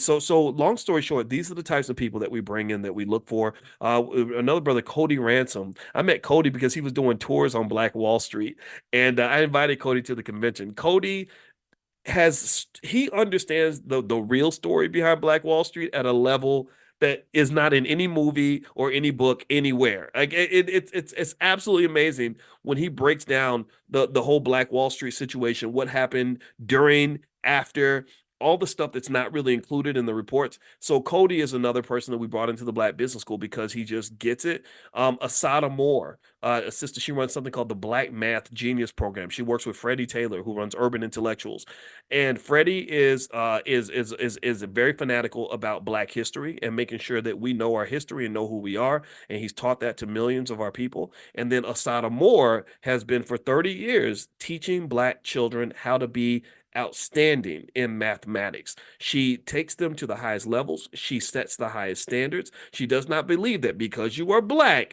that somehow you're supposed to be in the slow kids class. Because if you go to a lot of these schools, tell me if you've seen this. If you go to a lot of these public schools, you go into the class of the slow kids or the kids that are diagnosed with some sort of being mentally slow or whatever.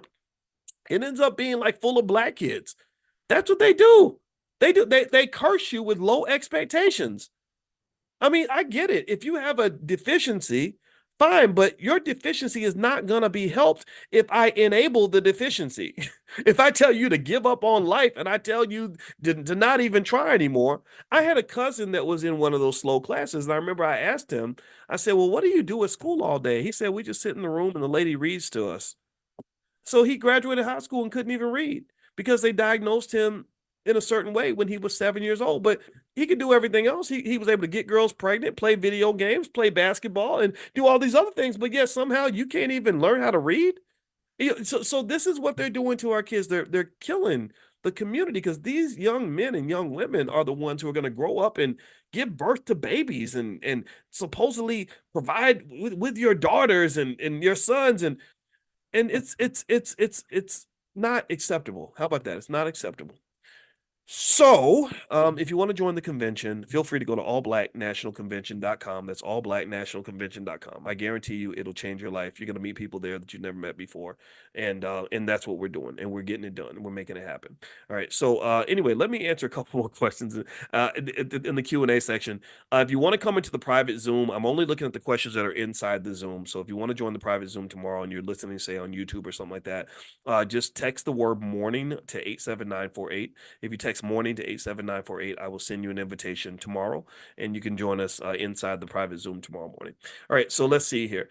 Gail says, can you explain how to start the $5 a day plan? Step 1, step 2, step 3. Great question. Okay, first thing is the $5 a day plan is at blackwealthmasterplan.com. It's totally free. Blackwealthmasterplan.com. Here's how the $5 a day plan works, and then here's how you implement it. The $5 a day plan basically says that any person of any income level who can find a way to invest $5 a day, which is actually less than the cost of a McDonald's value meal, it's less than the cost of a Popeye's chicken value meal. If you can invest $5 a day, then even if you randomly pick stocks in the S&P 500, after 10 years based on history, you can't predict the stock market, but based on history, you would have after 10 years roughly $29,000 in liquid wealth. After 20 years, you'd have roughly $100,000 in liquid wealth. After 30 years, roughly a quarter million. After 40 years, you have roughly 750,000. This solves the black wealth problem. This solves the problem for any family that has just consistency. Buy your stocks and don't sell them. How do you implement it? Very easy. You can open up an app like on Robinhood, Acorns, anywhere else, and then have it automatically deposit about, let's say, $5 a day, which would be $150 a month. You can do it monthly or you can do it weekly. It's up to you. You don't have to do it daily. I call it $5 a day because that's the title. But really, it could be $5 a day was also $35 a week or $150 a month, one of those two. So if you put in automatically deposit $150 a month into your account and then have that 150 automatically purchase uh, any of a wide range of ETFs. The ones that I refer people to first are VOO, Victor Oscar Oscar, or SPY, Sierra Papa Yankee, Sierra Papa Yankee, SPY, or VOO, Victor Oscar Oscar. If you do that consistently and you just don't sell and you do your 150 a month, just like you do your car note, just like you do your cell phone bill, just like you do every other bill that you have, then over time you will build wealth. After a decade, you won't be in poverty anymore because there's nobody who has $20,000 or $30,000 liquid in an account that can say that they're poor anymore. So this solves the poverty problem, and it solves it in a way that is so easy that even a monkey can do it. Burton Malkiel in 1971 taught monkeys to invest by having them do very simple things like that, and the monkeys had more money than working class people. And so don't think investing is complex or hard. It's much easier than you think. And the biggest mistake you can make when it comes to investing is to not do it at all. Now, for those of you that get it, for those of you that have it, then I don't think 150 a month is appropriate. 150 a month is the bare minimum. That's the number I picked for all the Negro naysayers I had to deal with. Negro naysayers are people who find a problem with every solution. So I had lots of Negro naysayers who'd say, black people can't afford to invest. You being uppity telling black people to invest. Investing's for white people. Investing's for rich people. Investing's for people who got college degrees. I said, okay, all right. So let's start with $5 a day. I said, I literally would ask them, I said, can black people afford chicken? And when I asked them, can black people afford chicken? You can't say no because we single-handedly support half the chicken in the Popeyes wouldn't exist if it wasn't for black people. So you can't. So basically, I said, okay, let's do $5 a day. Let's see what happens if you do that, the bare minimum. And that's what you get. That's how you can build wealth, even at that low level. But truth be told, think about it. I'm talking about 150 a month. A lot of y'all got car notes that are $700-800 a month. So what if you cared as much about your legacy, and what if you cared as much about your family's wealth and your family's future as you care about that car in your driveway that's going to be worthless in 5 or 6 years? What if you cared as much about your children as you care about paying the cell phone bill every month? Seriously, I'm not making fun of you. I'm just giving you facts. Well, if that's the case, then you wouldn't be doing 150 a month. You'd be doing 600 a month. 4x that, the amount that people spend on their car note. You do 600 a month, then after 10 years, based on history, you're not talking about $29,000. You're talking about 120,000. After 20 years, you're not talking about 100,000. You're closing at 350, 400,000. After 30 years, you're not talking about a quarter million anymore. You're talking about $1 million. You got a million liquid, just for one short, brief sacrifice of less than a generation. And then if you protect those assets properly and going into the next generation, then your family doesn't have any economic problems at all. Okay. It's very easy to solve, but you just have to do it. And you have to stop feeling sorry for yourself and take action. Okay. Anyway, all right, let's keep going. Okay, Jamila, and by the way, I do have a stock market investing class if you want to take a look. It's theblackstockmarketprogram.com, THE. That's theblackstockmarketprogram.com. The first month is free. All right, don't forget the THE. All right, Jamila Stone says, is a multi-asset income a mutual fund? In your opinion, is a multi-asset income a mutual fund? I'm not sure I understand that question, Jamila. A multi-asset income, a mutual fund. No, a mutual fund is basically where you buy one asset and it represents a collection of stocks. So it's almost like I have a multivitamin here, and if I take that one vitamin, it's got a lot of nutrients in it. I don't have to take independent pills to get every single thing. The multivitamin has everything in it. So a mutual fund has a bunch of different stocks in there. So you're getting a piece of a bunch of different industries all with one share. Okay. Just like a multivitamin. Okay. Now, by the way, those ticker symbols were VOO and SPY. Somebody type that in the chat. If anybody asks and they say, can you repeat that? If you could help me with that, I'd appreciate it. I don't want to trigger my ADHD. In your opinion, is it worth investing to build wealth? Yes, mutual funds are a great way to get started, and it makes it very easy. Desmond's asking, what do you think about Krispy Kreme? I don't have stocks in front of me, Desmond, so I can't do that. Well, we do stock market Tuesdays, and that's when I can look up stocks and stuff like that. But right now I don't have anything in front of me, so I can't really analyze Krispy Kreme. I don't know how that company's doing right now. How do I contact LeVar Scott's team? I'm not sure, but if you email support at theblackbusinessschool.com, support at theblackbusinessschool.com, they can help you, and they can help you with pretty much anything you want to do with your family in the Black Business School. So that's support at theblackbusinessschool.com. Has Mr. Cody come to the platform before? Yes, Barbara, he has. He was here last year, and we invited him back again this year, and I'm going to hopefully try to get him to the All Black National Convention because when he tells you about Black Wall Street, you'll realize no matter even if you think you know the story, you really don't know the story. That's why I reached out to partner with Cody because I went to Tulsa to visit some friends and family, and he gave just this tour, and I was like, oh my God, this is amazing. This guy, he knows so much stuff. Is mobile notary still available? I don't know if it's open right now, Kenrick, I'm sorry. But email support at theblackbusinessschool.com and you can ask them. Andre Hatchett is our partner in the mobile notary program. He teaches people how to basically become mobile notaries. I needed one yesterday. I needed documents signed, and a lady came to the house, and I signed the documents, and she got her money and left after about 20 minutes. Let's see. What's the lady's name who raised successful kids? Her name's Dr. Mary Stoddard, Stoddard. She lives in Louisville, Kentucky. Let's see. David Hawkins, Map of Consciousness, friendly reminder. Is that a book? The David Hawkins Map of Consciousness book? I don't. Um, I'll write it down. I'll write it down. All right. And by the way, if you ask, I can't answer questions about individual stocks or anything just because I don't have any information in front of me to look at it. So we can do that though during Stock Market Tuesdays. Jamila, which annuity calculator would you recommend? They all kind of work the same, Jamila. If you look up annuity calculator, it's out there. And basically with annuities, you have formulas where you can either pull out the annuity amount, the amount that will be required to either build a certain amount in the future, or you have what they call present value of annuity calculators. And annuity calculators in various forms mathematically, that's how you value any financial asset. You can value a share of stock with an annuity calculator. You can value an asteroid with a with a an annuity calculator. Let's see, Dave Joseph. Every 4 years, Black people, include intelligent Black people, vote for the better master. Why? Because I think that we habits. I think we just kind of do what other people did. We follow people, even if what they're doing doesn't make sense. So it's like, well, my grandma voted for so and so, so I'm going to do the same thing. I don't think we think about it that much. Does Dr. Stoddard have parenting books? Asked Deborah. No, she does not have any parenting books, but she gave a great lecture last year, and I believe she's coming this year, bringing I think two or three of her kids with her. And that's why I just looked at the schedule and I saw I have the whole team's working on it. It's really teamwork. It's not me. I can't plan all that by myself. And I saw her on the list, and I also saw her two of her daughters, Dr. Shauna Stoddard and another one of her daughters. They're all doctor. And I just really think this is the model. This is the framework. This is what we should be studying. I don't want to. I don't.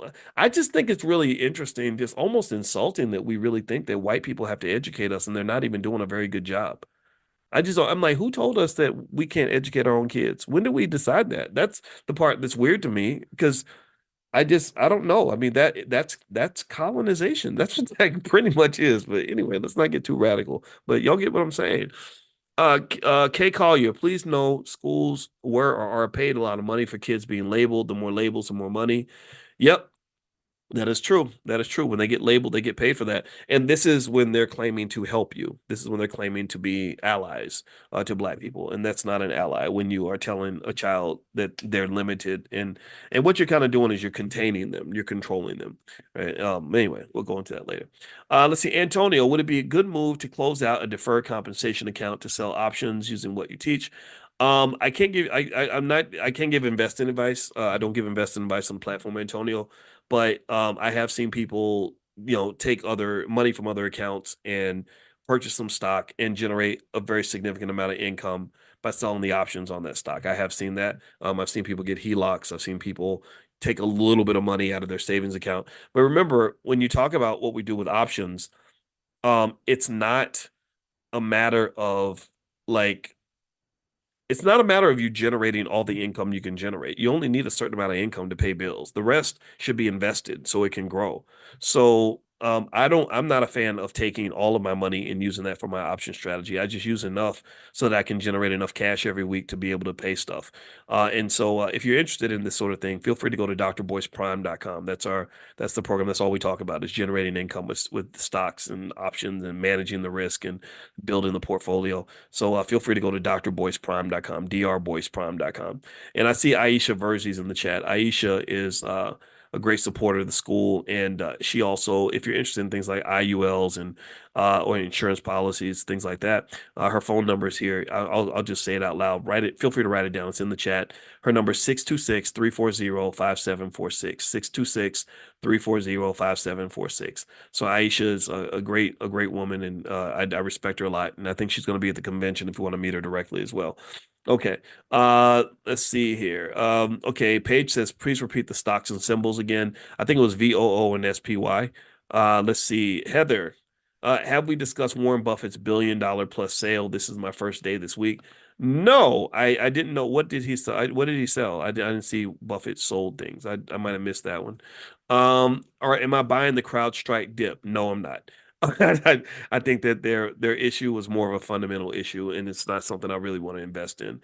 What if I sell my $70 a week plan, which is 6 years old, to join your Prime program? You've always chosen not to sell. What if I sell my $70 a week plan, which is 6 years old, to join your Prime?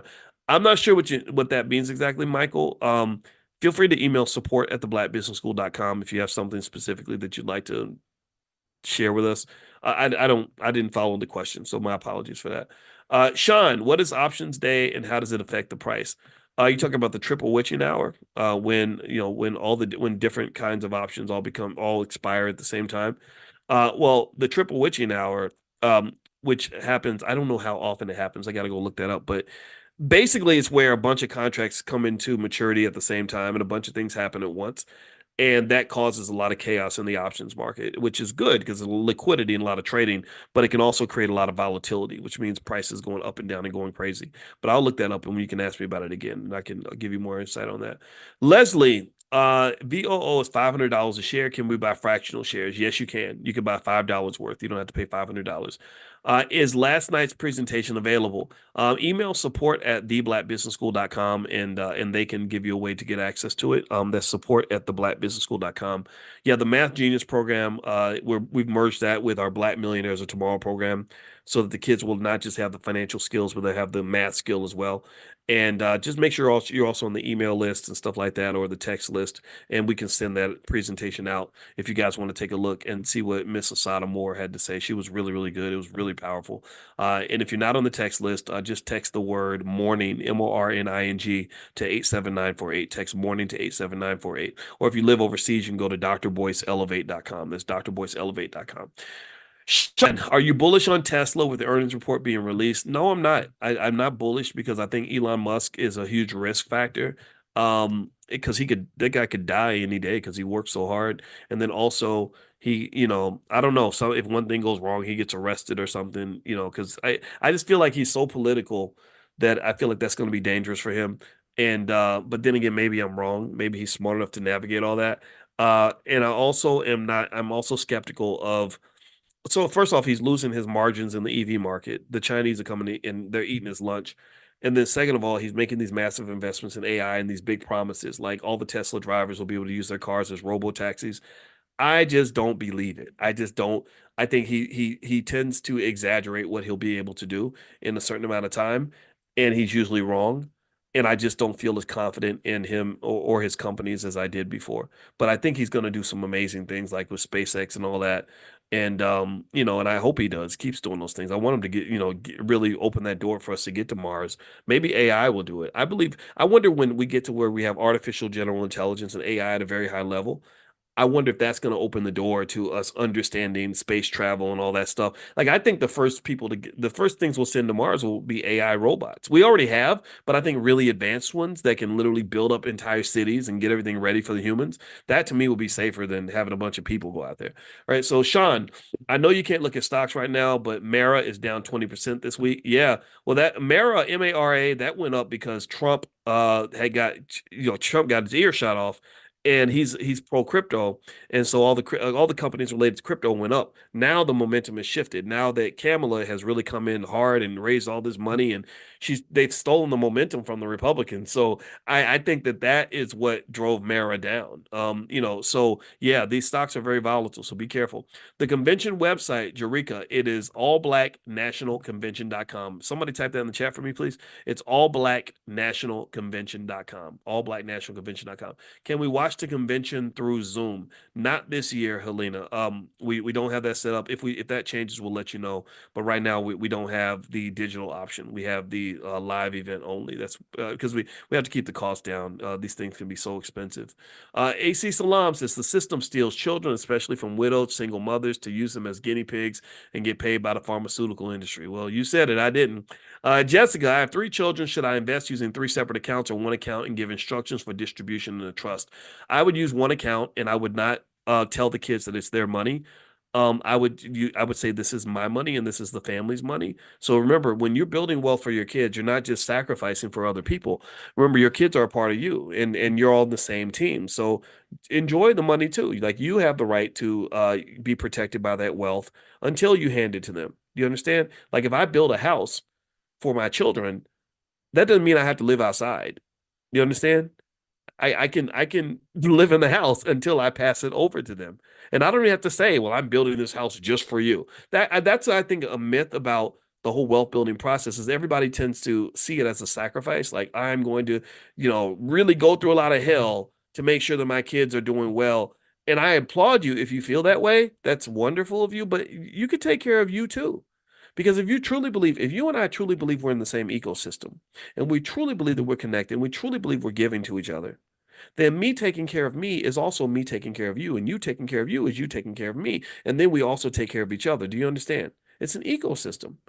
So believe me, I have no problem taking care of Boyce. I have no problem making sure Boyce is mentally and physically well. I have no problem building boundaries to make sure Boyce is safe and good and at peace, because I know that when Boyce is at his best, Boyce is gonna really pour back into the space, into the communities in which he operates. I'm really gonna be a great husband because I am a healthy, healed, happy human being. Do you understand? So the same thing is true with wealth. When you build for yourself, you're building for your children. When you build for your children, you're building for yourself. It's supposed to be connected. Who told you that it's separate? Who told you that doing for your kids means you can't do for you?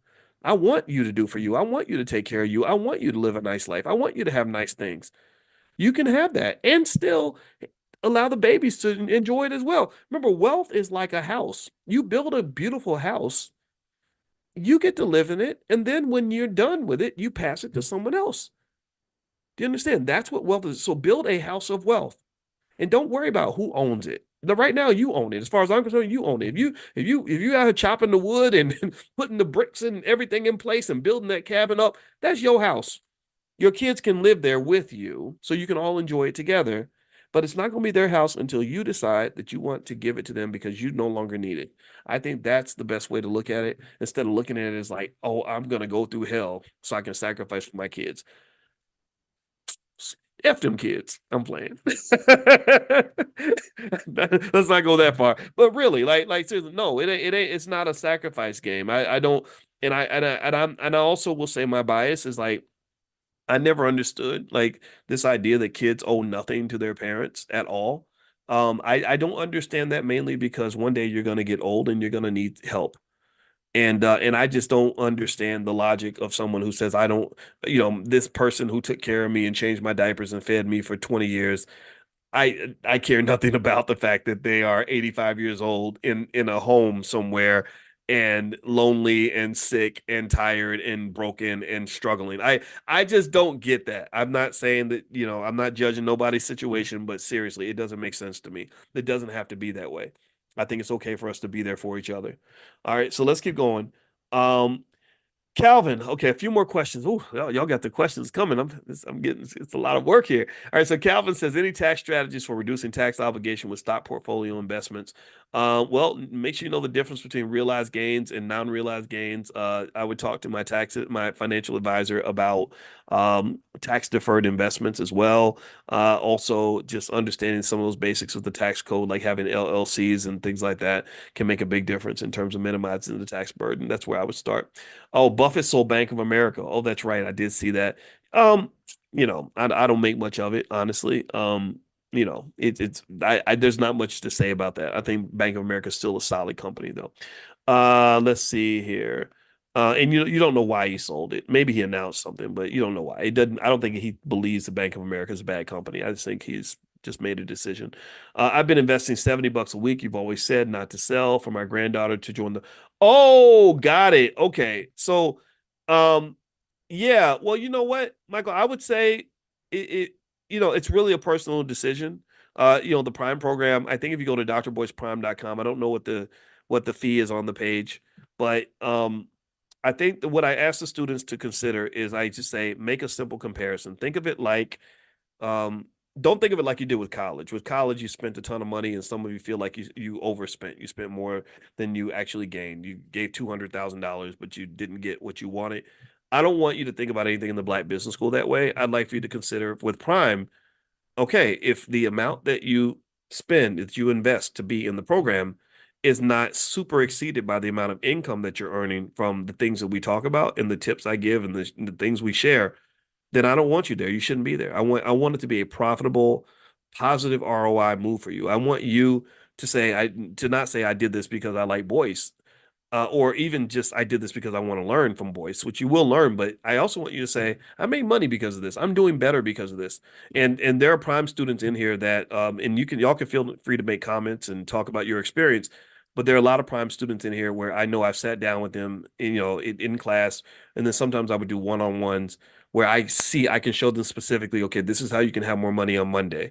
And it's very easy to do because this is one of those superpowers you get when you have a PhD in this stuff. So there you go, El Haj. Thank you, El Haj. There you go. So there's some comments right there. So feel free to talk to them, and I want them to be honest. I don't want nobody out here lying for me. I'm not here trying to, pull a fast one on anybody.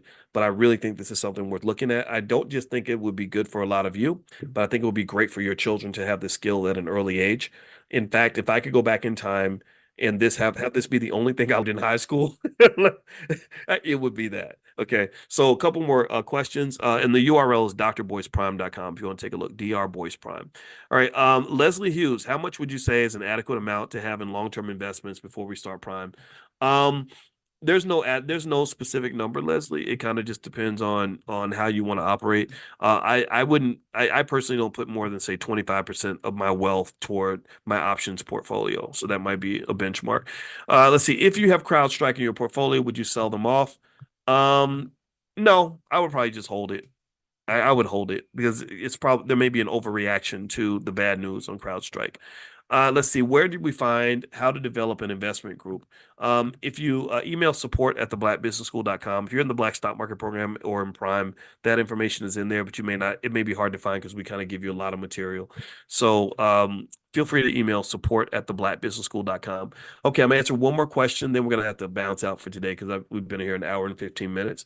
Lalani says Buffett sold his Bank of America stock. Why is he trying to free up that money to buy? Okay. That's a good question. I will say this, and this is the last thing we'll talk about, and then we'll bounce out for today. There is a growing group of people that believes that the market could be in for a major, major drop. I just read an article from a guy who became famous because he predicted these drops in the past. That does not mean he's right this time, but he believes that some of these stocks could be cut in half. And so, one thing I would say is that the hard part about those kinds of predictions is that you don't know when it's going to happen. That like there was a guy who knew in 2015, 2016 that the Chinese real estate market was just a big bubble. He knew that they were on some major BS and that the loans that they were making did not have the credit rating that they appeared to have, that they were on thin ice, economically speaking. He predicted this in 2015 and 2016. Everyone told him he was crazy. The prices kept going up. He set up a short position. He got hammered. He lost $1 billion on this short position because the bubble kept on growing. But he ended up being correct around 2022, 2023. The crack showed, and you had companies like Evergrande in China have some of the largest bankruptcies in human history, and because everything he said was correct. But he didn't really make a lot of money from his prediction because he predicted it too soon, and he invested in the bubble or the bubble bursting too soon. So timing is the really hard part about this. So one way to kind of be prepared without having to time anything, because market timing is really hard to do, is to maybe go in and get some strategies in place that'll protect you just in case that things collapse. That's what put options are for. That's what stop loss orders are for. Things like that. I did a whole training on that, on 7 different ways to protect your portfolio from what I think will be a major decline in the next few months, the next year. It's at stormproofinvesting.com. That's stormproofinvesting.com. All the materials are yours. I did a whole training on it. There's slides and everything else. And so feel free to go to stormproofinvesting.com if you want to check that out. Okay, guys, I'm going to get out of here. I hope you guys have a great day. Tomorrow morning, we're going to meet again for class.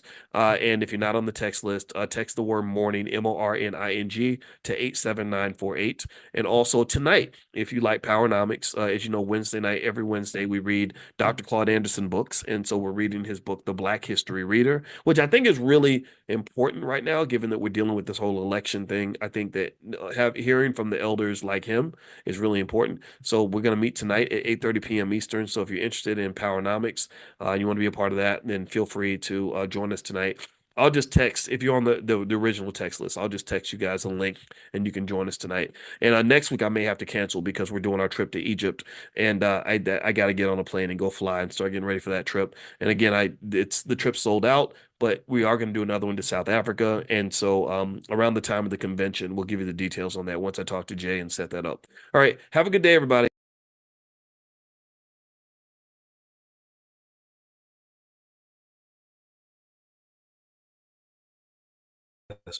Sorry, guys. What's going on? I hope you guys can hear me now. Let me know if you can hear me okay.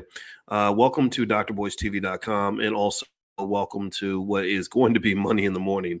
I want to apologize to everybody who comes to the Money in the Morning class. I am currently on a world tour, a whirlwind tour all throughout Europe, and apparently the way the schedule was made, it was made in a way where it was always each day the travel interferes with my ability to make it to class, and it's driving me crazy. It's stressing me out. I wish I had planned this in advance. And so I want to just say give a sincere apology to everybody who joins us for the Money in the Morning class, because I miss you guys and I really like talking to you every day. And I hate the fact that I've had to cancel 2 classes so far, and I'm going to have to cancel class tomorrow because every day the train happens to run at the same time that we have class. Do I sound frustrated? I don't know if I sound frustrated or not, but I am. I'm very frustrated because I'm like, why are we traveling when I told you I wanted to have my class? Anyway, so in case you don't know, every morning we do financial consciousness training. Money in the Morning, I train you on the art of economic elevation, and it's free. It's 100% free. So if you'd like to join us, just text the word morning, MORNING, to 87948. Text morning to 87948. Now, right now I'm in Brussels, and my Wi-Fi in Brussels, the Wi-Fi when you travel can be a little bit shaky. So I'd like to do a quick audio check. Give me a quick yes if you can hear me. Everybody that can hear me, give me a yes in the chat. Let me know I'm coming through okay. I see Dragonfly Jones and Gerald Rogers. He says, yes, you sound frustrated. Okay, so that means you can hear me. Great. Yeah. I am mad. I'm really irritated because I get pumped up every morning when we're talking and we're doing, our economic conversation. And I just believe that Black people, I think that when we're on point, we can be the best that we can be. And I see economics as a competition. And I think that we should not be losing that competition. We're supposed to be the winners. So the way you win a competition is you fight. You have to fight. You can't sit around whining and moaning and bitching all the time. You got to get out here and go hustle. Go get something done. Get up and get out and get something, make something happen. So anyway, that's what Powernomics is all about. And I just spoke to Dr. Claude Anderson. a little while ago, who's the godfather of powernomics. He's the guy. He's the originator. He's the alpha, and I don't know what I am, but I'm not the alpha of this. I'm not the alpha or the omega. I'm not the I'm not the first or the last. But he is one of the great ones in this space. And one thing Dr. Anderson said, I asked him, I said, what do you think about this election? He said, I don't give a damn about the election. He said, I'm voting for black people. He doesn't care about the Trump or Biden stuff. He cares about black wealth. He cares about black people doing what we can economically. And I can tell you, and this was really on my mind, and I wanted to kind of talk to you guys about this today. There is a lot going on with this election. I think the Republicans are having their convention right now. The Democrats are dealing with whether or not Joe Biden should be, whether or not Joe Biden should be the nominee or not. And I can just tell you, I find it really interesting, though, that you don't really see when they bring up the African American community. Has anybody else noticed that they don't really talk about black wealth? Has anybody noticed that when they talk about the black community, they don't really talk about reparations? They don't talk about what you're owed. They don't talk about really doing anything tangible for you. They just talk about sort of saying that we're better than the other guys. The other guys hate you more than we do, and you all, either the Democrats are kind of like the pimp who says, "Ho, you need to be loyal to me because I've been your pimp for all this time," and the Republicans are the ones who say, "Nah, ho, look at how bad that pimp is treating you. You need to come work for me." But either way, though, a pimp is a pimp is a pimp. And I heard my good friend Dr. Nicole Price give a TED talk in Morehouse, and she was talking about learning empathy from a pimp. And I want to talk about Dr. Price. And by the way, if you have not seen Dr. Price's TED Talk at Morehouse, you should really watch it. I think empathy is something that we can learn from. In fact, let me see if I can find the title of it, because she had sent me a link and I watched it. I was really impressed. She's a great speaker. She's spoken at the All Black National Convention before. And the title of her TED Talk is "What a Pimp Taught Me About Empathy." And so y'all should go look it up. What a Pimp Taught Me About Empathy. And what Dr. Price seemed to be saying, and I cannot summarize all of her words because she's so smart. It's hard to capture everything an intelligent black woman is thinking. But basically is she basically saying that, pimps be pimping. And that part of pimping, yep, we know pimps be pimping. And part of pimping is knowing how to connect to your pain point, right? Well, a lot of pimping is being able to put themselves in your shoes and find out what's harming you, what's frustrating you, and then selling you a dream that's going to hopefully elevate you out of your painful condition. It can help you alleviate your suffering. Tell me if you know what I'm saying. Tell me if you get what I'm saying here. Tell me if you understand where I'm going with this. What a pimp will do is a pimp can identify. They have a very high social intelligence. They can look at you and see where you're struggling. They can tell when your pockets are empty. They can tell when your self-esteem is not where it needs to be. They can tell when you don't have nowhere to go. They can tell when you're just not sure what your next move is going to be. They can tell when you have maybe a weakness or a vulnerability or an addiction that they can exploit. They can put themselves in your shoes. So pimps. So what was really interesting about Dr. Price's speech, which I highly recommend everyone go check it out, is she was basically saying that empathy isn't just something that's used by kind, sympathetic human beings. Empathy can be used by sons of bitches that want to manipulate you.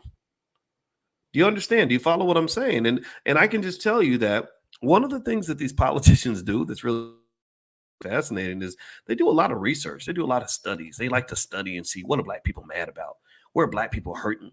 Or black people, their families are falling apart. We're not going to talk about why it happened. We're not talking about the Biden crime bill. We're not going to talk about how to fix it. We're just going to drill. We're just going to put our finger on the wound a little bit and get them to scream in pain, and then tell them that we are the antidote. We are the opiate for the masses. Oh, black people, they're worried about their black jobs. They're gonna lose their little black jobs. They ain't talking about black ownership. They ain't talking about black wealth. They're talking about black jobs. Like, I'm a pharmacist. That's my black job. Has anybody seen those viral videos? I'm not making fun of it, I promise. But they're like, what is your black job? Well, I'm the head of widgets at White Man Corporation, and I'm the senior project manager at Google. And I get it. I'm not knocking it. I'm not making fun of you if you're in this category. I know there's a lot of professional folks in this room, and I respect you. But Lord, come on, man. Come on, man. I mean, do you understand how weird it makes us look when we take so much pride in working for white people? I'm not making funny. I'm not trying to sit here and act like everybody's perfect in here. We've all done it. I mean, we've all done it. But I'm sitting there saying, man, like you get all your self-esteem from a job title that somebody gave you. They gave you your self-esteem. They looked at you and they said, "Boy, that boy, you showing potential, boy. And because you show so much potential, boy, I'm gonna do you a favor, boy. I'm gonna help you out. I'm gonna make you the middle manager of butt cracks over here in my business and my family business. My family wealth is gonna get built because you're gonna. I know how hard you're gonna work because I made you feel good about yourself, boy. So come on in here. You're kind of one of us, not really, but you kind of are, and that'll be your black job. And I don't like any of that. I'm sorry. I hate that. It drives me crazy because it doesn't mean I have a problem with people that work hard every day. And this is what people do. They're like, oh, you're being uppity. You're being uppity. You're looking down on workers. I'm not looking down on workers. I'm looking down on the pimps. I'm looking down on the people that pimp you into not realizing your full potential. I'm looking down on the people who sold you a dream that was probably one third of the true dream that God had in plan for you, had in store for you. I'm talking about just the people that literally got you to, you were supposed to run a 20-mile race to your potential, and they got you stopping on mile 2. And you're like, I ran 2 miles today. Well, no, God meant for you to run 20, damn it. You're supposed to run a whole marathon, and you happy because you ran the kitty mile. That's what I really feel. I feel that we can't ever be powerful if we always sitting up underneath somebody who don't even like us. So when you talk about this election, I have to say it. I have to say it a lot so people don't misinterpret. Because what happens is that the Democrats feel like they own black people so much that literally, when you literally just say I'm not voting for the Democrats, they automatically say, "Oh, you must be a Republican. You're a Trump supporter," which I find really fascinating. That's a type of white entitlement, racist white entitlement that we should not accept. This idea that we literally that somebody literally owns your vote so much that when you say I'm not voting for you, they say, oh, that's because you're voting for another person. So that's crazy. That's absolutely ridiculous.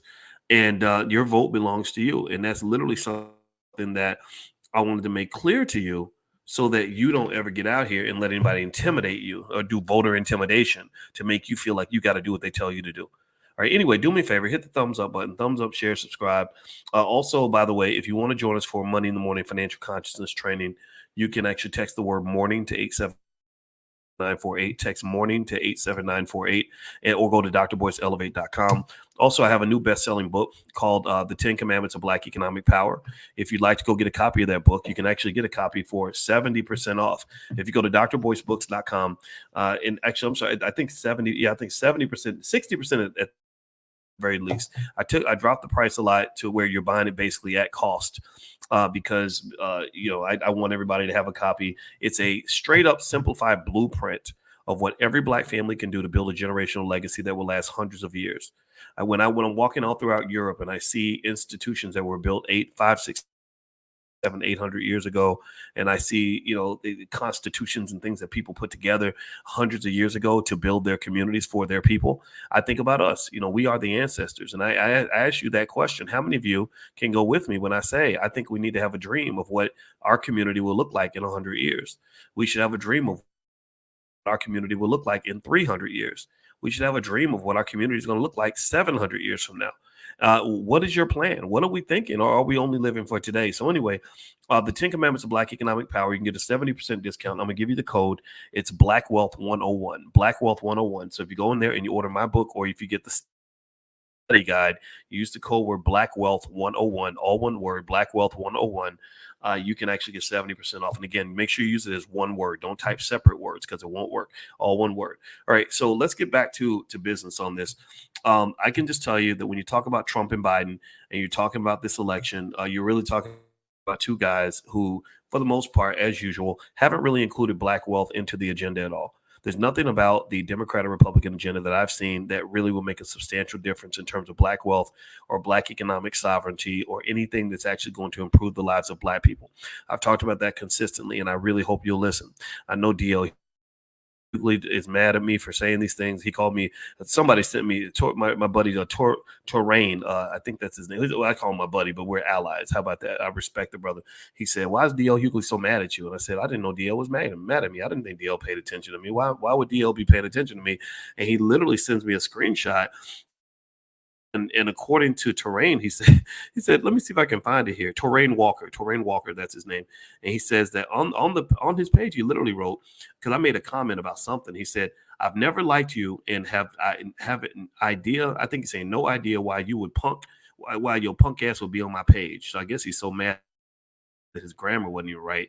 And then he calls me a clown, which is kind of funny because comedians, last time I checked, comedians are clowns. Like, clowns make people laugh for money. That's what a comedian does. So, just to be technical about it, I can't be. I'm not a clown. I'm a scholar. You're a clown, but I'm not saying you're a clown in a bad way. You're a good clown. You make people laugh. I think he's funny, but you tell jokes for money. That's what you do. So that's kind of what clowns do. But anyway, and then he calls me a dickhead, and I thought that was interesting. So I don't know. According to what Terrain says, that's what I see, and I'm not judging. I don't care. I have no interest in fighting with another black person about who they voted for. I just don't really have time or interest in doing that because I don't think that matters. I think what matters is what are you doing in your own life? What matters is, are you saving your money? What matters is, are you investing for your family? What matters, are you working on your relationships? What matters is, are you trying to build family? What matters is, are you taking care of your physical health? What matters is, are you taking care of your mental health? Because I can guarantee you that under a Trump or Biden administration, any black person in America who is taking care of their physical and mental health, strengthening their relationships by healing, maybe doing things like therapy, and investing and saving their money is going to be just fine. Give me a yes if we can at least agree on that most black people, if they are doing the best that they can do with what they have, saving their money, investing their money, working on relationships, killing generational curses, and taking care of their physical and mental health, they're going to be okay under a Trump presidency, and they're going to be okay under a Biden presidency. And I think that's really important because a lot of times we get caught up in conversations about things like Project 2025, which I did look at it. And if that is something that they're trying to do, I'd be curious to see if they're going to be able to pull it off. I haven't seen any evidence that they could pull it off. It seems to me that they had 4 years. They would have done it already, but whatever, there's always a scare tactic, and I don't doubt that there are right wingers out there who have extreme agendas, and I see left wingers who also have extreme agendas. I think in California, Gavin Newsom just passed some crazy laws about stuff they're trying to do with the kids in the schools. So what you see in American politics is you see extremist against extremist. You see extremism on the right. You see extremism on the left. I'm not really an extremist. I like to believe I'm more of a centrist. Even the ideas that I express about the black community, they're only extreme because we're not used to black people having equality. My ideas only seem extreme to people who are used to black people coming in last place economically. I'm only an extremist if you believe black people should continue to suffer financially and remain in last place. If you believe those things, then yeah, it sounds extreme because here I am. I have a PhD in finance, and I'm sharing cutting edge economic strategies with black families that are going to last for hundreds of years. So that's pretty extreme in that book, but it's not extreme in the sense that I'm not out here talking about hurt nobody. I'm not out here talking about doing things that are harmful to anybody, getting people hooked on drugs. I mean, if you want to talk about extreme behavior, look at what they're doing with hip hop. You want to talk about extreme behavior, look at what they're doing in terms of paying a rapper to literally go out and destroy your son before he has a chance to live. Look at what they're doing. Look at the people that are spending billions of dollars pushing messages that are clearly unhealthy to the black community, that are anti-family, anti-health, anti-love. Get your son shot in the street, get him locked up by a cop, get them, having babies, mamas, and STDs, and all kinds of drug addictions and chaos and ignorance. Why? That's extreme.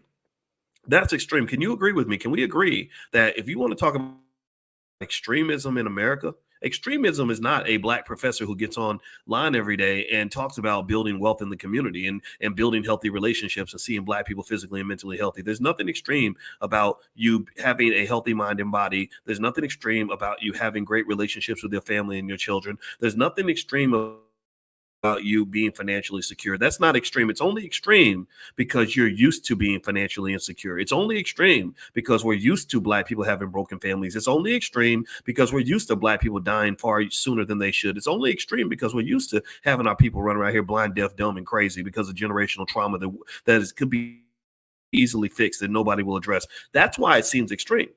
That's why it seems extreme, but there's nothing extreme about anything. My agenda is not a complex agenda. It's really not. So if you really want to talk about extremism, yeah, it's Project 2025 extreme. Yeah, it's pretty right wing. If you are LGBT or if you are a feminist, I would hate Project 2025. It's very anti-feminist. It's very anti-LGBT. It's very anti-immigrant. So if that's who you are, if you're into immigrant, LGBT, feminism, trans this and trans that, and all this other stuff, then absolutely you should hate Project 2025. You should try to stop it at every available opportunity. And that's 100% your right to do that. I don't have any problem with that. However, the problem that you have, though, is that you make the assumption that all Black people are going to agree with you. That's what you do. You make the assumption that every Black person's on the same page. And that's just not true. Every Black person is not interested in putting LGBT issues ahead of things like Black wealth. They're not against gay people. They don't dislike the LGBT community. They just don't think that should be the top Black agenda. They don't think that gay is the same as Black. There are lots of Black people who say, yeah, feminism's okay, but feminism has its flaws. Feminism, creates a lot of, lonely women and and stress in a lot of families, because sometimes it turns into a gender war. So there's some people who say, I don't want to be a feminist. I want to be a womanist. A womanist means a woman has every right to be who she wants to be without being pressured by either men who are abusive or by women who are pressuring you to be something that you don't want to be. Right. So that to me is it's kind of what you're looking at. So you're looking at a world where the extremists are out there, right? You got the Project 2025 extremists, you got the extremists on the left, the Black Lives Matter, which was really communism in blackface. That's what that really was. If you really read the Black Lives Matter manifestos closely, you would find that basically it was the Negro extension of the Communist Party. That's what that was. It was just, like, okay, how do we take these leftist ideas and just get Black people to promote our leftist ideas? So in a way, it's kind of like if you come to, like, right now I'm in Brussels. And so if I'm in Brussels and I want to look for a like legitimate, like Brussels, like Belgian restaurant, I think Brussels is part of Belgium. I should know these things, but I know they got a lot of Belgian stuff here, like Belgian waffles and all that stuff, right? So if I come to Brussels and I want to eat at a legitimate Belgian restaurant, that's different from me eating at a McDonald's that just has like a Belgian swing to it. Do you understand? Like if I go to McDonald's and they say, "Oh, well, because we're in Brussels, we're going to make the Big Mac a little different. We're going to serve a waffle with strawberries on it. We're gonna make our French fries a little bit more consistent with the history of the French fry, or whatever." Right? That's different from authentic Belgian food. Right? That's different from food that is rooted in the actual community. So here's what I mean. Let me bear with me now. Let me drop some game on you. I hope you can follow this. But when someone comes along and they say, we've got this movement called Black Lives Matter, and everybody that runs it happens to be a trained Marxist, even though most Black people are not Marxists. I'm not saying that there's something wrong with being a Marxist. There are a lot of Marxist ideologies out here that that are really interesting. And in fact, Marxism is correct, part of the time. I don't think that it makes sense to just come in and just say, okay, we believe all Black people need to do what we're doing, that all Black people are the same, because that's not a Black movement. That's a Marxist movement with a Black extension, with a Black face. So that's kind of what you see. Now, let me show you something. This is hilarious. At first, I wasn't sure if I wasn't sure if DL Hughley really said those things about me. I told Terrain, I said, I don't think DL hates me that much. DL ain't thinking about me. And I literally just saw a message in my Twitter. This is kind of funny. So I guess he's really upset about the Democrat Republican stuff. He says, I can't fucking stand you. Don't ever hit me again. And he used the P word. It rhymes with ussy. He literally said, I'm looking at this for the first time, and I'm just sitting there thinking, okay, so he really does have an issue. I didn't know that. That's okay. I'm very surprised by this. I did not know that. I'm sorry, DL. If you listen to DL, I'm sorry, man. I hope I didn't hurt your feelings.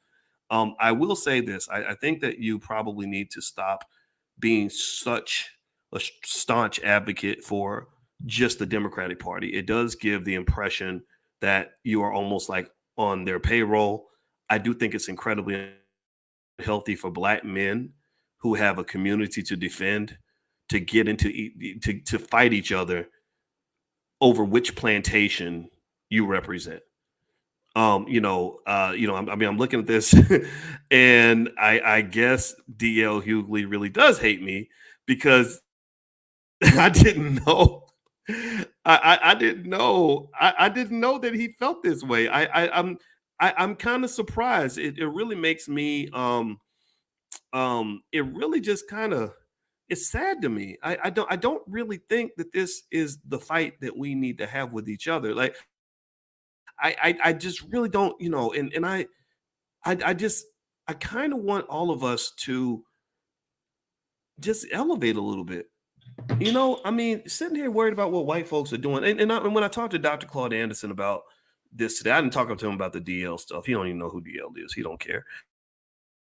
Um, he literally said black people do not have a dog in this fight. He said black people don't have a dog in this fight, and I agree with him. This is not. I'm not saying that these things don't matter. I'm not saying these things. I'm not saying that at all. So if you think I'm saying healthcare and education and all this stuff doesn't matter, no, I'm not saying that. If you're saying that I believe you don't have a right to be a Democrat or Republican, I'm not saying that. You can be whatever you want to be. But do you understand how much the community suffers because some of our best, brightest, and most powerful people spend so much energy focused on these two crunchy old white men who don't care nothing about you, that we completely end up neglecting our own people. All that time that could be spent building black businesses is spent advocating for Democrat Republican nonsense. All the time that could be spent strengthening our families is spent trying to figure out if you want to support Biden or Trump. All this time the thing that I need you to get is that a neglected community ends up looking like the community that you have right now. And what does neglect look like? Neglect is similar to a parent who is so busy arguing with their neighbors over sugar that they're not feeding their baby, or they're so busy out thugging in the street trying to represent some gang or whatever that they forget that you got a little girl at home who needs you who doesn't need her daddy to go do 50 years in prison. And so I'm not saying that. I mean, I respect the fire, and I didn't know DLU had that much fire. I think that there's some vitriol there. I feel bad for him. If he ever wanted to call me, I'd talk to him. I don't get. I fear no man. I have no problem talking to any man. But I just really kind of think that there's a mental health issue that we have as a community where we will put so much energy into what some Democrat or what some Republican thinks. I just think that that's incredibly unfortunate. But anyway, let me keep going here, guys. Do me a favor, hit the thumbs up button, thumbs up, share, subscribe. You listen to drboycetv.com, the home for intelligent black people. And I want you all to know that also one of the things we just put together is a 30-day freedom challenge. If you are interested in truly being free and go beyond the politics, this is totally free for you to do. Just text the word freedom to 87948, and I will send you 30 of the trainings that I've done in our economic elevation training that we do every morning. Everything's been saved and archived. I think at this point I've done about 160 lectures this year alone, about 160 lectures this year alone, and they're all saved. If you want to get access to everything from now in perpetuity, you can actually go to oh gosh. I can't remember the URL. Shoot. Dang it. Go try drboyceoffers.com, drboyceoffers.com, because I can't remember the URL. But anyway, if you text the word freedom to 87948, then what we'll do is we'll send you every single day. We'll send you one training per day that you can get to your text message. And that will just be something that'll kind of get your day going right. It'll get you thinking about your economic purpose. I'm a believer. My political ideology is that if we get our economics straight, everything else will take care of itself. I'm a believer that if we really build these families, educate ourselves and each other, and prepare for the future, we're going to win. I don't spend a lot of time thinking about Project 2025. I spend time thinking about Project 2070. Project 2070 is something that I wrote about in a book that I put out in 2013. Called Wealth, Education, Family, and Community, A New Paradigm for Black America. And when I wrote that book, that was actually at the same time I did a mass incarceration campaign with Russell Simmons, who was very honorable in terms of how he approached things. And what we did was I wrote a letter to President Obama asking Obama to go back and help us to free some of these black men and women that have been locked up since the Biden crime bill, and follow his promise on incarceration policy. And so so once I wrote the letter, I got a bunch of activists and scholars to sign. Russell got a lot of celebrities to sign. He got everybody from Rick Ross and Lil Wayne to Will Smith and Jada Pinkett Smith to Chris Rock, to even the Kardashians, and Justin Bieber signed it, which I appreciated so much. And what happened was, as a result of that effort, that hashtag, which was in the war on drugs, became the number 3 most trending hashtag on Earth. And that was when the Obama administration realized we wasn't backing down. We wasn't scared. We didn't hate them, but we have love for our people. We wanted to just get this done, and they changed the incarceration policy as a result of that. So that was, real stuff. So I wrote that book around that same time, and it's probably out there somewhere. If you guys want to get a copy, it's probably on Amazon or something. But generally speaking, in that book, I wrote about something called Project 2070. Now, here's Project 2070. I want to break this down. I believe that by the year 2070, the black community can be the most economically intelligent group of people on the planet. I believe that by the year 2070, that if we pour into our children the way we should be pouring into our children, instead of pouring into this Democrat Republican nonsense, that by the year 2070, our community can be incredibly powerful as it pertains to economics. And once we become powerful in economics from a poweronomics standpoint, at that point, the politics falls in line. So y'all got to understand that the politics is driven by the economics. The money is everything. One of the reasons that Biden is suffering right now so much is because he ain't got no money. So this is why, if you ever wonder why a finance professor is talking about black politics, it's because it's all driven by money. And I'm an expert on money. My PhD is in money. So ultimately, this is the plan. This is the master plan. And here's what you got to understand. And I hope, give me a yes if you're following this. I hope you guys are getting what I'm saying. It doesn't take that much effort. It doesn't take that much change. You ain't got to redirect the whole ship. You ain't got to go in a whole different direction. You don't have to become a new person. You just got to pivot. You just got to do a tiny little pivot. And those tiny little pivots will make a massive difference in your outcomes. Tiny pivots. Invest small amounts of money over a consistent period of time. Pivot the way you educate your kids. Stop letting white folks pour that bull crap into their brains that gets them thinking on this whole Democrat Republican nonsense, right? There is so much out here for you if you can liberate your mind in order to move forward. And I'm not even talking about white folks. I know white folks are scared of me because of the way I talk, but I'm not even really talking about them. I'm talking about you. My question is not for them. Like, when are you going to change? Why don't you stop doing this? When are you going to stop being racist? I ain't talking about them. I'm talking about you. When are you going to stop being racist against yourself? When are you going to change? Because they won't change until you change. If you keep doing the same thing, they're going to keep doing the same thing. Let me know if you get what I'm saying. If you keep running right up, if you in a football game, if you keep running right up the middle and they know you're going to run right up the middle, they're going to tackle you every time. So don't ask when are they going to change. First, I need you to ask, when are you going to change? What are you going to change? How are you going to change? How are you shifting the trajectory of generational wealth in your family? What are you doing right now that's going to make a difference? It's going to change everything. And if you can't answer that question, then that means that before we go and engage the world, before we go and run off and say, oh, y'all Republicans are racist, or before we run off and say, oh, they're Democrats, they just a bunch of racists, then what we need to do is reflect and say, how are we going to pivot? So you make those little black wealth pivots, I guarantee you it'll make all the difference in the world. And I hope that you'll hear me. And maybe if DL, ever wants to listen, I'd be glad to explain it to him too. Man, you're a smart guy. You're funny most of the time, not all the time, not as funny as you used to be, but you're still good. And I don't hate you. And I would talk to you on the phone. I would talk to you face to face. So if you want to box it out in the box in the ring, I'd let you box with me. I'd probably win, but that's okay though, because I've been working out, so you have to watch out for that. But either way though, I don't have any animosity toward this man. I'm not going to fight another black man over this Democrat Republican bullshit. That's corny. That's weird to me. That's weird. Fight for something that matters. Fight for something that's going to make a difference.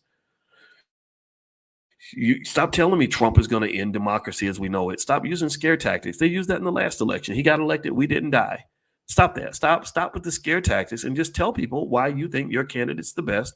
And then get back to the business of being a black man. Get back to the business of doing the stuff that we need to be doing. We, as a community, we need to be doing things that are going to elevate ourselves so that we're not believing. I mean, think about how crazy and pathetic that is. I want y'all to process this for a minute. Think about how pathetic it is. See, I understand why some black women have a hard time respecting us, because you got real men out here literally saying that my whole fate, my whole ability to succeed, my whole ability to be free happy is determined by whether another man lets me tickle his balls. That if I tickle his balls properly and just rub them in the right spot, the good things are gonna happen for me because he's gonna put his balls on my forehead. I wasn't raised like that. I'm not a fan of that. I don't think that that is the best of us. I don't think that that makes us puts us in an appropriate light. I think that makes us look like a bunch of punks and suckers. I'm just gonna tell you the truth. So honestly, I'm with Dr. Anderson. I don't think we have a horse in the game. I think black people who do the right things in their own lives will be successful under a Trump administration. Also, they will be successful under a Biden administration. If you are educating your kids, you're going to be successful no matter who's in office. If you are working hard every day, you're going to be successful no matter who's in office. If you are working on your relationships with others to build positive scenarios where you can actually build together, you will be successful under any administration. So rather than trying to appease the right massa and get on the right plantation, how about you go build something of your own? How about that? Can we agree that that might be a good strategy? Give me a yes if you agree with that. Because we tried the other stuff. We tried the whole Democrat Republican thing. We've been doing that for 40, 50, 60 years. Long time. Malcolm X talked about that. Malcolm X said this is a bunch of goofball stuff, that this doesn't even work. So how about we try building something of our own? If we do that, I think we can be very successful that way. So anyway, guys, I'm going to get out of here. I hope you guys have a great day.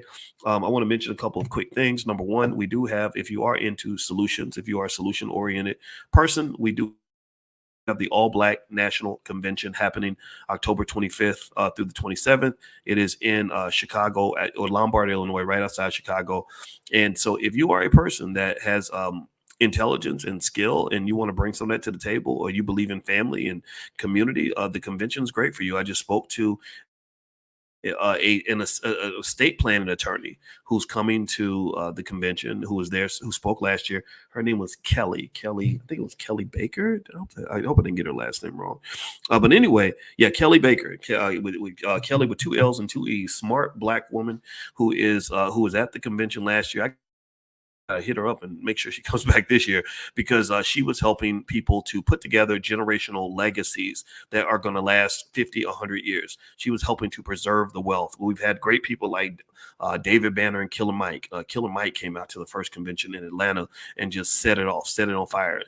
We've had just experts in every area who are interested in one thing. How do we get our people to the next level? How do we solve our problems? How do we govern ourselves? What's governance look like? What does standards look like? What does it mean when we say, forget what the world is doing, let's focus on what we're doing? And I can just tell you that any nation, any group of people that wanted to be independent had to do that. You had to be tough. You had to be strong. You had to be committed. You had to have high self-esteem. You have to take ownership and control of your children. You have to control the way the education is produced in your community. If you do not do that, then you're going to be a sucker. You're going to be a loser. You're going to be getting flopped around, kicked around. You're going to become a bunch of migrant gypsies, just basically going whichever way the wind blows. And I think we're better than that. I think that we deserve better than that. So if you'd like to join us at the convention, feel free to go to allblacknationalconvention.com. That's allblacknationalconvention.com. It's very classy. The hotel is the Westin Hotel in Lombard, Illinois, which is right outside of Chicago. And this convention is going to be the best ever. So feel free to go to allblacknationalconvention.com. And also, I forgot that Pastor James Wilson is going to be there, and he is an expert on Black church economics. And he is helping us to mobilize churches around the country to focus on building economic systems that will ensure that the pastor ain't the only one who gets rich, right? Because the church is a natural economy that hasn't been tapped into in its fullest potential. And I talked to James, and I said I support you 100% in that objective, because he's a brilliant brother, and a family man, and just a great Black men all together. And then, of course, we're going to have therapists like my wife, Dr. Alicia Watkins. As you know, my wife, Alicia, helped us to form in the Black Business School the very first ever Black financial therapy department. My wife is she's a 20-year licensed therapist and a full professor of social work. And just to give this Black woman her credit, very few PhDs ever become full professors. First of all, very few people become PhDs. I'm talking about real PhDs, where she went to school for 5 years to get her doctorate. When she started her program at Florida State, there were 5 Black students.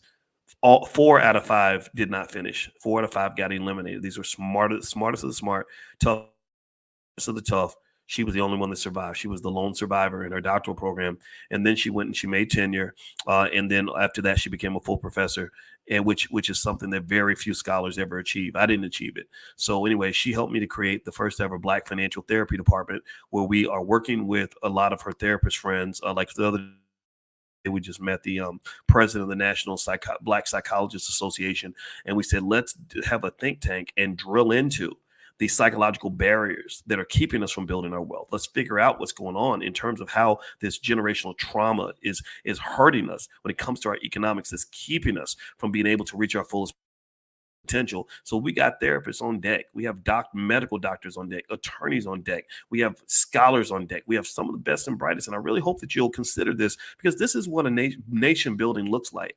I don't even know everything in terms of what we need to do. I'm trying my best. I'm learning every day, though. I'm doing my best, and I'm not going to stop. And I can definitely tell you for sure, in my opinion, that all this Democrat Republican stuff, I don't know if that's it. Again, you've been doing this for 50 years and it ain't working. When something isn't working over a 50-year period, you got to do something else. Can we at least agree on that? That if something doesn't work over 50 years, you have to try another strategy. Can we at least agree on that? Or am I the only one in here who sees how crazy this is, that we go through the same little okey doke every 4 years? Every 4 years they got us out here scrambling, fighting each other. So again, I'm not even mad. I know DL sent that message, fuck you, I hate you, blah blah blah, and all this other stuff. I'm not even mad at DL. I feel sorry for him.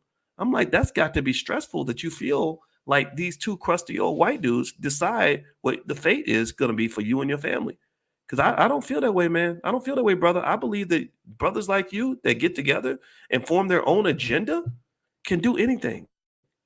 That's what I believe. I believe that when black men get together and we just behave as men, and we fight as men, and we stand up as men, and we say, to hell with you and to hell with your whole little plan. We know you got a plan for us, but we got a bigger plan for ourselves. And God has the greatest plan for us, because we are the original man. We are the original woman. You can't stop us when we own our game. You can't hold us back when we are focused. You're not going to block us from our destiny. And I just really believe, I think that approach is a better approach. That's just my 2 cents. I'm not trying to tell anybody that they're wrong. I'm not mad at nobody. I just hope you'll hear me on this. So anyway, I don't have anything else to say. I just want to pop on out, and I'm gonna send this link to you guys that are in the morning financial consciousness training. I want to apologize again for having to cancel class so many times this week. I had no idea that the trains will be running every day during class. Do I sound frustrated? I'm mad as hell about it. I was like, why? Because see what happens in Europe when it hits, like, I think 4 o'clock here. That's like 9 o'clock or 10 o'clock in New York or Eastern time. 10 o'clock is when we have class. Every single train literally gets us to the destination like right after 4 o'clock. And the other thing that I didn't know, I had my daughter plan this whole trip. I love her. She's smart, but I said, damn, I should have been more involved. And the other thing is that she had us going to so many different cities that literally every single day we're getting on the train. Like tomorrow, I'm not going to enjoy Brussels. I'm literally going to enjoy it on my way to the train station as we go to the next city. So the bright side is that I've seen a lot of great cities that are really beautiful. If you haven't been to Europe, I encourage you to go. Let's see, we went to Dubrovnik, which is near Croatia. Don't forget about all the war and all that. It's beautiful and beautiful people. And then there's Luxembourg and Basel, where they have Art Basel. That was beautiful city. And then Brussels, and then next is Amsterdam. I think Amsterdam's next. It's a whirlwind at this point. But and then next month we're going to do a group trip to Egypt, because we can't leave Africa out of the mix. For all the people that make fun of me for going to European countries, I'm sorry. I want to learn from everybody. I want to go to China. I've been to South America. I've been to every continent. I've been to Iceland. I loved Reykjavik, Iceland, but I also, been to different countries in Africa. Not as many as I want to go to, though. I've been to Nigeria, and Nigeria, Ghana, South Africa, and Botswana. And so our next group trip that we're taking in the Black Business School is to Egypt. Cameron, shout out to Jay Cameron for setting that up, helping us get that done. And we're going to do another group trip. And when I do that trip, I'll let you guys know if you guys want to join us. I would invite you on this one, but this one sold out very, very quickly. And we're going to make the announcement for the next trip at the All Black National Convention. So once again, if you want to join us in Chicago, October 24th, to 27th. Just go to allblacknationalconvention.com. All right, guys, I'm out of here. Have a great day. Please hit the thumbs up button, thumbs up, share, subscribe. And once again, also, if you want to do the Freedom Challenge and get the 30 days to financial consciousness, where I send you 30 straight lectures on various forms of economic elevation and financial consciousness right to your text message. It's 100% free. Just text the word freedom to the number 87948. Text freedom to 87948, and they will start arriving tomorrow. Have a good day, everybody. God bless you. Thank you so much for listening. I will see you all soon. Take care now. Peace.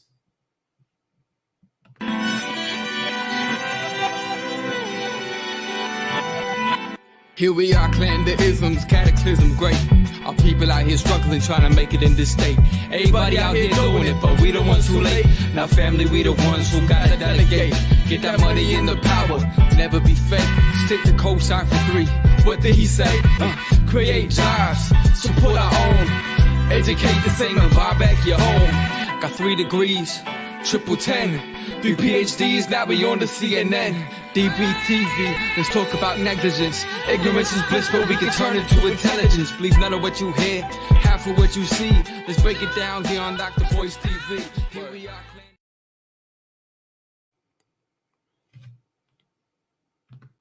I was hearing about is real estate, and how a lot of people are using real estate for retirement as part of their retirement plan, which is fine. There's nothing wrong with that. There are a lot of benefits to real estate.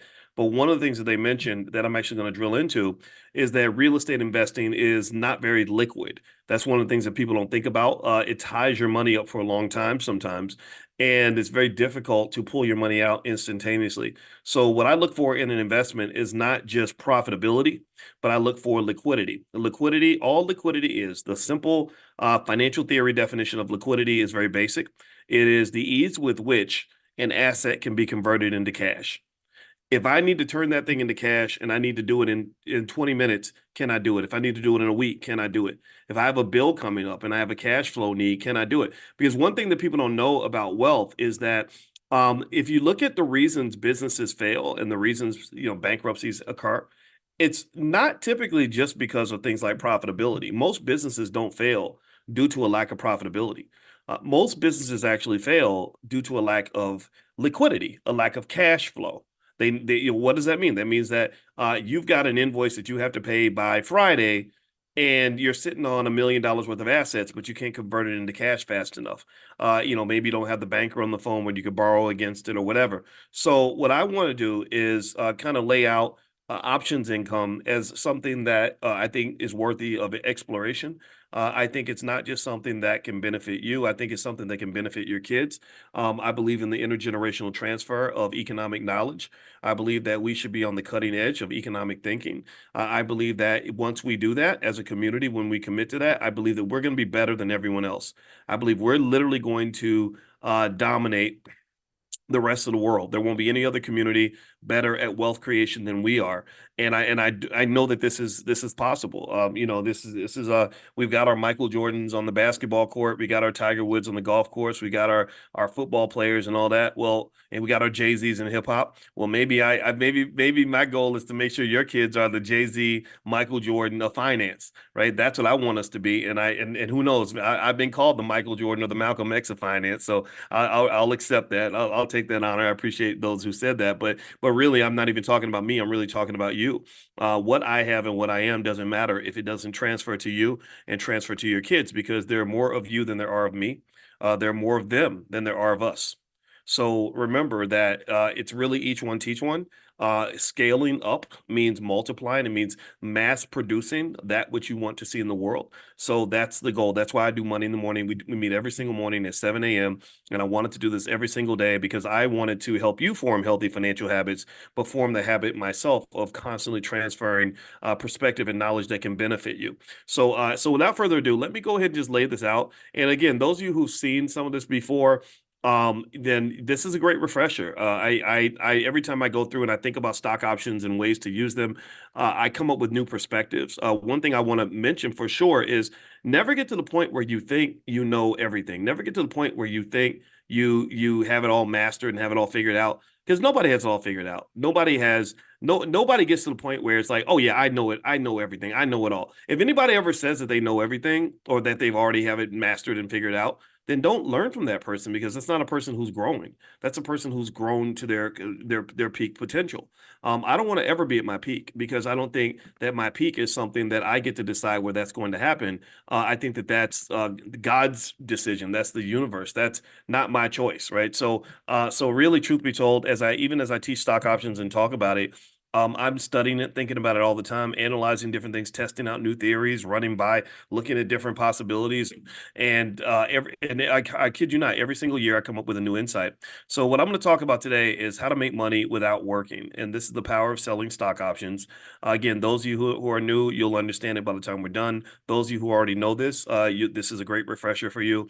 And so let me just lay this out for you.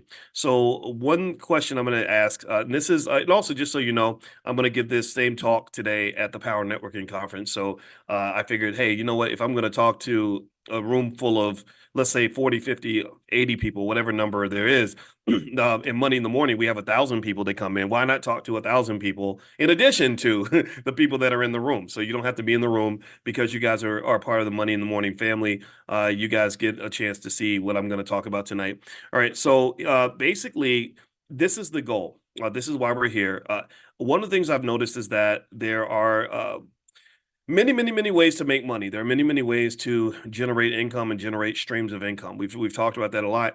And the best types of streams are passive, consistent streams of income, streams that don't require you to do any work. Well, one thing that people don't explore enough is that you can generate lots of money off of your stock that you own, similar to having an apple tree in your backyard. A person who has a healthy apple tree in their backyard doesn't go hungry, because they can always go outside and get an apple. So another goal is to level up our lives. The more economically intelligent we are, and the more that we know, the better our lives are going to be. So it's not just about having a strong bank account. It's about having a wealthy life. That's the goal. Also, when it comes to investing, I've noticed as we do our surveys, we do numerous studies. The Black Business School isn't just a school. We are a think tank. We have the best experts in a lot of different areas. We work with attorneys, we work with psychologists. We have the first ever Black financial therapy department. We're incredibly innovative in terms of solving one problem. And the one question we're solving is the racial wealth gap. How do we reverse the racial wealth gap? How do we remove the negative gap and turn it into a positive gap where we're running away from everybody else? So one thing that we found is that when our therapists and our psychologists are studying the mindsets of people in our community, we find that risk is really a big deal. And a lot of the risk comes from trauma, just the ways we've dealt with trauma. Trauma is something that's heavy in our community. It doesn't get talked about enough, because people don't really understand how deep it is. It's not just in your head. It also is in your bloodstream. It is in your spirit and energy. It's in your relationships. It's going to definitely show up in your finances. So I said, okay, how do we look for ways to invest that are affordable, and also impactful and safe, right? So how do we actually change our lives, not just pretend to change our lives, do things that everyone can afford that wants to do it, and also ways that are actually safe. So these are some of the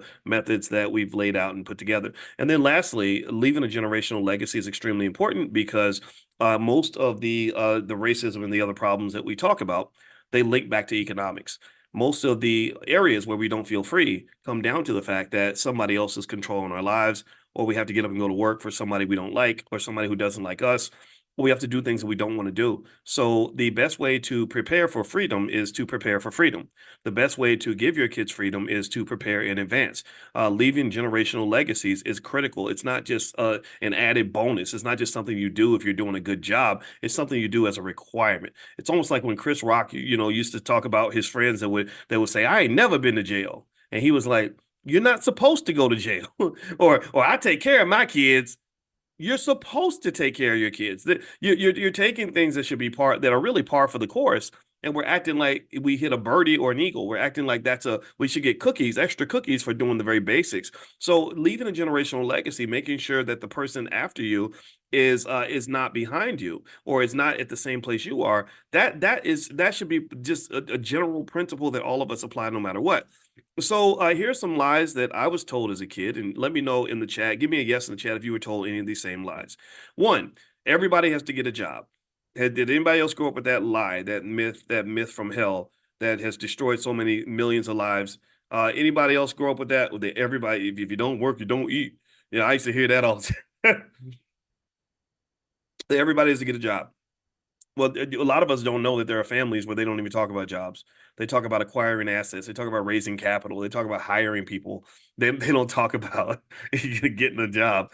So everybody does not have to get a job, but that's a myth that we're told. If you don't work, you don't eat. That's another one I heard all the time when I was 11 years old, and I wanted to have money in my pocket. I was told, "You better get a job, boy. Better get a job," and that also you have to have money in order to make money. And a lot of you were maybe told that you have to be very wealthy in order to have income or to increase your income. And a lot of these myths are untrue.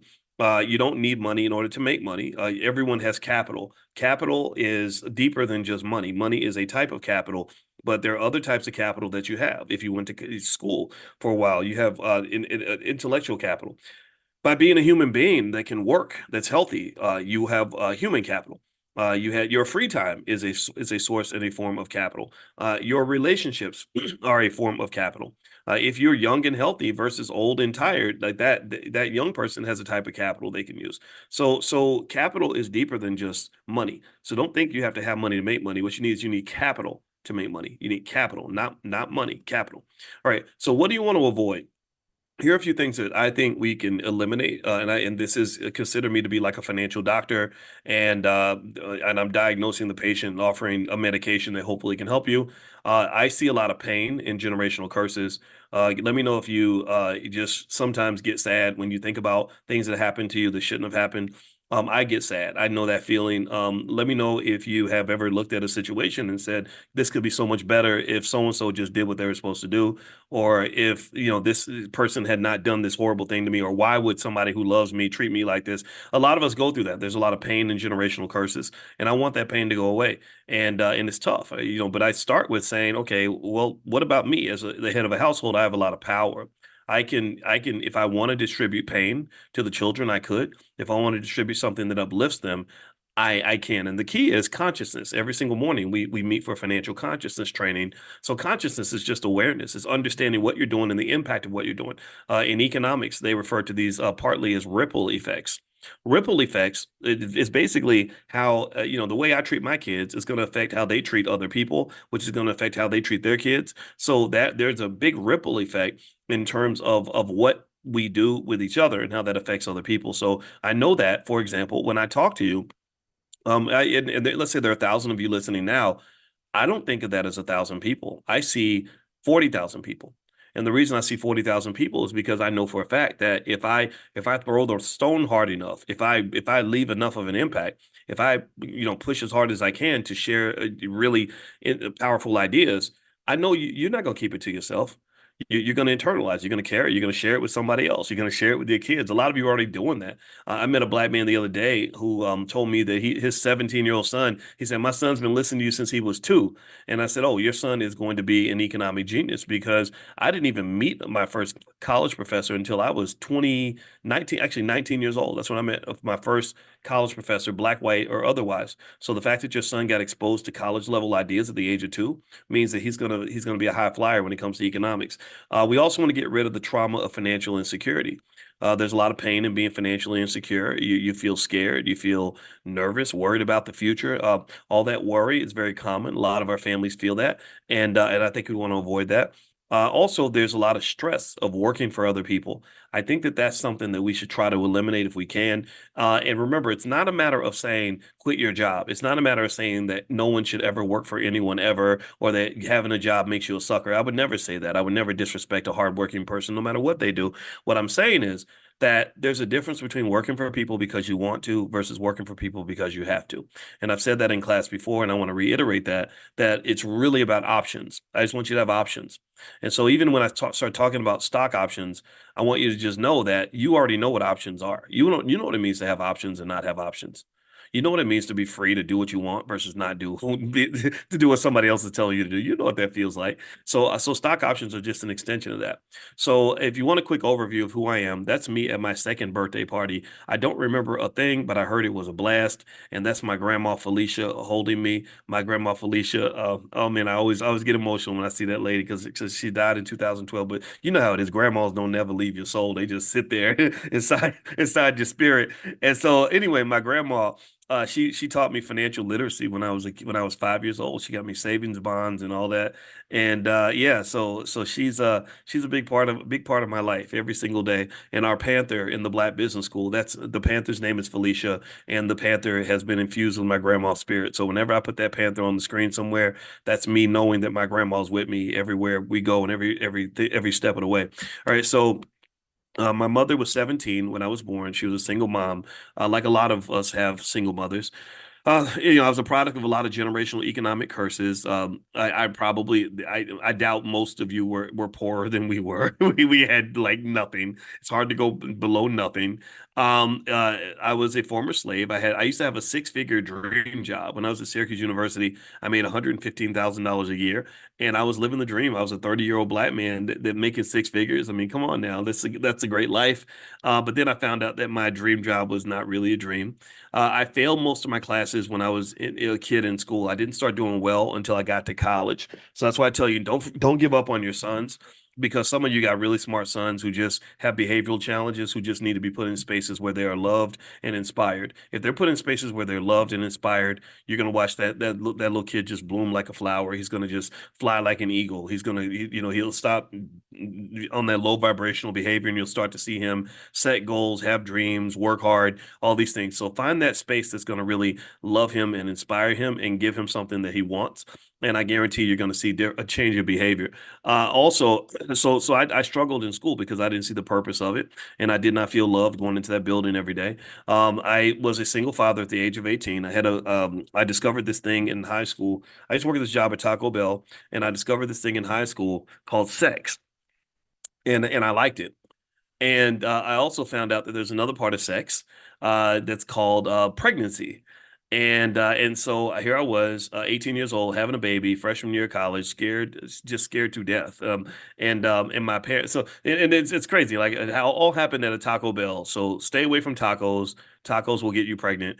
And so, anyway, so I called my parents right before my daughter was born, and I was like, "Yeah, I got a baby coming," and they were like, "Oh, okay." And and it's funny how much your life can change during an episode of the Cosby Show.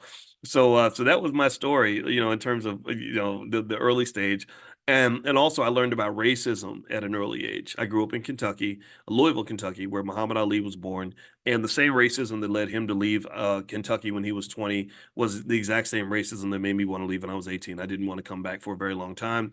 And to this day, I've become very obsessed with Black wealth, Black family, and the Black community. I really believe that wealth is the solution to a lot of our problems. I think that it transcends everything else. I think that transcends whether you're a Democrat or Republican, whether you're gay or straight, whether you're a feminist or not feminist, male or female.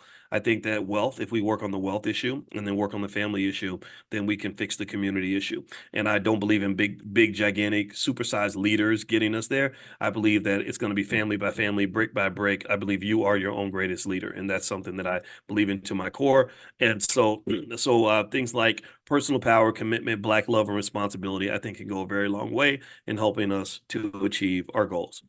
All right, so who did I choose to become over time? Just in case you're new, very quick run through of the credentials, so you know that I do know this topic very well. In college, I was a Wall Street Journal outstanding graduating senior. I had a triple major in finance, economics, and business management.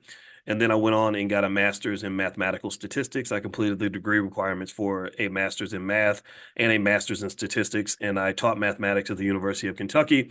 I got a PhD in finance from the Ohio State University, where I was the only African American on the planet to get that degree in the year 2002. And also, I taught at the University of Kentucky, Indiana University, Syracuse University, the Ohio State University in China. I taught in Europe. I taught all around the world. Also, I wrote a bunch of books like The 10 Commandments of Black Economic Power. That's my most recent book, Financial Lovemaking. I wrote that when I was on the faculty of Syracuse. I've been on a lot of media outlets, too many to count.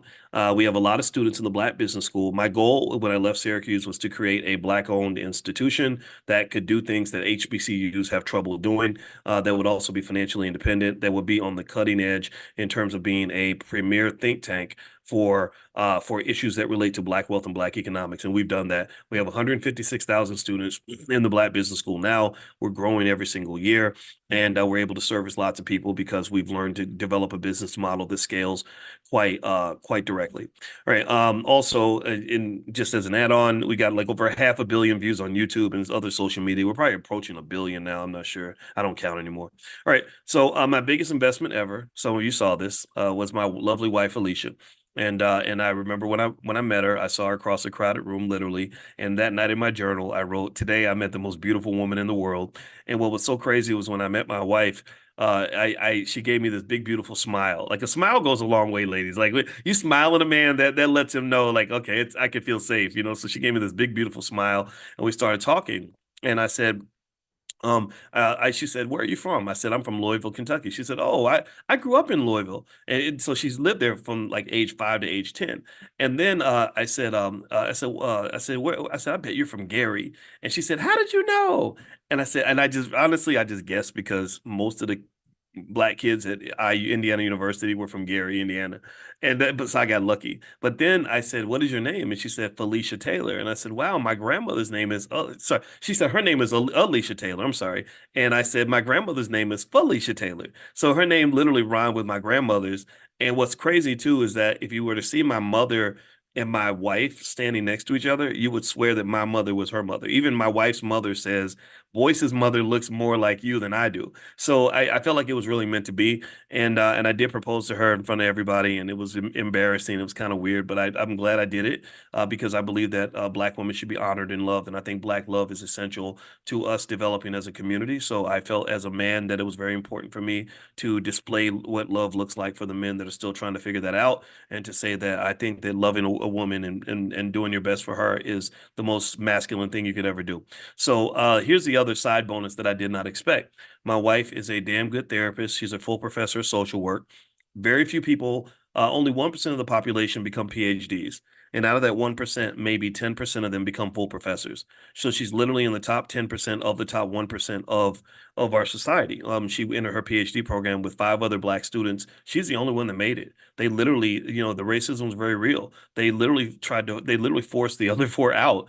And she just did not give up. She did not quit. So to this day, she's a person that runs marathons. She writes books, and she helped me to create that Black financial therapy department in the Black Business School. It's the first one ever. So we were able to form this really awesome team where we literally in our house created an academic department where I said, "I'd like to take the most cutting edge concepts as it relates to therapy and the subconscious mind and mental health challenges, and figure out how that blends into what we're doing with our wealth and our economics." Like right now, in fact, she's literally studying to recertify herself in trauma. She already has a certification. You got to renew the certification. And what we're finding very deeply, and this is very important for us to understand, is that trauma is such a factor in what we do with our wealth. It's amazing. So what we're doing in the Black Business School is not just, we're not trying to be as good as Harvard. When it comes to Black wealth, we're better than Harvard. We're not trying to be as good as an HBCU. When it comes to Black wealth, we are better than an HBCU. You can go check textbooks. You can check any university in America. You will not find a Black financial therapy department where they literally work with the best therapists they can find to drill into the psychological barriers that keep Black wealth from growing. So this to me was when I married my soulmate. In fact, she's not just my soulmate; she is my soul. When I married my soulmate, that was something I think was meant to happen, because now we're able to really develop all these amazing insights into what's going on with Black wealth and Black economics. So just a side note there. So that was a great investment. And so over time, another little benefit was that she helped me not be so fat anymore. There's me on the left, and I was trying to lose weight, but I didn't know how to really take action. You know what you're supposed to do, but you just don't do it. And so what she did was she actually helped me keep my promises to myself, and she got me running. We ran a marathon together, stuff like that. And next thing you know, I was slim, trim, and sugar free. And a lot of y'all saw that transition. And so I can tell you, pick somebody that's going to help you level up. That really made a difference. And also another thing about this to remember too is that investing is a lot more than just what you do with money. By investing time and love and everything else into the marriage, it benefited me in a lot of ways, right? So health is wealth. If you don't believe that health is wealth, then just ask any old sick person, would they rather have their wealth or have their health back? And I guarantee you they would rather have their health. So anyway, so that's been that journey right there. And also it's a great note, I would say, in terms of really getting in spaces where you're going to be challenged to take action, getting into spaces where you're going to be encouraged to be your best self, getting in spaces where you're going to be encouraged to make the investment, to make the move, to learn the skill, to grow. That's what's going to make you the person that you know you can be. So one thing I'd like to ask you your permission on, give me a yes in the chat. If I rock it out and I help you level up your learning, is it okay if I spend 10 minutes making an offer for you to join one of our special programs in the Black Business School? If you can give me a quick yes in the chat. I don't like to just sort of pop stuff in there. I am going to invite you to be a part of a program that's been very successful that everyone loves. But I'd like to ask for permission so you guys don't think, oh, he's just trying to, dupe us or anything like that. So just give me a quick yes if that's okay. All right. Okay, so I see the yeses. Thank you very much. I appreciate that.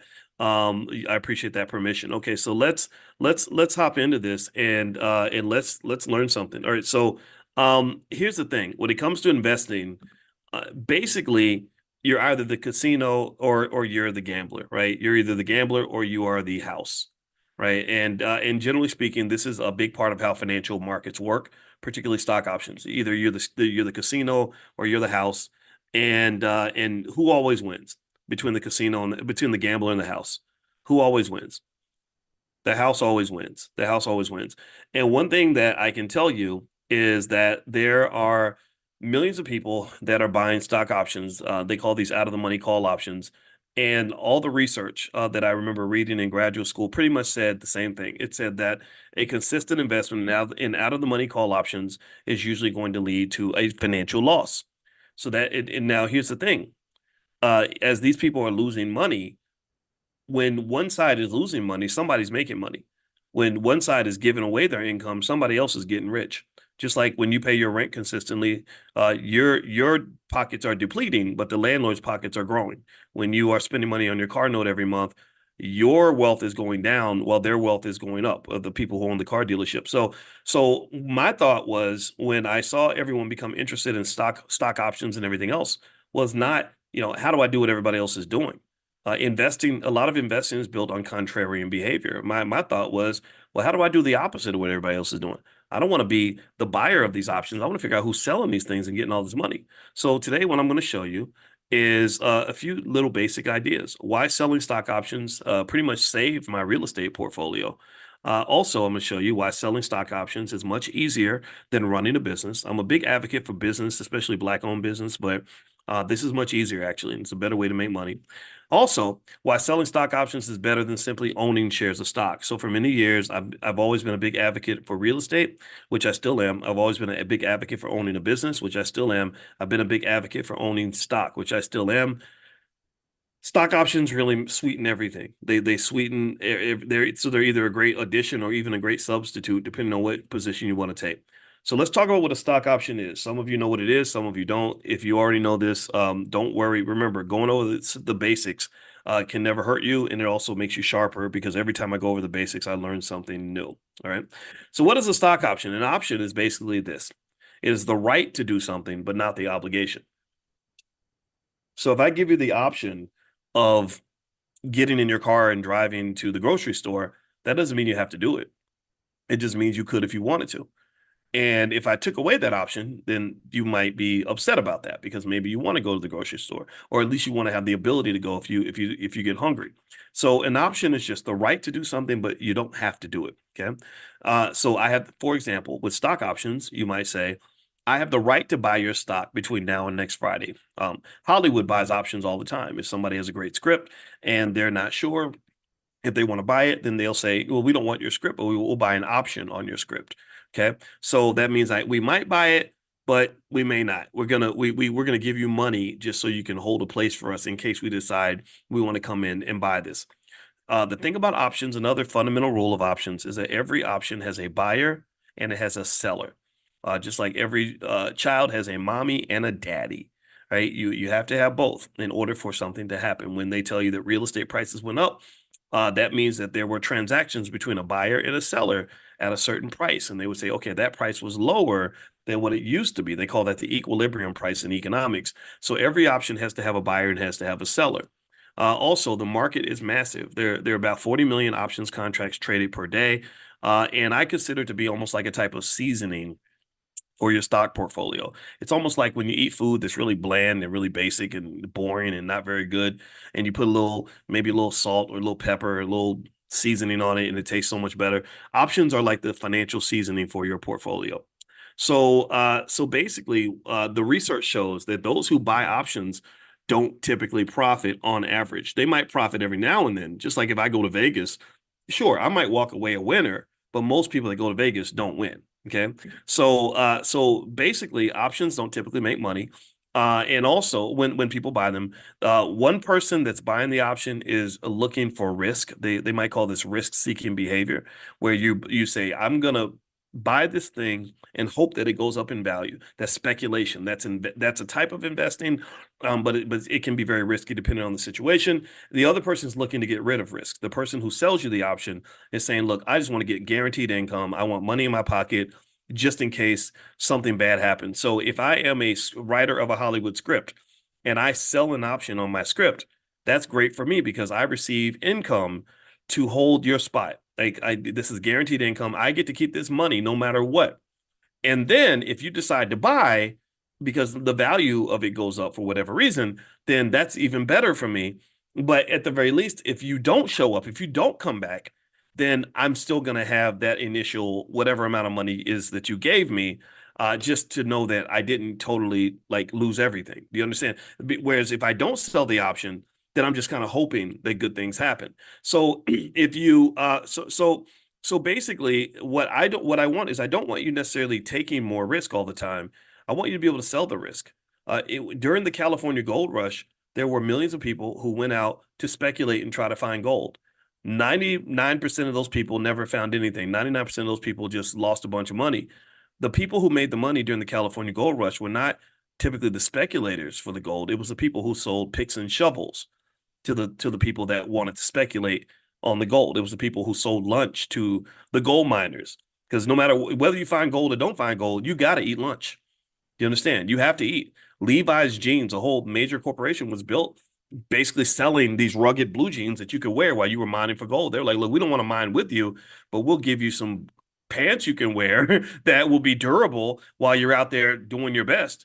So this is a side of the market people don't talk about because it's not as exciting, but it's great money. It's great income. So I don't buy a lot of stock options. Every now and then I might just for fun, but for the most part, that's not really where I make my money. I make my money by selling them. So so moving on. So when you sell an option, what are you selling exactly? Let's look at an example so you can kind of see it in real life. All right. So let's say that the price of a stock is $82. Or sorry, $80. And it's a stock that I own. I own this stock. It's $80 a share.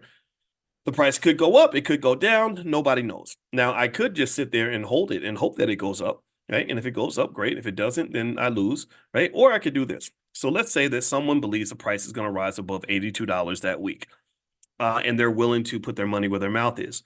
Well, what they can do is they can buy an option from me. They could give me money, placing a bet basically. The bet the price 82 is what they call the strike price. So they would give me money, and if the stock goes above 82, then you get to buy my stock for $82. And the reason you can buy it for 82 is because we made an agreement before the fact that if this thing goes up past $82, you're going to buy my stock for 82. I don't mind. I'm happy for you because I get to sell my stock for 82, and before it was only worth 80, so I made money.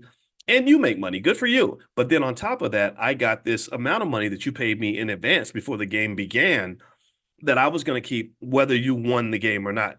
So it's like when you go to Vegas and you give them a bunch of money and they put your money on black and they say, thank you for your bet. And then you win. They're happy for you. But remember, they made money whether you won or not.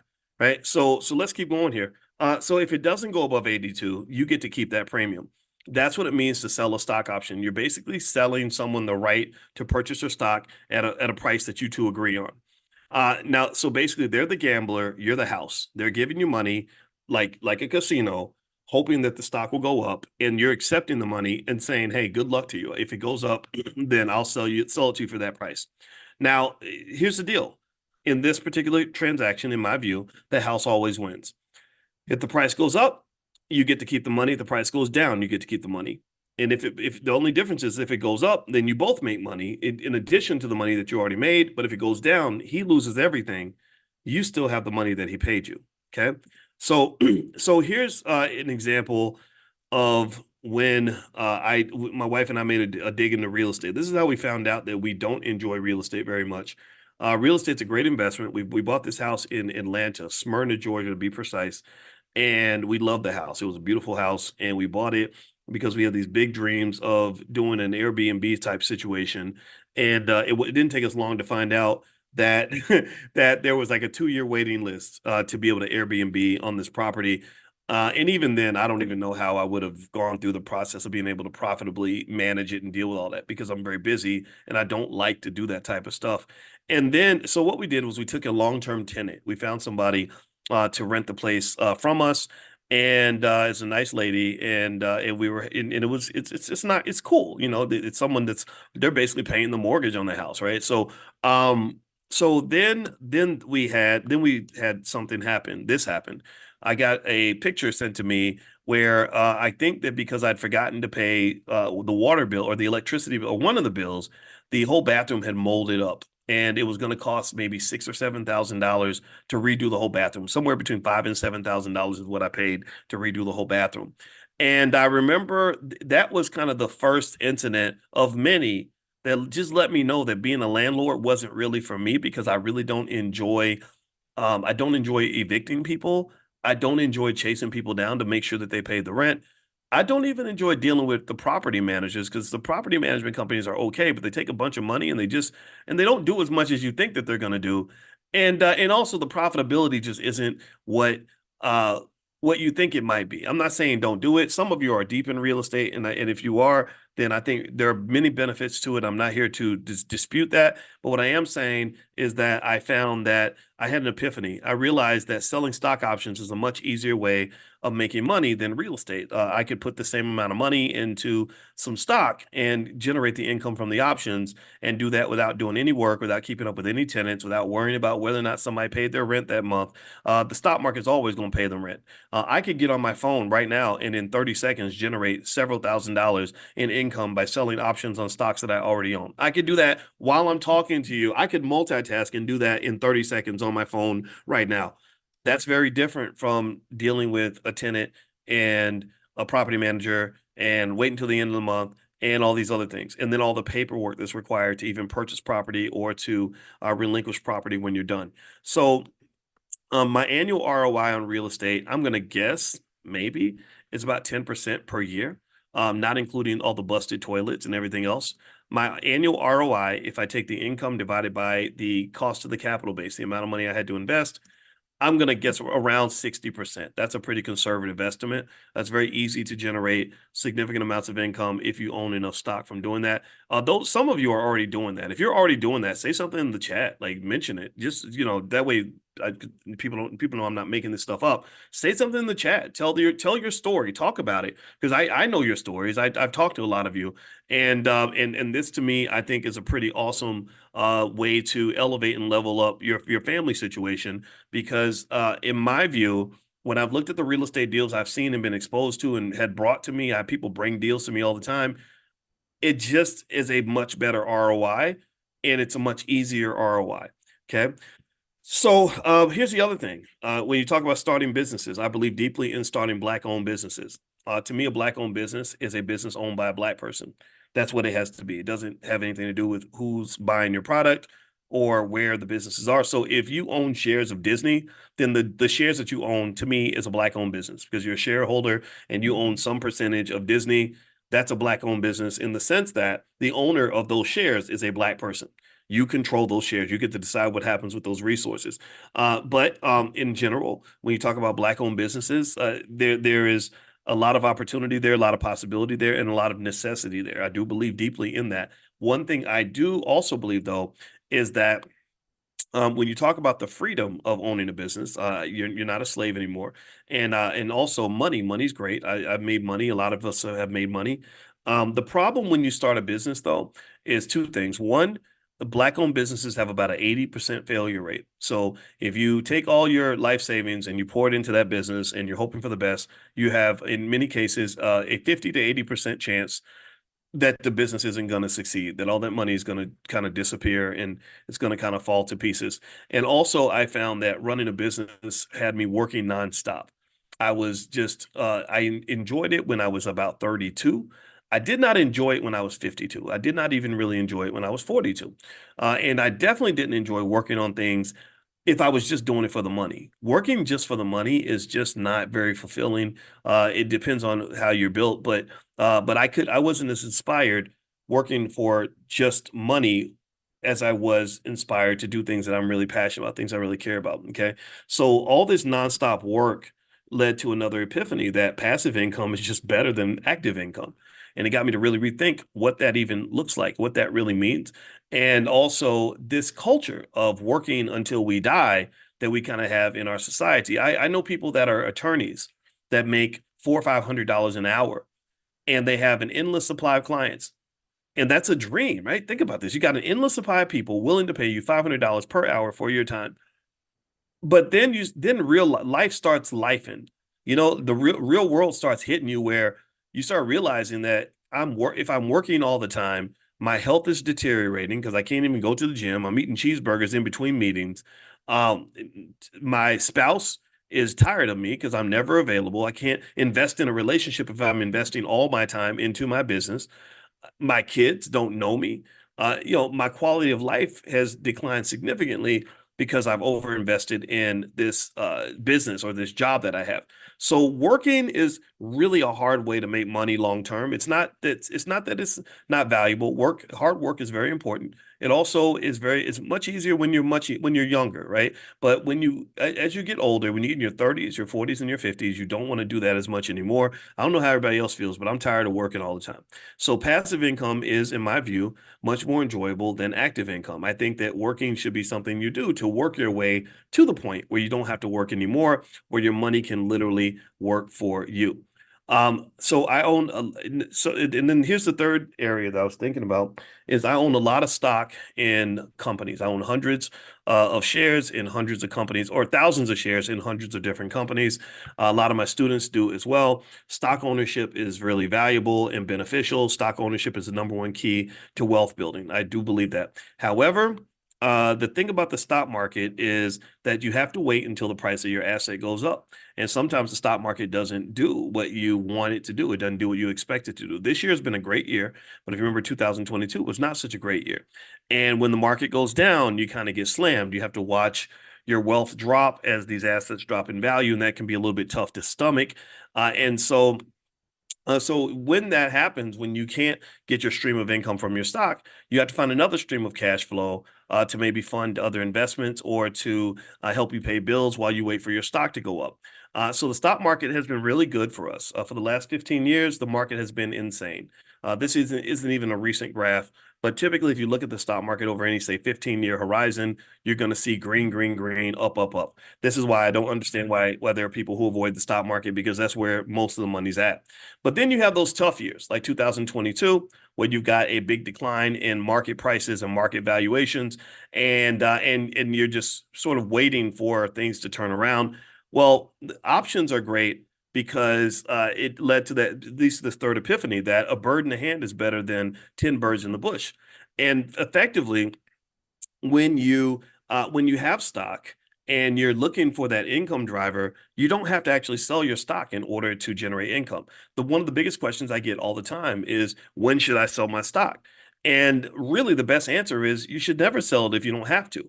You sell it because you have to. You sell it because you found a better investment. You sell it because you have to diversify, but you don't sell it just because, like, okay, my time here with this stock is done. I'm gonna go and just do something. I'm gonna go spend my money now. No, you really shouldn't ever have to sell it. And one thing people don't know is that you can actually generate income from your stock without selling them.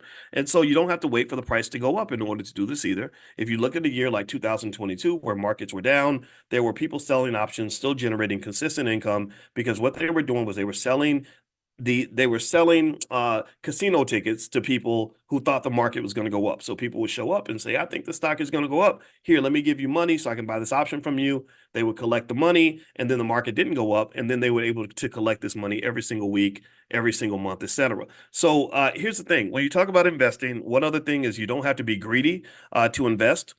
You can let others take the risk. So selling stock options is, in my view, a very conservative approach to investing, in the sense that you're not you're not trying to necessarily get these gigantic scores all the time. You're creating a space where, with this particular portfolio, you can get consistent income that allows you to pay your bills and to be financially secure and to do things you want to do. I've seen people quit their jobs. I've seen people replace their bills, all kinds of stuff. Okay. Now, so here's my process. I sell my stocks, my stock options every single Monday. First thing I do is I find assets that can generate income. Not every stock is good for selling options on. There's some variables you can look at that can help you find which ones are best for selling options on. I measure the ROI on each of the stocks that I'm looking at. At that point, I check the risk levels of the assets to make sure there are no red flags with the investment. And then after that, I sell the options and get the income put into my bank account that I could then send over to my wife to pay the credit card bill. And because y'all husbands know that's what we do. We make a bunch of money and we give it to our wives. And then you collect the weekly income, and you can use some of it for spending, some of it for saving, put some of it for retirement, some of it to acquire more stock, whatever it is you want to do. Now, and all this is done from my phone. Like, literally, I will lay in the bed, I roll over and turn away from my beautiful wife, and I say, "Hey, babe, I gotta get my money. I gotta get my paycheck really quick." And I go and I sell my options on Monday morning at 9:30 a.m. when the market opens, and by 9:40 I'm done. Okay, and this is a pretty cool way to make income. And so this year, or actually this is last year, we sometimes you have stocks that do really well. When you're participating in the market, you can be there when great things happen. This was a pharmaceutical company. I don't have the name of the company in front of me, but it was a company that a lot of our students were excited about because the stock price literally went up $210 from I think it was trading at $70 or $80, and it went up to $290 or something overnight because basically the announcement came, a big announcement came in with the company, but it was one that we had spotted before the fact, and we sold options on it, and then I kept a few shares and didn't sell options, and it made a lot of money really fast. One couple in the group actually made I want to I could have sworn they told me they made about $500,000 from this or something, and that's because they saw this and they went ahead and invested, and it really made a life-changing difference for them. And so sometimes just being there when the right opportunity emerges makes a big difference. And so let me ask you this. So now that we've talked about stock options and what it can do, I mentioned earlier that if I nailed it, you'd let me kind of pitch a special offer to you to join our program. Give me a yes if it's okay if I go ahead and pitch this to you and let you know how to join our Prime group to decide if you want to sell stock options. How did I do? I mean, do you feel like this is something that makes a difference for you? Is this something that you feel that is worth exploring? Do you feel like it's something that is worthy of consideration? And I know some of you are already doing this, and so if you're enjoying the experience, if it's been beneficial to you, then please feel free to add a yes as well. And the reason I want to do it this way is because I really, really think this is something worth looking into for you. And so let me not spend too much of your time and tell you about the Prime program. Now, Prime stands for Passive Recurring Income Machine. Okay, that's what Prime stands for. And it's a powerful coaching program in the Black Business School where we generate safe passive income. We do stock market research, things like that, in order to generate income. And so there's various ways to generate income in the market. Different assets generate different possibilities. With the students, I talk to them about exactly what I'm doing, what I'm invested in. We have different tiers. We have the main class, then we have VIP sessions with small groups, and then a few students do one-on-ones with me. And I literally just open up my portfolio and say, look, this is what I'm doing. This is where I'm investing. So it's not investing advice. It's really me explaining what I see, and you can ask me about what you're doing and what you're working on, what you're thinking, okay? And so, so also you can understand time horizons for investment, risk management, some things called the Dr. Boyce method, a particular method of either stock selection or options investment that I share with the students. And also we talk about leverage. Leverage is a very powerful tool for investing that doesn't get discussed enough, but it's something that we cover in class. Now, here's a real life example of what kind of money a person could make literally on their phone right now. Like this is an options move that you can make right now. If you have the capital base to do this, you can make this money right now. So this is different from starting a business where you might make money 5 years from now, or you might make money 3 months from now. This is something you could do today. Okay. So let's look at a stock like Coinbase. Coinbase, the current price is $221.43 at the time of this, at the time I put these slides together. So let's say that you sell an option and you basically someone pays you money in order to make a bet with you, and you don't ever meet this person. You don't see these people. You just put your order in and it goes through. You don't know who you're making this deal with. So the strike price, let's say there's a strike price of 235. Now, what is a strike price? Strike price is basically the price at which you're agreeing to sell your stock if it goes past that price. So they're paying you money for the right to buy your stock if it hits 235. You can pick different strike prices based on what you'd like to do. Okay. So the price is 221. You don't know if it's going to go up or go down, but you can generate income right now by selling an option on the strike price. And this would be a call. And let's say that I own 100 shares of Coinbase. Okay, 100 shares of Coinbase will cost me $22,143. On Robinhood Gold, I can get 50% leverage on this. That means they'll put up half the money for certain stocks. With this stock, they'll put up the $11,000 of that investment. They charge you interest on the money that they loan you, so you don't have to put up all of it on your own. A lot of people are not sure about debt and leverage, but let me just tell you, leverage is how a lot of people get wealthy. Elon Musk became the richest man on earth by using leverage. So leverage, if it's used carefully, can be extremely beneficial, but if it's not used responsibly, it could be bad. So you really want to be careful. All investing always involves risk. So so that's your position. So your question would be, how much money can I make from this?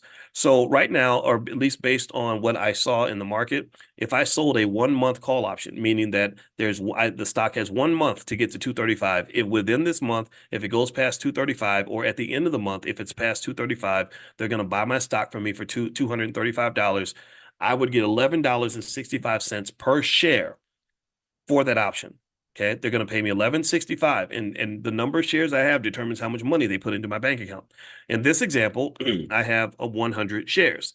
So that means that I'm going to receive $11.65 times 100, $1,165. That's how much money they're going to put into my account. That's money I could pull out right now, send it to my wife, pay a bill with it, whatever it is I want to do, pay the rent, car note, whatever. That's real money. Okay, so if the stock, now let's say the stock rises above 235. Well, then I get paid again. I get paid even more because they're going to come buy my stock for 235. Now, mind you, my stock is only worth 221 now. So that means that we both won. It's almost like taking a business partner. They've paid money for a piece of the upside to my investment. So at the end of the month, if the stock goes up to 235, then in addition to the 1165 that I already got, I keep that money no matter what. That's my money, period. I don't ever have to give that back.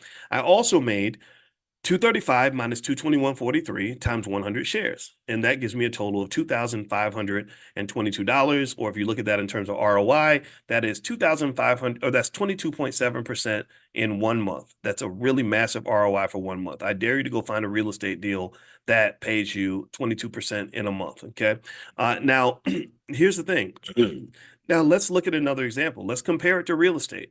This is why I'm so much more of a fan of options than I am of just direct real estate investing. I don't hate real estate. I have a lot of friends in real estate. I respect it. I think real property is extremely important and valuable as a part of your portfolio. But in terms of income generation, I think this method is better. So the median price of a home right now is $420,800, right? So let's say that instead of buying a home for $420,000, I just buy 2,000 shares of Coinbase stock. So in this example, instead of owning just 100 shares, I have 2,000 shares. How much would those 2,000 shares cost? That total value would be $442,860, a little bit more than the price of not an extraordinary house, not a massive multi-family property, not an apartment building, just a regular, simple, measly, regular little house. So I want you to imagine how much rent you could receive. In fact, put that in your head. Put that in your head. If you owned a house that had the average cost of a house in America, 442,860, how much money per month do you think that you would make in income if you rented that house out? And in fact, not just income, but income after expenses, after you pay the taxes and pay for the repairs and pay the property manager and pay anything else that comes up. How much do you think you'd make per month? Now, let me give you an example. The house that I bought in Atlanta was $590,000. The value's gone up maybe about $100,000 since we bought it. We make $3,500 a month from that property, and that's before expenses. That's not after expenses. That's before expenses. Okay, so after expenses, maybe it drops to half of that. All right, now I want you to keep that number in your head. Write that down, or put it in the chat if you want to. Guess a number in the chat of what you think you'd make after expenses, and then I want us to have a point of comparison. Okay, so that's option one, right? Buy the property, deal with the tenant and hope that they pay the rent and all this other stuff. All right, and we got our number over there. Now, let's look at option B. Option B is I take that money, instead of putting it in the property, I buy 2,000 shares of Coinbase. Robinhood loans me half the money, so I don't have to put up the whole 442. I put up half of that. Let's look at what your income might be on this other investment. Well, remember, each of these options sold for $11.65 each. Now, you could get more expensive options sold if you want to. You just have to move the strike price. But $11.65 is a modest number that I picked. Now, instead of having 100 shares, you have 2,000 shares. Let's see how much money a person would make. And this is real life. This is something you could do on your phone right now. Let's see how much money that person would have by taking option B. $23,300. $23,300. Now, do you understand? Let me know. Give me a yes. Do you understand why I love options so much more than I love owning property? Like, do you understand why my wife and I are in the process of selling one of our properties right now? Because I showed it to my wife and she was like, what are you doing? Like, get it done. Right? Okay. And maybe she's lucky. Like, she's a finance professor for a husband. I have no idea, but I know she gave me extra kisses and wanted to make me a steak that night when I showed her the results of putting our money to a more efficient use. So this is surprising for people. A lot of people are shocked by this.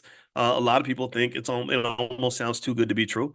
But one thing I can tell you is that I'm not a financial influencer. I'm a finance professor. I'm not a person here to sell you anything that's like a get rich quick scheme or anything like that. I don't believe in getting rich quick. I believe in getting rich slowly. I can verify this. You can pull out your phone and do this right now. So the question for you is this, right? So imagine if you bought a rental property for 442, do you think you can earn $23,000 after you pay the expenses, the mortgage payment, the taxes, the maintenance fees, the property management fees, the utilities, the insurance, and everything else? Yes or no? No, you couldn't. There's no way. Like, there's no way. It would be almost impossible to do that. And now here's the other thing. Here are the other benefits to options income that I want you to kind of process. Okay. Not only is it a higher ROI, but it's got liquidity. One other thing about real estate or art or any other kind of investment is that people don't consider the challenge of having your money locked up. They don't think about the fact that you can't get your money out quickly if you need it. A lot of times it takes at least several days and sometimes weeks and months to get your money out. With this, you could sell that 2,000 shares of Coinbase in 30 seconds and get your money out. So liquidity is really important, especially when you need your money. Also, you can pass these assets to your children. How about that? How about this as a master plan? Everybody wants to talk to me about who they're voting for and going to school for 12 years so they can, go become a surgeon or something. And I think all those things are great. I'm not against any of that. I did that. I went to school a long time to get a PhD. But what if instead you took that 2,000 shares of Coinbase that you've been using for years to generate, tens of thousands, hundreds of thousands of dollars a year in income? And what if you just gave that to your child? And then they had 2,000 shares of Coinbase and they could sell options for $10, $11, $12 a piece every month and bring in $20,000 a month, bring in almost $250,000 a year without a college degree, without going to work. See, the thing is, I'm not really interested in complaining about the problem for too long. After we finish complaining, we got to solve the damn thing. This is a solution. This is implementable. This strategy costs the same as the average home in America. So if you can afford a house, you can afford to do this. Now, maybe you don't feel like you can afford a house. We could talk about that, like what it means to raise the capital base. And some of us are not there yet. Some of us, maybe look at a number like that and it seems like a big number. And remember, that's why I did it with 100 shares in 2000. But what I want you to understand is that there are easier ways to skin the cat than what you're typically being exposed to. This is something that a young kid could have at the age of 20 and without going to 8 more years of school could be making as much money as a medical doctor and possibly as much money as a surgeon. I know I have friends that are surgeons and they had to go to school for about 14 years to become surgeons. And that's just to get to the point where they can start making money. And then they have to go start working 18-hour shifts at the hospital where they can't have a personal life. They can't spend time with the kids. They can't do things they want to do. They're overworked. They're tired. They're exhausted. And they're doing this all the way up into their 40s and 50s. You can have your kid there at this level in their early 20s. Tell me this is not like awe-inspiring. This blows my mind. Anyway, let me keep going. I'm not going to overtalk it, but this to me is, I think, as adequate of a solution as anything I've ever heard in a presidential debate or something. So let's keep going here. Also, the best part that I like is that no work is required. I don't have to go stress out. I don't have to get up and deal with a boss every day. None of that stuff. And there are lots of you that are listening right now who are already doing this. And if you're listening in the chat, I hope you'll share your honest experience, your honest testimony, so that when I do lay out the pricing offer, people will know that this is not something that's just some goofball, like hope it works out kind of thing. This is something that can be implemented. I'm into practical solutions. That's what I like the most.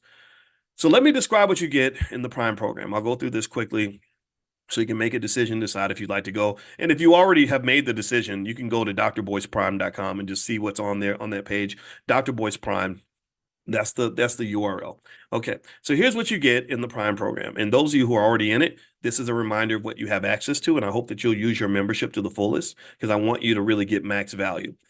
We have biweekly coaching calls. I get on a Zoom with the students and I answer questions. I lay out frameworks. I tell them what I'm investing in. I tell them what I'm up to. I tell them what's going on in the markets, where the opportunities are, stuff like that. And we talk as much as possible. Also, we have something called a Financial Juneteenth Investing Masterclass, where I spent 6 weeks explaining how to invest in the stock market. So if stocks are new to you and you want to understand them at a deeper level, this masterclass will get that done for you. You get access to what Dr. Boyce is buying. That's every single week. I give a list of stocks that I like, and I do research and I find assets that your family can own for the next 5 to 10 years that will give you long-term economic value. You get access also to the Black Financial Therapy Department. My wife does family investment support group consultations. She just did one not too long ago where she brings the students together and they talk about things like financial anxiety and generally dealing with the emotions that come with investing and how to make sure you understand your relationship with money well enough that you're able to make good long-term economic decisions. Also, things like being able to work together as a group. We have a lot of family investment clubs where families come together and they pool their money together and they're generating income together. And basically, when you're working as a group and you're making money, a therapist is beneficial because a therapist can help make sure you get along with each other and that you never mess up your money by having these conflicts that so many of our families have. You get access to investment club training. There's lots of training blueprints and materials. If you want to form a family investment club, if you want to get together with that cousin, that sibling, and friends, etc., you can show them this video if you want to. And if they're as persuaded as you are, then doing it as a team is really great. It's a great way to change each other's lives. You also get access to a list of what I call Dr. Boyce money makers. And those who are in the Prime program, I just released another list of the money makers. So log in at drboyceprime.com and you can find them. And basically, this is my personal stock option selections. These are stocks I picked and vetted specifically to determine how much income they can generate, what that looks like based on the margin that's available, things like that. So you don't have to do that. So if you're not sure what to do, if you wanted to, you can literally follow what I'm doing, what I do to make money for my own family. This is what I actually apply. I'm not offering the medicine to you. I'm literally taking it myself. Okay. So what else do you get? You get access to, if you're new to stock options and you want to understand options better, there's a whole training on how to invest in stock options. You get access to that program. Then you also get access to an expanded topics group of in what I call Black Money 102. Black Money 102 is our stock market training program. It's very popular. It's been around about 7 or 8 years, and it just takes you through everything you need to know about the stock market. We also have excellent customer support. If you're looking for something new, you can just email support@theblackbusinessschool.com, and they can help you find whatever you're looking for. Okay, so if you add up the value of all the materials that I just listed to you, it would be about $8,692 per year. Okay, let's put that into context. When I taught at Syracuse University, I don't know what the tuition was exactly back then, but I know the last time I checked a couple years ago, it was about $73,845. It's probably over $80,000 a year now. I wanted to leave that environment mainly because I felt like that's too much to pay. Most of the Black students I taught at Syracuse are still 20 years later trying to pay off their student loans. I don't want that happening to you. So to join this program, the fee is only $2,999 a year. $299 per year. If you want it now today, the offer I can make to you is $19.99 per year. So if you want to go sign up at drboyceprime.com now, you can actually get in for $19.99 per year. Now, I want to ask you a quick question and give me a yes or no if you agree or if you understand where I'm coming from on this. If this made you an extra $50,000 a year, would it be worth it? A lot of you already have, you're already saving, you're already buying stock, you're already trying to figure out ways to move forward. If it made an extra $50,000 a year, would you consider this to be a good investment? And if the answer is no, then it's no. But if it's yes, then I'd like for you to say yes. If you were able to make just an extra 20,000 a year, would it be worth it? Would 20,000 a year work for you? Would that make you say, yeah, I'm glad I did this? Uh, if you just made 10,000 a year, would it be worth it? What do you think? I don't know. Do you think that this is the goal? This should be the goal of really all educational programs, because I've seen people who know probably 1/50th of what I know about stock markets and stock options literally offer programs that are like $15,000, $20,000 a year, insane amounts of money. And they don't get the results. And so a lot of you came to me because you were so jaded by what you were seeing kind of out there from people that really didn't have the training in this area. Well, we have the training, and also we have money back guarantees, student testimonials, stuff like that. So you know that what you're getting is a real deal. So here's a student testimonial someone wrote, and we have hundreds of them actually. They wrote, "I love the information given, the openness and honesty, the ability to communicate with Dr. Boyce, to ask questions and to gain positive insight." So that's what Danny Dean said. And if you want to join monthly, the monthly option is $3.99 per month. So that would be the monthly fee if you wanted to do the monthly option. Now, today, if you want to sign up, you can actually sign up for $239 per month. That's the monthly fee that you can get today. Now, here's another testimonial from a student. "I love how you give everyday illustrations to explain what you're saying." Inez Boykin sent us that note. Jose Lopez says, "It has totally changed the way I look at the market. I would think there's no way I can learn this market stuff.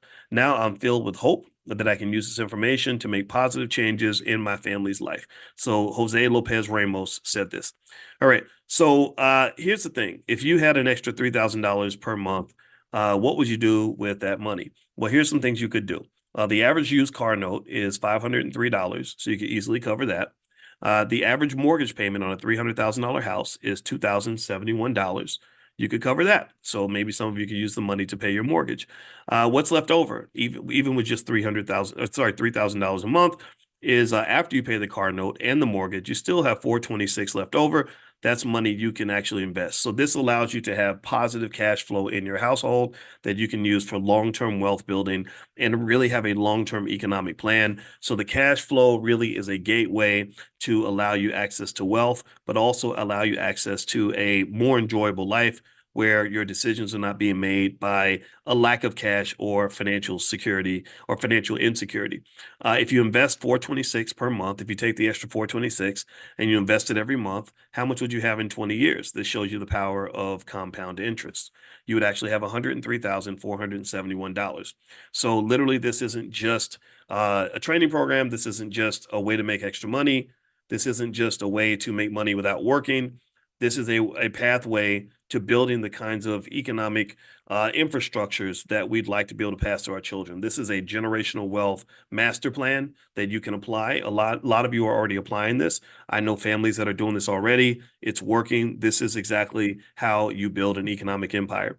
So very quickly, I'd like to sweeten the deal for you. So instead of the $19.99 price that I mentioned earlier, if you'd like, you can join right now for $869 per year. So if you go to drboyceprime.com, your annual fee would be $869 per year. This number will never change as long as you are a member. If you sign up today, that is your price. That is it forever. Okay. And I think $869 per year is maybe $80, $90 a month or something like that. If you want to do monthly, you don't have to pay $299. How about we make it $155 per month? That's the absolute best deal we can offer. Right now, we've got a lot of people in the program, so at some point we're just going to shut down enrollment because I don't want it to get too big. But that's literally the best offer we can make. That allows the Black Business School to continue to grow, and it also allows you to be able to test it and see if you like it and get the benefit from it. And so that's the offer. There you go. That's the offer. So if you want to take advantage of the offer, just so you know, there's a lot of bonuses thrown in there as well. And just to recap what you get bi-weekly coaching calls with me, access to the Financial Juneteenth Investing Masterclass, access to what Dr. Boyce is buying. You get access to the Family Investment Support Group consultations with Dr. Alicia, access to Investment Club training programs and blueprints, access to Dr. Boyce Moneymakers, the list that I put together for the students once every 2 to 3 weeks, access to how to invest in stock options training. Okay, so that if you're a beginner, you can figure it all out. And then once you get there, you'll be able to generate your income. And so, oh, and then also access to Black Money 102, our stock market training program. So you have these choices. Here are your choices. Your choices are very simple. You could take no action at all, right? If you take no action at all, then you're losing money. That means that if you could have made $1,000 a month, then over 12 months, you lose $12,000 per year. If you were going to make $2,500 per month, a lot of our students are making $2,500 per month or more. Over 12 months, that's $30,000 a year that you'd be giving up by not taking action.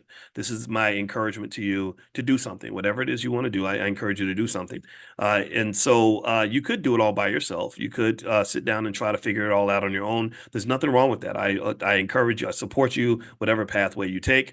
But the problem is that you won't have the guidance to be able to avoid the risks. I have seen lots of money get lost by people trying to do it on their own. There's a student that I meet with twice a week in one-on-one consultations. And one thing that he was saying is that he says, you talk in a way that makes everything look easy. And I'm proud of that because I like to use simple analogies to help you understand the bigger picture. He says, but once you dig into the weeds, it's not as easy as you make it sound. And I'm glad I can talk to you because because you can clear that up. So ultimately, that guidance is something I'd like to offer you. That's where I want to add value to your life is by literally sharing with you in real time what I'm doing and what I'm seeing. Because I've personally had scenarios where I missed something and ended up making a mistake. Okay. So ultimately, that guidance is part of what you get by being part of the group. In addition to that, there are action alerts that I send out to the students via text. You won't get the action alerts on investing possibilities and opportunities as they come out. You won't be part of the collective. The students have become friends. They've formed a family. They're going to all get together and meet each other at the All Black National Convention.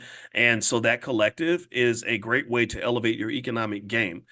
Instead of spending all your time around people that are struggling, you'll be around people that are thriving. Instead of being around people that are negative, you'll be around people that are positive. Instead of being around people that are afraid of being Black, you're around people that love being Black. Instead of being around people that are following the crowd, you'll be around people that are innovative thinkers. You'll be around people that are wealth builders. Some of them are flat out rich and doing really amazing things. That's an amazing collective. It's a beautiful group of really prosperous, successful people that will really help you to elevate your peer standing because a lot of you are struggling because you have so much consciousness and awareness. And James Baldwin actually said that when you become conscious, it's very lonely and it's very frustrating because other people aren't rising with you. Well, this is the consciousness cloud. I mean, this is literally the most extraordinary brain trust in the entire Black community because you have intelligent people that are on the cutting edge of finance and money. and they're implementing these ideas and they're getting it done and they're doing it as families. There's father-son duos, there's mother-daughter duos, there's entire families, grandma getting involved, grandma trading stock options with the grandbaby. I mean, this is all happening right now in real time. And I think you would enjoy the collective quite a lot. And also, direct coaching from me and my team. That's another area where we add value. That's always available. Sometimes there's a little bit of an add-on bonus cost or something if you want sort of one-on-ones or small group training, but it doesn't cost that much. And it's definitely designed where I tell you straight out from the very beginning, if you don't feel like you're benefiting financially by what you're investing, if you don't feel that what you're gaining exceeds what you invested, then we don't want your money. We don't want you to sign up. Your university didn't say that when they took $100,000 from you. So we're not going to say that if we get you to invest 1,000. Okay. Also, insider secrets on what options and strike prices, et cetera, to choose. I'm very specific with the students. They say, okay, I don't know what expiration date to pick or what strike price or what particular option. I tell them exactly step by step. Okay, this is what I'm picking right now. Feel free to follow. It's not investing advice. I don't give investing advice, but I do let people follow me if they want to. And I also talk about what I'm seeing in the pros and cons of each approach. All right. So if you try to figure it all by yourself, it might, like it does for a lot of people, it might take you 5 or 10 years to do it right, where you're spending time kind of losing money, paying tuition in the school of life to figure it out. Or you can take the shortcut. I have a PhD in finance. I've been doing this for 30 years. I started teaching finance in 1993. So I've already made the mistakes so that you don't have to. So I've also condensed the process to make it simple. So anyway, in fact, there are times where I can do it for you if you're interested. Now, if you want to know something about the Black Business School, I hope you'll allow me to kind of brag on how great our Black-owned institution is. There's something called a Net Promoter Score. A Net Promoter Score is a measure through surveys of how many raging fans you have of your school, like how much people or of your product period. It's a school product, brand, business, whatever, right? So to give you some ideas of net promoter scores as a benchmark of customer satisfaction, how happy the customers are, also how loyal the customers are. It also measures the willingness to recommend the business to a friend or to an acquaintance. Let's look at some examples of some famous brands and what their net promoter scores are. So if you look at companies like Microsoft, they have a great net promoter score of 40. If you look at Amazon, you go up to 51. If you go to Apple, their net promoter score is 52. Harvard University, their net promoter score is also 52. The Black Business School, we measured our net promoter score. We sent out the survey and did the measurements. Our net promoter score was 94. 94. How about that for Black excellence? I'm very proud of that. Yeah, our net promoter score is 70, 80% higher than some of the strongest companies in America. I mean, and some of y'all are in here. Some of y'all already know. I mean, for some of y'all might be preaching. I told you that this is kind of my practice to get ready for the event that I'm going to do in a little bit. So I thought I'd kind of run this by you guys and see what you thought. But then I was like, well, if they want to join, you're still welcome to do so. But yeah, a lot of you are raging fans because we put a lot of damn effort into just making sure you're happy. We started from the very beginning, and I said, I want us to be student obsessed, customer obsessed. I want us to make people happy. I want us to make people's lives better. And if we're not doing that, we want you to tell us how we can do that better. So we're good at what we do. There's no risk of you signing up for something and feeling like, oh, they screwed me over or they did me dirty. We don't do that. We don't do that. So students love our trainings. Here's another testimony from Letitia Parker. She says, Dr. Boyce is so thorough in his explanations. The examples he gives are very clear and easy to understand. I highly recommend the courses because you will most definitely get your money's worth. Actually, you get more than your money's worth because he goes above and beyond in making sure that the students learn what they need to be successful. He's simply the best. Well, thank you, Letitia, for saying that. And I did not tell her to say that. I've not met Letitia. I just saw her comment. All right. So one last thing I'll throw in there, just as just a formality for sure, but it's an important one, is we also have what I call the Dr. Boyce hassle-free refund guarantee. So if you're not happy for any reason in the first 30 days, you can email support@theblackbusinessschool.com and they will give you a full 100% refund with no questions asked. And in fact, if you're not satisfied and you sign up and you do the annual membership, then we will not just give you a free refund. We will give you a free $1,000 course. So all you got to do is say, hey, I'm not happy. I want my refund and my free course, and they will give you both. And so that's how determined we are to show you that we know what we're doing and that we're good at it, and how much comfort we have in letting you know that you're going to absolutely love being part of the Prime program. The Prime membership will be something that will change your life and elevate you in so many ways that you can imagine. So if you want to take advantage of the offers that I mentioned, 869 for the year or 155 per month, you can go to drboyceprime.com right now. Remember, the annual fee was $29.99. Your fee is going to be $879, and also the regular monthly fee is $399. Yours will be $155. That is not going to be the price in the future, but that's the price right now for you. And and one more thing, I forgot to mention this. If you have someone in your family that you want to share this with, we are for you guys. There's buy one get one free. So that means that if you sign up and you want to join right now, then you can bring someone in your household that can share your membership and share your login, and they can actually participate in the membership with you. Okay. Now we ask that's per household though, that not just anybody that you just find anywhere, but they have to be someone in your household that you are connected to or related to, because building wealth is not fun when you do it by yourself, because you don't want to be the rich person with a bunch of broke people around you, because that just puts you in danger. So instead, as you elevate, we want you to elevate with others around you so that it's a comfortable experience, and other people can benefit from your prosperity. So I'm going to ask you all now, are there any questions that you have? And you can feel free to also give me any feedback if there's something that you feel like I didn't touch on, or whatever the case may be. And let's see, Pamela says, I've joined and I will need to add a family member. Yeah, please do that. And email support at theblackbusinessschool.com if you have any questions about how to do that. Let's see, Miles says, do you know any apps I can use to set up an account to buy stocks? There's a lot of apps. Robinhood is one, of course, and then they have E-Trade and stuff like that. You can do that. Patricia says, what's the link to join? The URL is drboyceprime.com. And so what I'm going to do is I will put the link to the page. I'll put it in the chat if you guys want to just click on the link. But yeah, it's Dr. Boyce Prime, PRIME.com.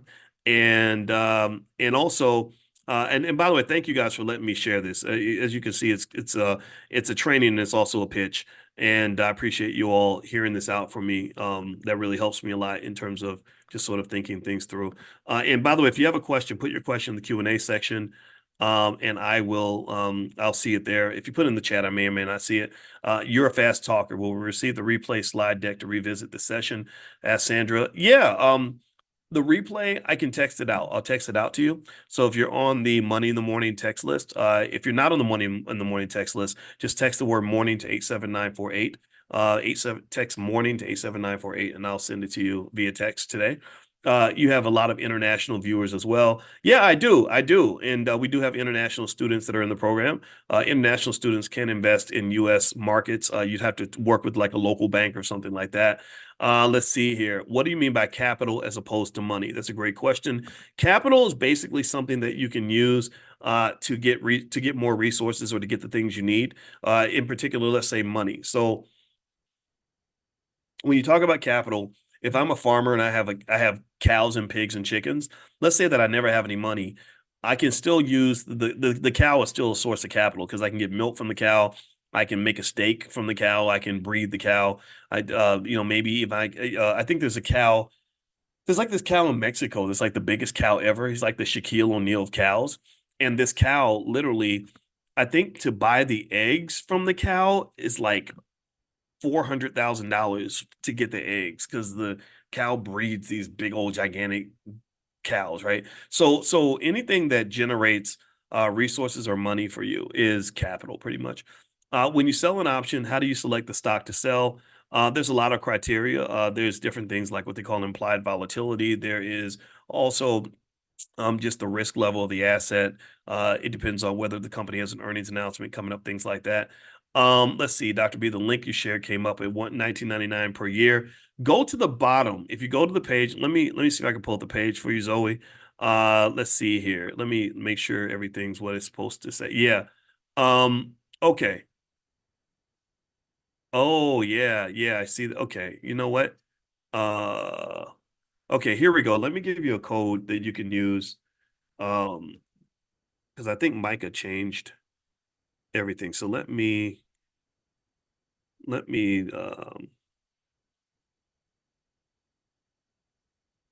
I've got a discount code you guys can use. Let's see here. All right. So if you go to the Prime page, if you go to the top, it says start making money now. And at that point, you can pick which offer you want, the monthly offer, the annual offer. So if you go with the monthly option, I want you to remove the discount code, and I'm going to show you exactly how to put in the new code. I didn't know this. I think Micah changed everything on the page. I don't know why. Maybe it was my fault for giving her the wrong information. Okay, here we go. All right, so here's the code if you want the monthly discount. The monthly discount, you can put in the code. I'm going to show you how to do it. It's offer 2023 monthly, offer 2023 monthly, all one word. Okay. Now, if you go with the annual option at 869, the code is offer 2023, and there is no monthly at the end, just offer 2023. Okay. So let me show you how to apply that. Gosh, I'm so sorry, guys. See, this is why you practice because, sometimes you miss stuff, right? Because we had talked yesterday about it, and I think that she changed it and didn't know. All right, so here, if you go to drboyceprime.com, you're going to see this, right? And all the details and information on the program are listed on this page, right? In terms of all the bonuses and everything that you get when you sign up. And if you want to just scroll to get to the, cut to the chase and sign up, you hit start making money now.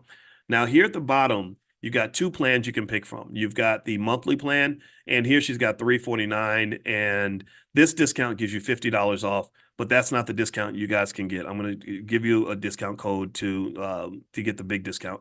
This one is $19.99 per year, which is $1,000 off per year. You're not going to have to pay that.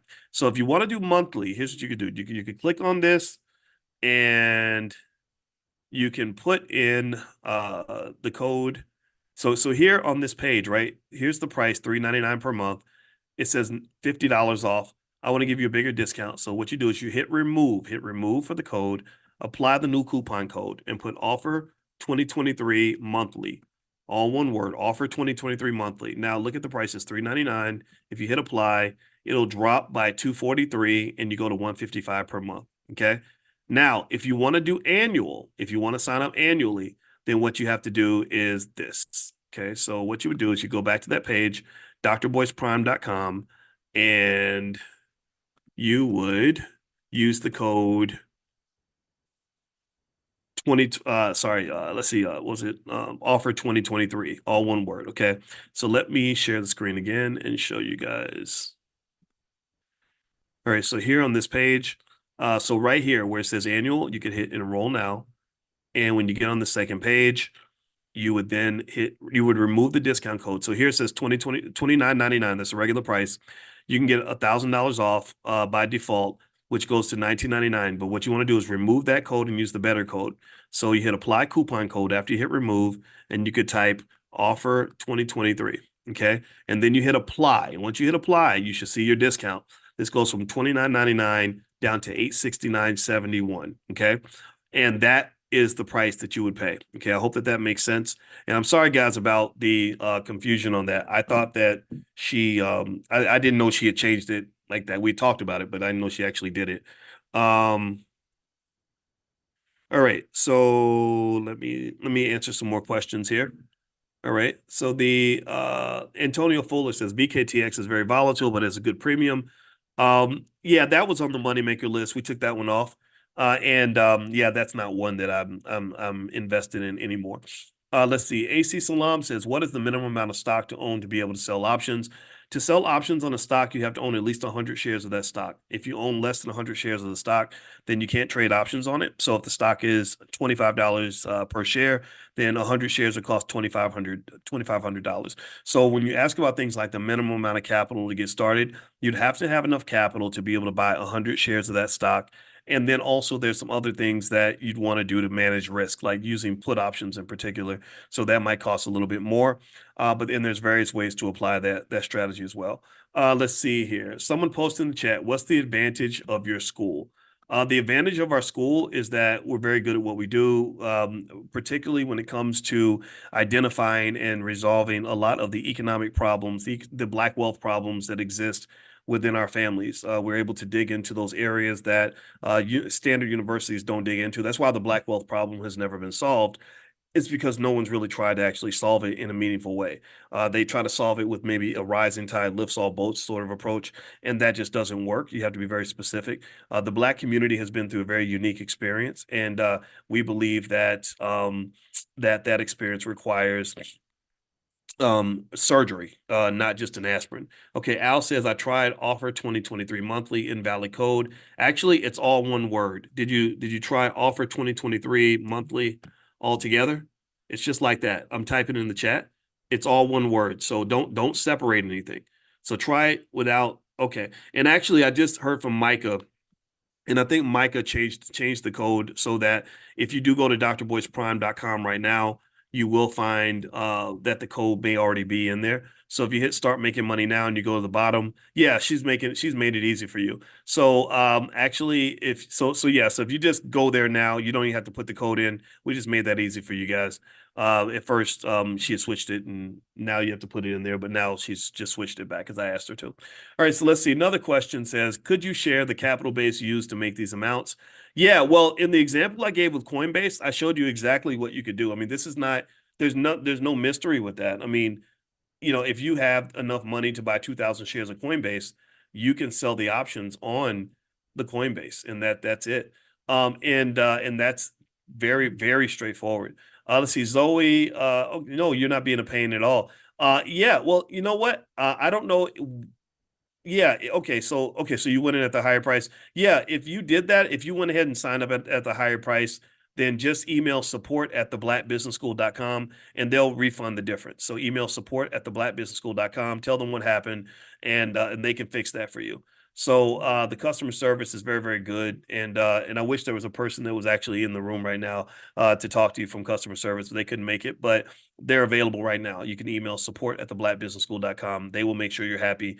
That's I know that. I mean, I've worked with the people that run customer service for about 6 years now. They're very good at what they do. Let's see here. Can you use this plan with an investment club? Yes, you absolutely can. In fact, it's more fun to do it as a group for sure. Do you have to, let's see here. Juanita Nelson signed up for Black Money 102. Does that teach stock options?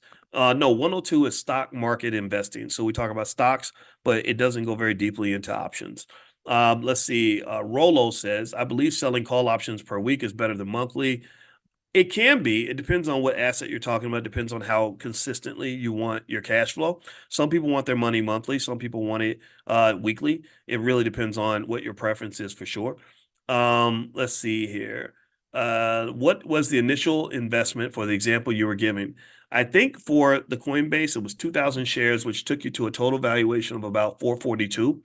And you'd have to put up about half of that in Robinhood. So you'd have to put up about half of 442, which is 222, something like that.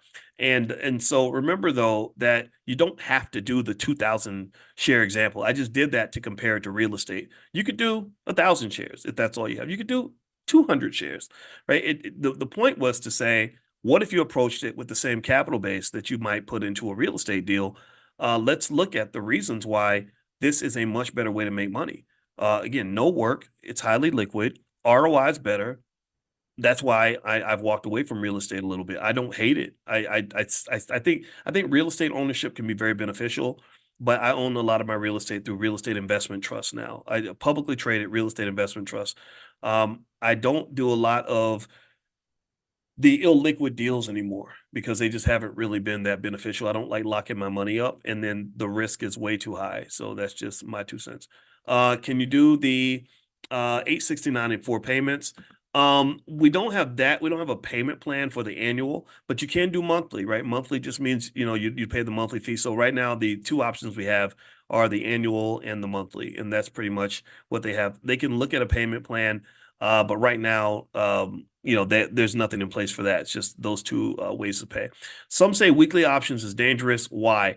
I don't know, Ronald, what the context of that comment might have been, but I don't think they're dangerous. I think everything can be dangerous or not dangerous depending on the situation. So yeah, options investing can be very dangerous if you do it in a way that builds a lot of risk. You can go and trade options in a way that will ruin and risk everything. Or you can go and trade options in a way where you're very, very safe and very, very conservative. Companies use the options market not to increase their risk, but to reduce their risk. So don't ever think options are just one thing. It's just like fire. Fire is not good or bad. Fire is just powerful. If you use fire in the right way, it can do amazing things for you and cook your food and keep you warm. But if you're irresponsible with it, then bad things can happen. So let's see here. Is $5,000 a good base to start with? Yeah, a lot of students start with about $5,000. You add some leverage, it can do some good things for your life. My husband enrolled in Prime about a year ago or so. I'm now coming on board. Now, I wish I'd done it sooner. Lessons from the stock options have paid off and created great passive income.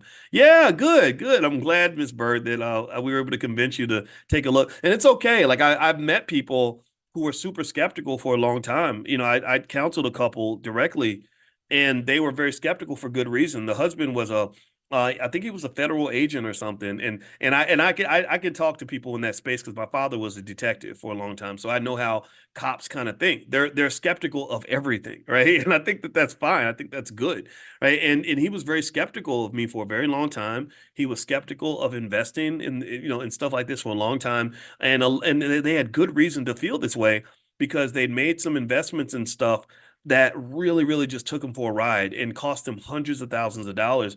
And it took him maybe 5 years before he trusted me. And I was like, okay, have I earned your trust? Do you feel comfortable? He said, yeah. Yeah. And he smiled. And I know that's a lie. Cops don't really smile. Right. So, it's one of those things where if you're not comfortable, I understand. Then let's keep talking until you get comfortable. And you can dip your toe in the water. And that's why we have things like money back guarantees and stuff like that, because the internet is an interesting place where it's attracted a lot of people that just are just getting you to do stuff with the promise of possibly turning it into money. And a lot of these people are not trained or qualified on any level. You look at their background, they don't have any credentials, but they sound good. And some of them are flat out criminals. And so, yeah, I get it. I totally respect whatever your process is. And for those of you where it took you a little while to gain the trust, that's okay. I hope that we can keep earning that. I want us to keep moving that direction for sure. Let's see here. Okay, the Q&A okay, wow, there's a lot of 34 questions. All right, I'm gonna answer as many as I can in rapid fire succession so we can bounce out. And by the way, the URL is drboyceprime.com. That's drboyceprime.com if you'd like to take advantage of the offer. I want to do one-on-one coaching. What's the extra cost? I don't have the cost in front of me right now. I know that it's not, I know that a lot of people do like 30-minute sessions and it's a few $100, maybe like $5.99 or something like that. And it's because we don't have a lot of them. We just don't, and they fill up really fast. But if you want to do something like that, then email support@theblackbusinessschool.com. That's support@theblackbusinessschool.com. The one-on-ones are not something that I think everybody has to do. It's really for those that are making weighty decisions that really need me to specifically look specifically at what you're doing. I wish I could do that for everybody, but I can't. And so that's where the investment makes sense, right? You pay a consultant when if you're making a $20,000 decision. Well, yeah, it makes sense to pay a few $100 to get good information so you don't lose the $20,000, right? So yeah, feel free to email support@theblackbusinessschool.com and Chanel can set that up. I won't be able to do a lot of one-on-ones in the next 3 or 4 weeks, so I got to go to. We're doing our group trip to Egypt and some other stuff that's happening. But I'll be able to do them maybe I think toward the end of August. Is the $900 per year forever? Yeah, that fee, whatever price you sign up for today is yours for life. That's your fee forever. Let's see. I want to join, but the only option is yeah. Okay, so the 1999 option. I hope you're able to. Or sorry, I said 879. Actually, it's 897. I got the numbers reversed in my head. I gotta check. Maybe that's a dyslexia or something. I don't know. But anyway, yeah. To be precise, it's 897.71. That's what Micah sent me. Sorry, wait. I said 87. No, no, no. It's not 879. Sorry, it's 869.71. Jeez, the numbers are spinning around in my brain. So it's actually lower, it looks like. So yeah, so just go to the page and thank you. Miss Dixon. I appreciate that. Yeah, 869.71. So you can go to drboyceprime.com and those are your prices. Thank you very much, Terrence. I appreciate that. Sorry for being scramble brain. This is why I'm practicing with you guys, and I appreciate you guys letting me go through this with you and talk to you about this. Okay, so let's see. D Hines says, "What if I want a friend to join? How long is the option available?"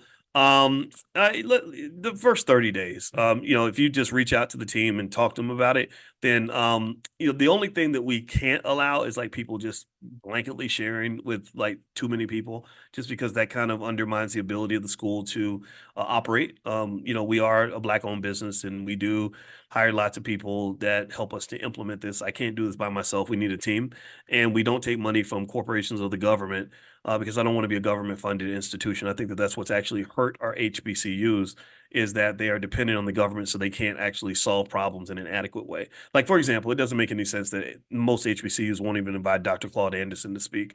Why wouldn't you want the premier Black economic thinker on earth to come into your campus? Well, it's because they're afraid of what the man is going to, what other, you know what I mean, other people are going to think that have a stake in sort of keeping us right where we are.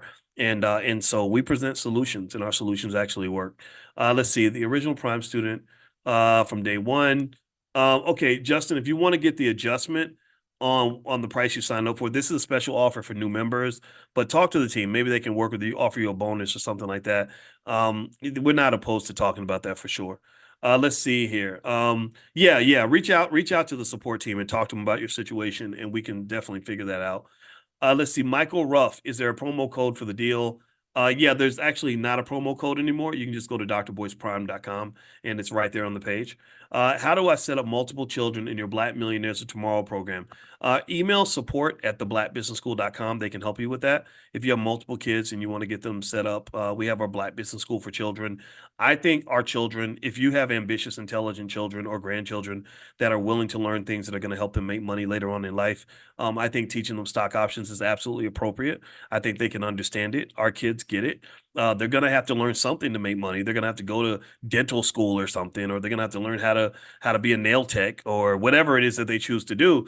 And those things are hard to learn. So if they can learn those hard things, if you can learn the hard stuff required to become an employee, then you should be able and willing to learn the hard stuff required to become an investor.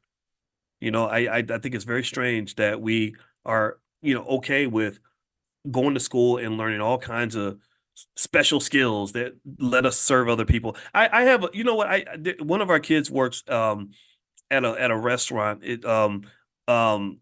like Applebee's style restaurant. And I'm gonna say Applebee's style because I don't want to be giving away too much personal information. But I went through her training and she had this massive pile of stuff to learn. You had to learn all the different menu configurations and how to serve the customers and the procedures to make the food and everything else. And it was like a college class.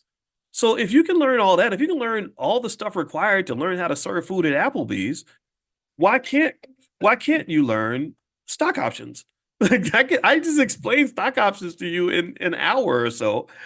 So I just don't get it. And I know people that make thousands doing, with stock options. I don't know a lot of people who get rich working at Applebee's. I just don't. So anyway, let me get off that soapbox. Travis, would it be wise to start with 5K? 5K, I say start where you are. Some of you have 0K. Even if you have no money, that doesn't mean you have no wealth. You just might have to figure out a way to get some money to go with your wealth. But when you're learning this stuff, that's a form of wealth in itself. You just may need to find somebody that has a little bit more money than you and talk to them about what you know and see if there's a way you can partner together.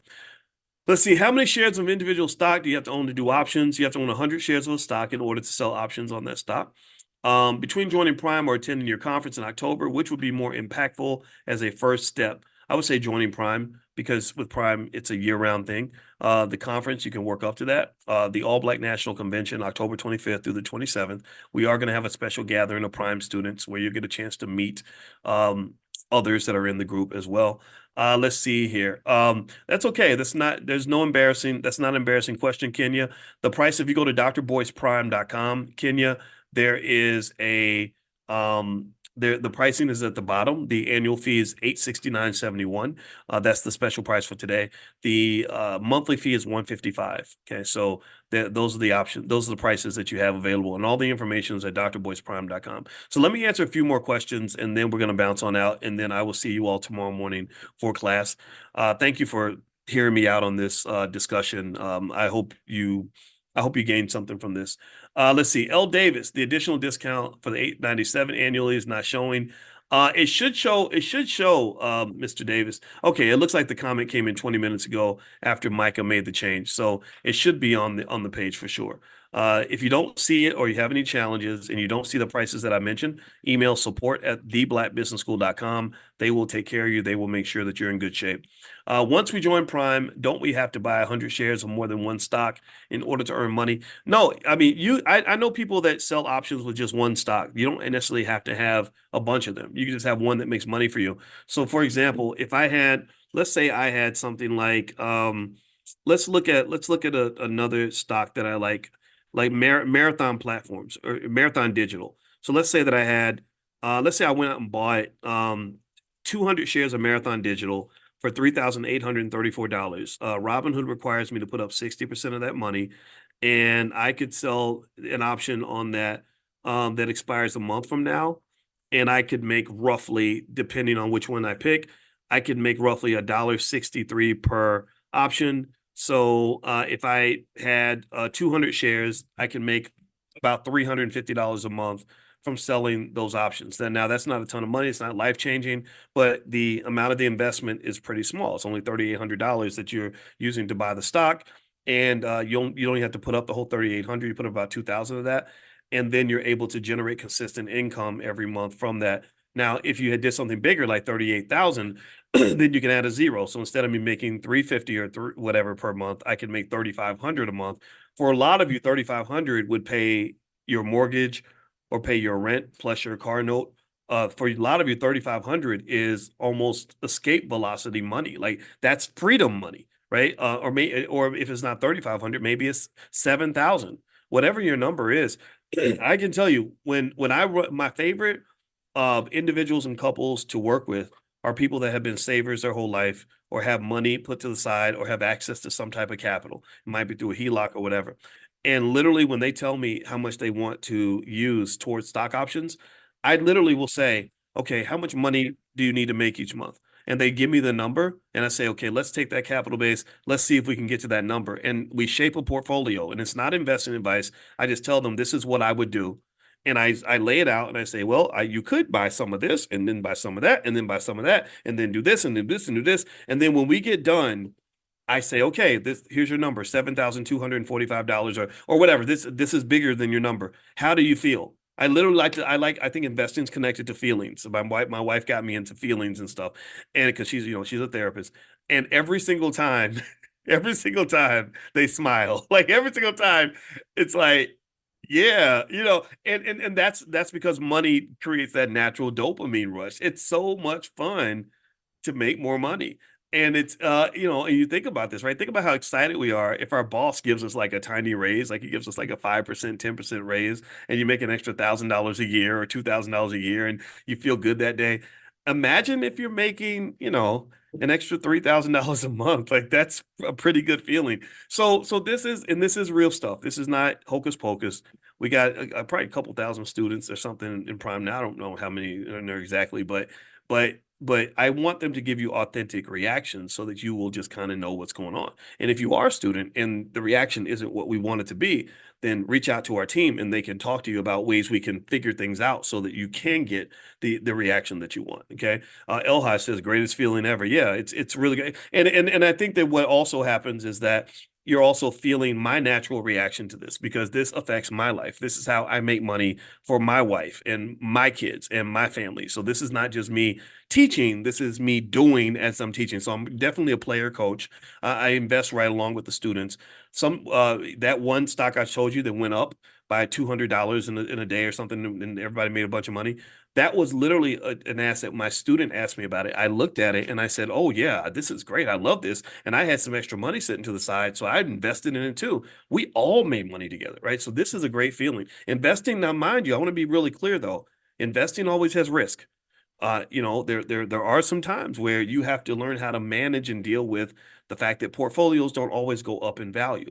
And that's why we have the Black Financial Therapy Department, because my wife, a therapist, is there to help us figure out how to process feelings in a way that's not going to destroy the long-term value of what we're trying to do. Right. So the risk part is really important. I'm not here to ever make you think that there's not risk, but I am here to tell you that there are ways to manage risk effectively, and the good does outweigh the bad. All right. So let's see a couple more questions, then we're going to bounce on out of here. Let's see. I hope everyone's. Please help. Can someone please help me sign up? Okay, so Stan, if you go to drboyceprime.com, you should be able to hit the button at the top that says start making money now. It'll take you to the bottom. You got the monthly option or the annual option with the discounts already embedded. If you are stuck, if you have any more trouble signing up, you can email support@theblackbusinessschool.com. They will work with you until it's fixed or until you feel better. They will call you on the phone if they have to, and they will make sure that you get signed up. Okay, so Stan, so let me know if you're still stuck on that.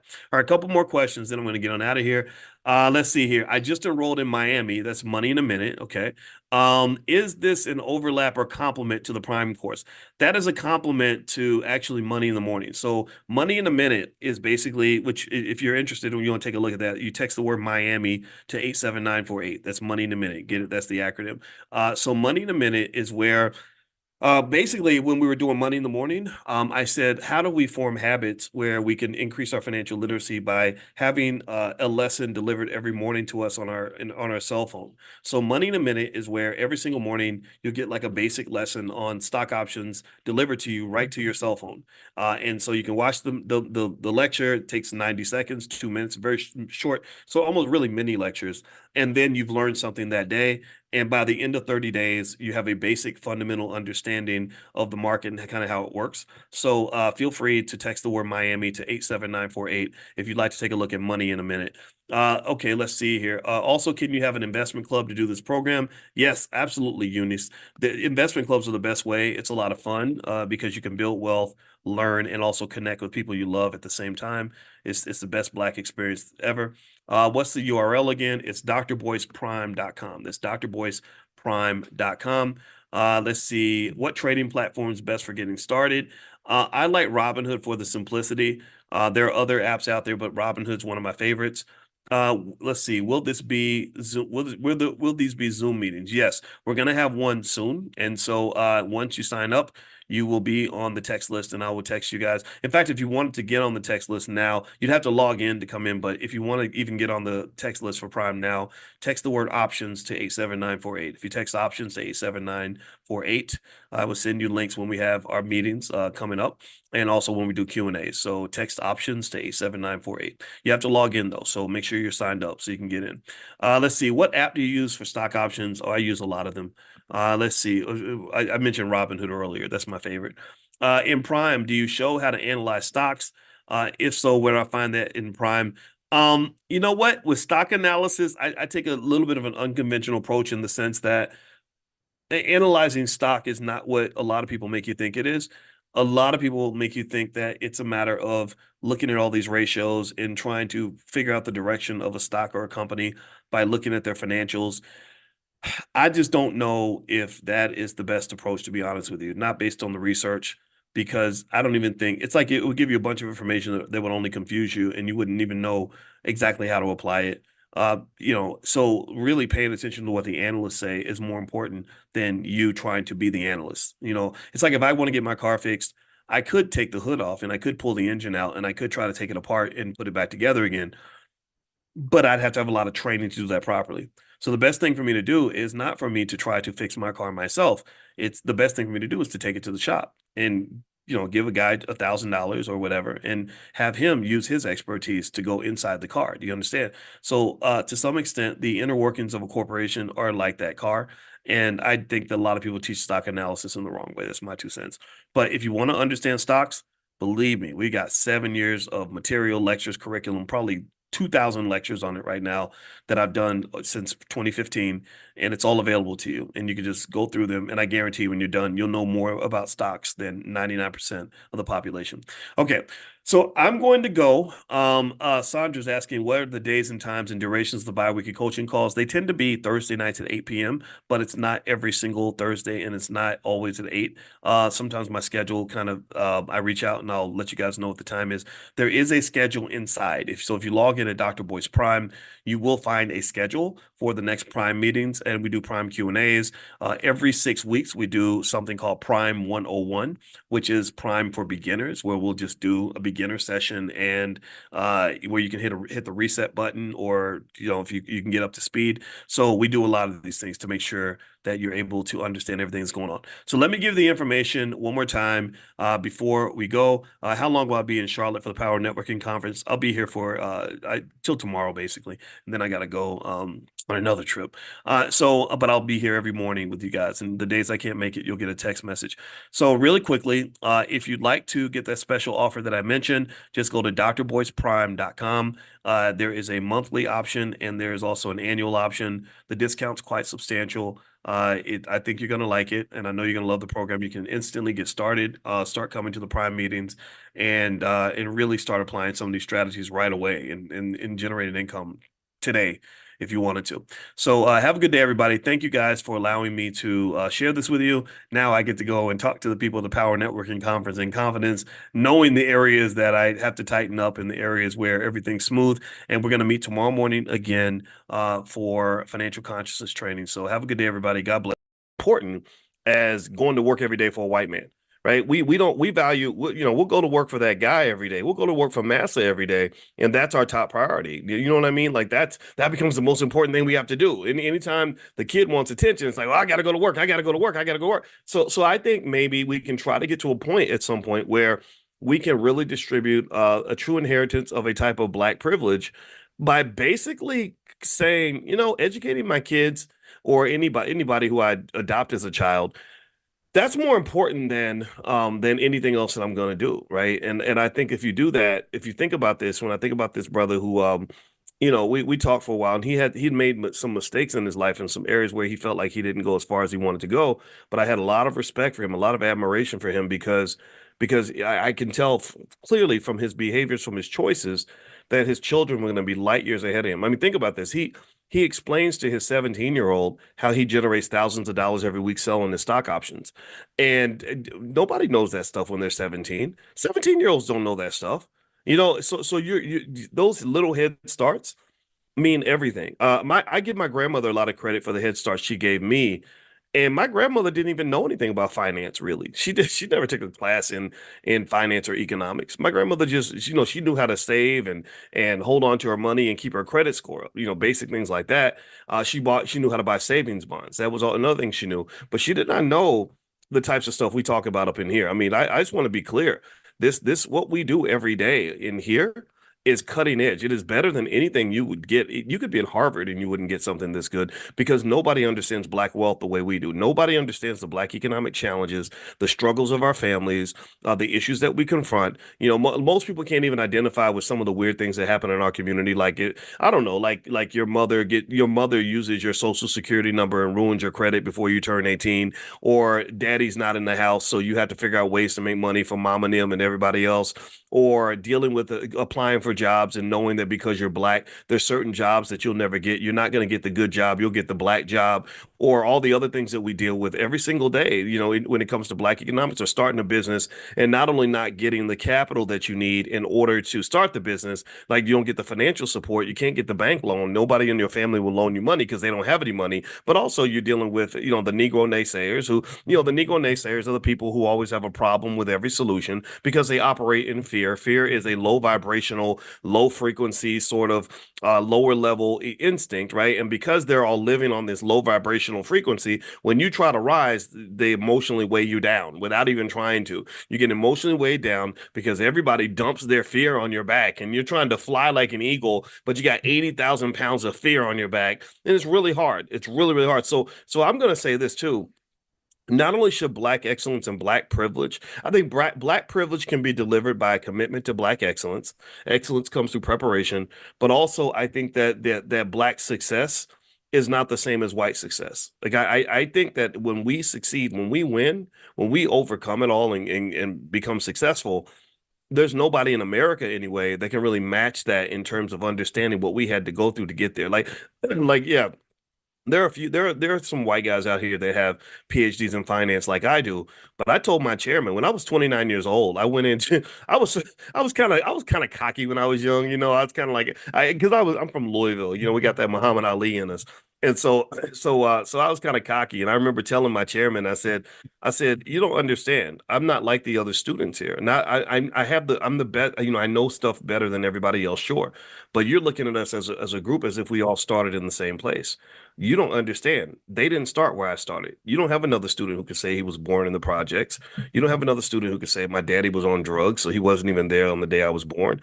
You don't have any other students who can say that they overcame the things I went through in terms of growing up with growing up with roaches and stuff in the house. You don't have any students that can say that. So don't put us in the same category. We're not the same. Like Kendrick says, they not like us. I was saying that 25 years ago. So long story short, I'm going to just say to you, that your uniqueness, your individual experience, the things that you overcame, to me, those are your superpowers.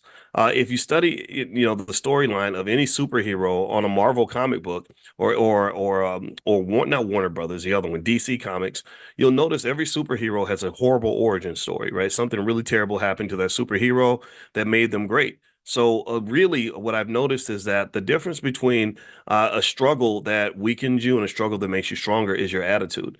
How do you really embrace it? Do you embrace it and say, okay, this is what's going to make me stronger? Or do you look at it and say, oh my God, this is what's going to give me another reason to feel sorry for myself?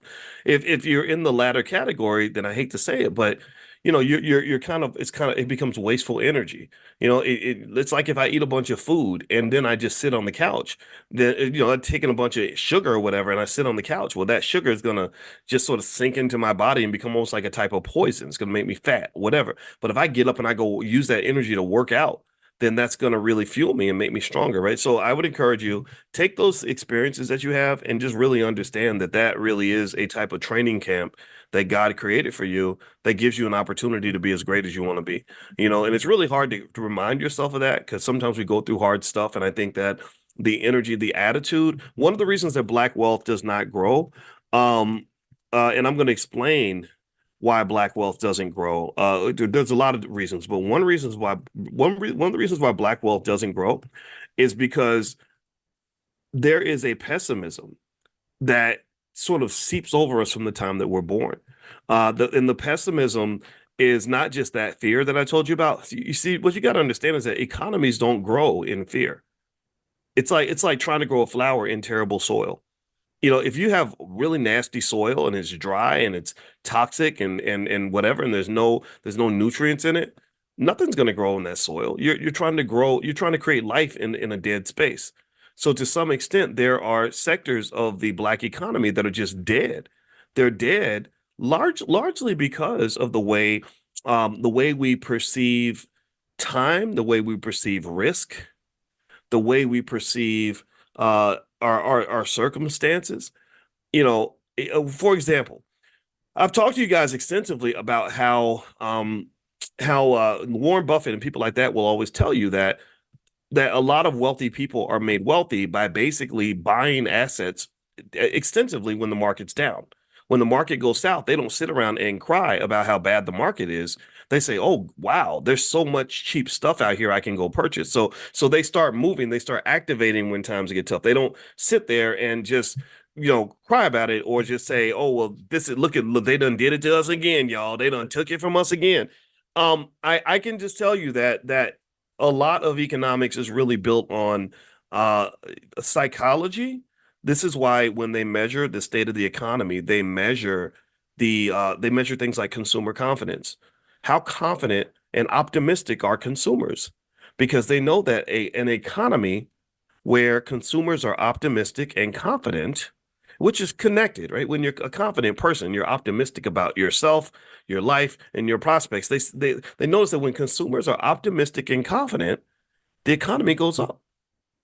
So I think you got to ask yourself that question. When you look around at your family, look at your family and economic consciousness exercise. This is what this is going to be. And when you hear them talk about struggles and challenges, do you pick up on optimism and confidence? Like, oh, we got this. We're going to go get this. We're going to make this happen. I'm feeling good today. Or do you pick up on pessimism and negativity? The negativity, oh, it's just so hard out here. How you been doing, man? Oh, man, just surviving, man, just surviving. Well, if you're just surviving, I mean, the truth of the matter is that that's called survivalnomics or strugglenomics. That's not powernomics. You can't play powernomics if you're just surviving. It's like if I'm trying to win the Super Bowl and I have a great football team, and I think that we have the ability to win, but our goal is to just survive each game and not die by the end of the football game, just to survive. Like we might lose by 30 points, but at least we made it. At least we didn't get injured today. That's not an attitude. That's not a winning attitude. A winning attitude that leads to positive outcomes tends to be based on your prior perception of your self-worth, your odds of winning. I think a lot of people don't succeed because think about it. Why would you try hard to do something difficult if you believe that you can't do it? If you don't believe you can succeed, why? Like I didn't get up this morning with the plan to go climb Mount Everest because I think that if I tried it, I would probably freeze to death.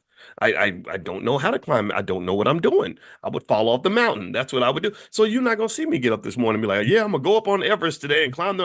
I'm not doing that. Partly because I know I don't have confidence in my ability to climb Mount Everest. Now, there are things I have confidence in. I have confidence in my ability to break down economics on a lot of different levels for you every single day. I have confidence that it's going to make a difference. I have confidence that it's going to start my day off right. So that's what I'm doing. You got to understand, you put your energy and you make investments. There's the word investment. Remember, I want to circle it back to the words like investment. So you'll stop. So no one will ever be tempted to think that we quit talking about economics. See, when I take you around the world and I'm talking about life and trees and happiness and everything, people think, oh, he's not talking about economics anymore. No, no, no. We're talking about investing, but we're talking about it in a holistic framework because you've been investing your entire life. Anything that you invest in has the capacity to grow. That which you do not invest in is not going to grow. A flower will not grow if you put no water in the flower. And you won't put water in the flower if you don't think the flower has a chance to grow. So it's a chicken egg situation. It's a feedback loop. They feed into each other. You feed the flower because you think it'll grow, and it grows because you feed it, and then you feed it more because you see it growing, and then it grows because you feed it. So it becomes a constant feedback loop. And so I want you to translate that to certain other areas where we don't invest. The Black community doesn't get a lot of investment, particularly from even Black people, because there are people who believe it's a waste of time. They don't believe it's going to grow. Lots of dreams die. The cemetery is full of some of the best, most brilliant ideas. The cemetery is full of visions that did not come true. The cemetery is full of people who had amazing ideas that would have been given life, but these people, unfortunately, due to a lack of vision, lack of confidence, lack of discipline, whatever it was, they let those visions just whittle away and disappear and die. In this room right now, there's several hundred of you, a few thousand people watch this, join us every single morning. Um, a lot of you have a vision for yourself, for your life, for your economics, for your family, whatever. That is brilliant. That's amazing. That's going to change somebody's life. That's really going to make a difference. But if you don't have that confidence in the vision, if you're not willing to invest in the vision, then the world will never see it. And then no one else will invest in it because you didn't even invest. It's your idea, but you're scared to invest in your own thing. Well, what makes you think anybody else is going to invest in something that you don't believe in? So part of my goal when I talk to you every single morning is I say, I think the first thing I got to do before I ask anybody else to commit to making any adjustment in their own life is I got to show you that I believe in this damn thing. I got to show you my own confidence in what we're doing here. I have to show that to you. I have to show you my commitment. And that's why I commit to popping in here every single day. If you've been watching me, if you've been watching me for 8 years, 10 years, 12 years, you've been seeing me pretty much every day for 12 years. I'm available somewhere every day. Right. So that's my way of saying like, no, no, no. If you're investing in this road with me, oh, you're investing in something that's real. This is something. This is a dream that's made out of concrete. In my head, I see it as if it's already there. You know, so I encourage you, figure out what that is for you. Figure out what matters to you. Figure out what it is that you are going to invest in and believe in and plant your seed in, and just go make that damn thing happen. And really every day, just understand though that there's a process and that psychology is huge in an economy where everyone is pessimistic, cowardly, and not feeling good about the future. Those economies do not grow. That's why they measure consumer confidence, because they know that confident consumers who are very optimistic are going to boost an economy. And I don't believe that we're always so optimistic about ourselves. This is why I was explaining to you all how a lot of economics is just like love. It comes back to love, because it's hard to be confident in something if you don't love that thing. And it's hard to love something that you're not confident in. So really, at the end of the day, do you love yourself? And you better, because you're all you got. We're all we got. Right? So we got to love this. And if you love it, then you'll invest in it. If you love it, then you'll believe in it. If you love it, then you'll never give up on it. Do you understand? And if you do that and you position yourself where that's a consistent strategy, then guess what? You get to a point where you're kind of insulated from all the BS that's out here in the world. I'm I've had scenarios where somebody got mad about something I said and they tried to cancel me. And I was like, you can't cancel me. You can't, because I know how you cancel, but you cancel people by creating scenarios where whoever is investing in that person, whatever company is supporting that person, backs away because they're so afraid that they're controversial or whatever. So then they get canceled, right? Because then they lose their TV show, or they're not they the record label drops them or whatever, right? But I'm like, but you can't cancel me because I'm not ever going to stop investing in Boyce. Boyce's backer is Boyce.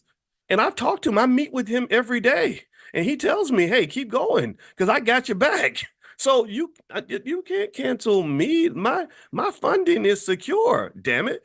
That investment is coming from God. It's coming from a place that you can't even touch. You can't take my soul from me. That's not going to happen. So I would encourage you to put yourself in a position where the world can never cancel you. They can't cancel you by taking your job.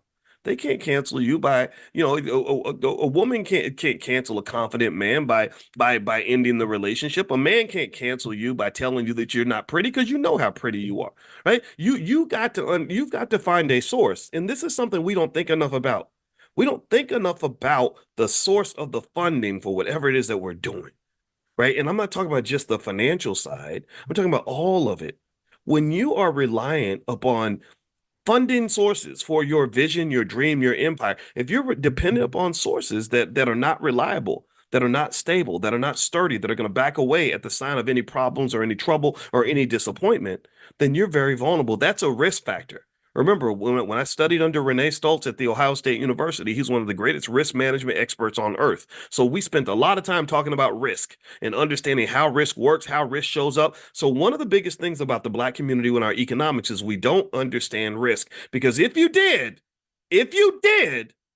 you would understand how risky it is that the number one funder of your dreams, of your education, and of your economic success is the same group of people that put you in chains, raped you, beat you, stole all your money, castrated you, hung you from trees, and all this other. If you understood risk, you would not be dependent on people who have harmed you in the past in the way that you do right now. You wouldn't. You would not. Nobody, that's not even logical. That is not logical. So the truth of the matter is that we will make these risky moves. We'll have a job and we'll be working for massa and we'll think we're secure because massa's sending the paycheck on time every Friday. And then we're like in shock when massa decides, Tyrone, I found out about your conviction for possessing weed when you were 19 years old, and we're gonna have to go in a different direction, Tyrone. And then next thing you know, Tyrone's devastated because his financial backer has backed away. He no longer has his investor anymore. And I'm the guy who kind of says, yeah, Tyrone, but I don't think they really ever liked you that much anyway. I think that they're not like us, Tyrone. They're different. You have to find some other way to get what you need without going to the people who don't give a damn about you. That's why that's That's literally the whole premise of my life. And it's hard for me to explain because when I explain it this way, people get nervous. They think I don't like white people. No, I don't have any problem with white people at all. I got many white friends. Isn't that what they always say? I got a lot of white friends, and I'm very nice to them. And as long as they're nice to me, I'm nice to them. It's just I'm not gonna trust you to make sure my family gets fed. I'm not trusting you to make sure that I get to be a man. I'm not doing that. I'm not predicating my self-confidence and my self-respect and my self-esteem on whether or not you validate me or not. Because I know how y'all do. I know how you are. I read the history books. I've been kicking it with Dr. Claude Anderson for damn near 20 years. I understand that I know where the bodies are buried. I've read the secrets. I've read the book, the real history books that really tell you about how you used to use black babies as alligator bait. So I don't expect more from you than anybody should expect from you with the history that you have. Your credit score is very low. So the trust is not there. I'm not loaning you anything.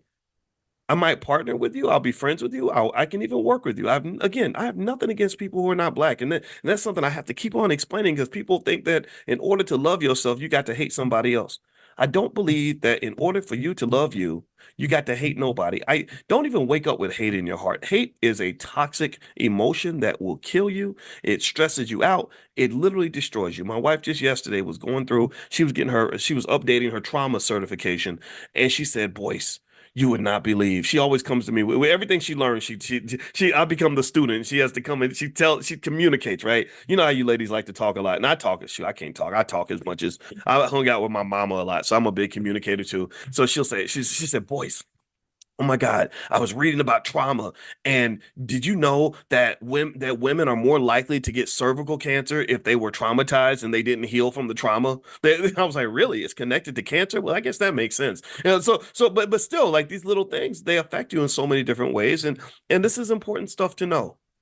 This is important stuff to know. Now, let me move into one thing I wanted to bring up today. I wanted to bring this thing up because I was running with my wife. I run very slowly. My back was hurting and I'm fat, so I'm not a good runner. But I did cover my 3 miles, and that's great because as long as I cover my 3 miles, I know I'll never look like Roland Martin. So that's the goal. As long as I never have to, I'm playing. I'm being just so petty today. Anyway, but anyway, so here I was running with my wife. I shouldn't have said that, but I don't care. It was funny. Um, and we're running, and I told her we were talking about jobs and working and working for people and especially working for massa, right? Working for people who don't like you very much. And I said, I said, really, my dream and my vision is one where I don't believe black people. I think if we did right by our children, we could position all of our kids where they never have to work for anybody. I really believe that. I really believe that that's quite doable. A disciplined parent can do that. Any disciplined parent can really do it. The things of the $5 a day plan and all that. We've talked about that. So we won't go into the specifics of that today. If you go to blackwealthmasterplan.com, that's free. It's all right there. Blackwealthmasterplan.com. That'll explain everything. And and we were kind of going back and forth. And she was saying, somebody said, you still have a neck though. Aha, Brandon. Okay, Brandon's got jokes. Well, my neck, I think my neck comes from lifting weights. I've been lifting so many weights that all my shirts don't fit no more. So, I'm doing my thing. So don't make fun of me, Brandon. Anyway, so my wife and I were talking about this. And I said, because it really still bothers me deeply that we spend so much time in these spaces that we don't want to be. We spend so much time at work, and being at work becomes the dominant force in our lives. Like if you add up, I'll do the math really quickly. If you work 40 hours a week, and then let's say it's 50 hours a week, really, because you're spending time not just at work, 8 hours a day, let's say, but you have an hour to work or an hour getting ready for work and getting there and an hour kind of coming home and decompressing. So let's say each week you're spending 50 hours at work, coming home from work, getting ready for work, whatever. And you do that for 50 weeks a year. That's 2,500 hours a year. If you do that over a decade, that's 25,000 hours over a decade. If you do that over a 48-year work life, you're talking about 100,000 hours of work. Most people really work about 50 years, actually. So if you go out 50 years, you're talking about 125,000 hours that you're spending, in many cases, doing something that you would not be doing unless you were getting, if you something that you're doing that you wouldn't be doing if you weren't getting paid for it. You understand?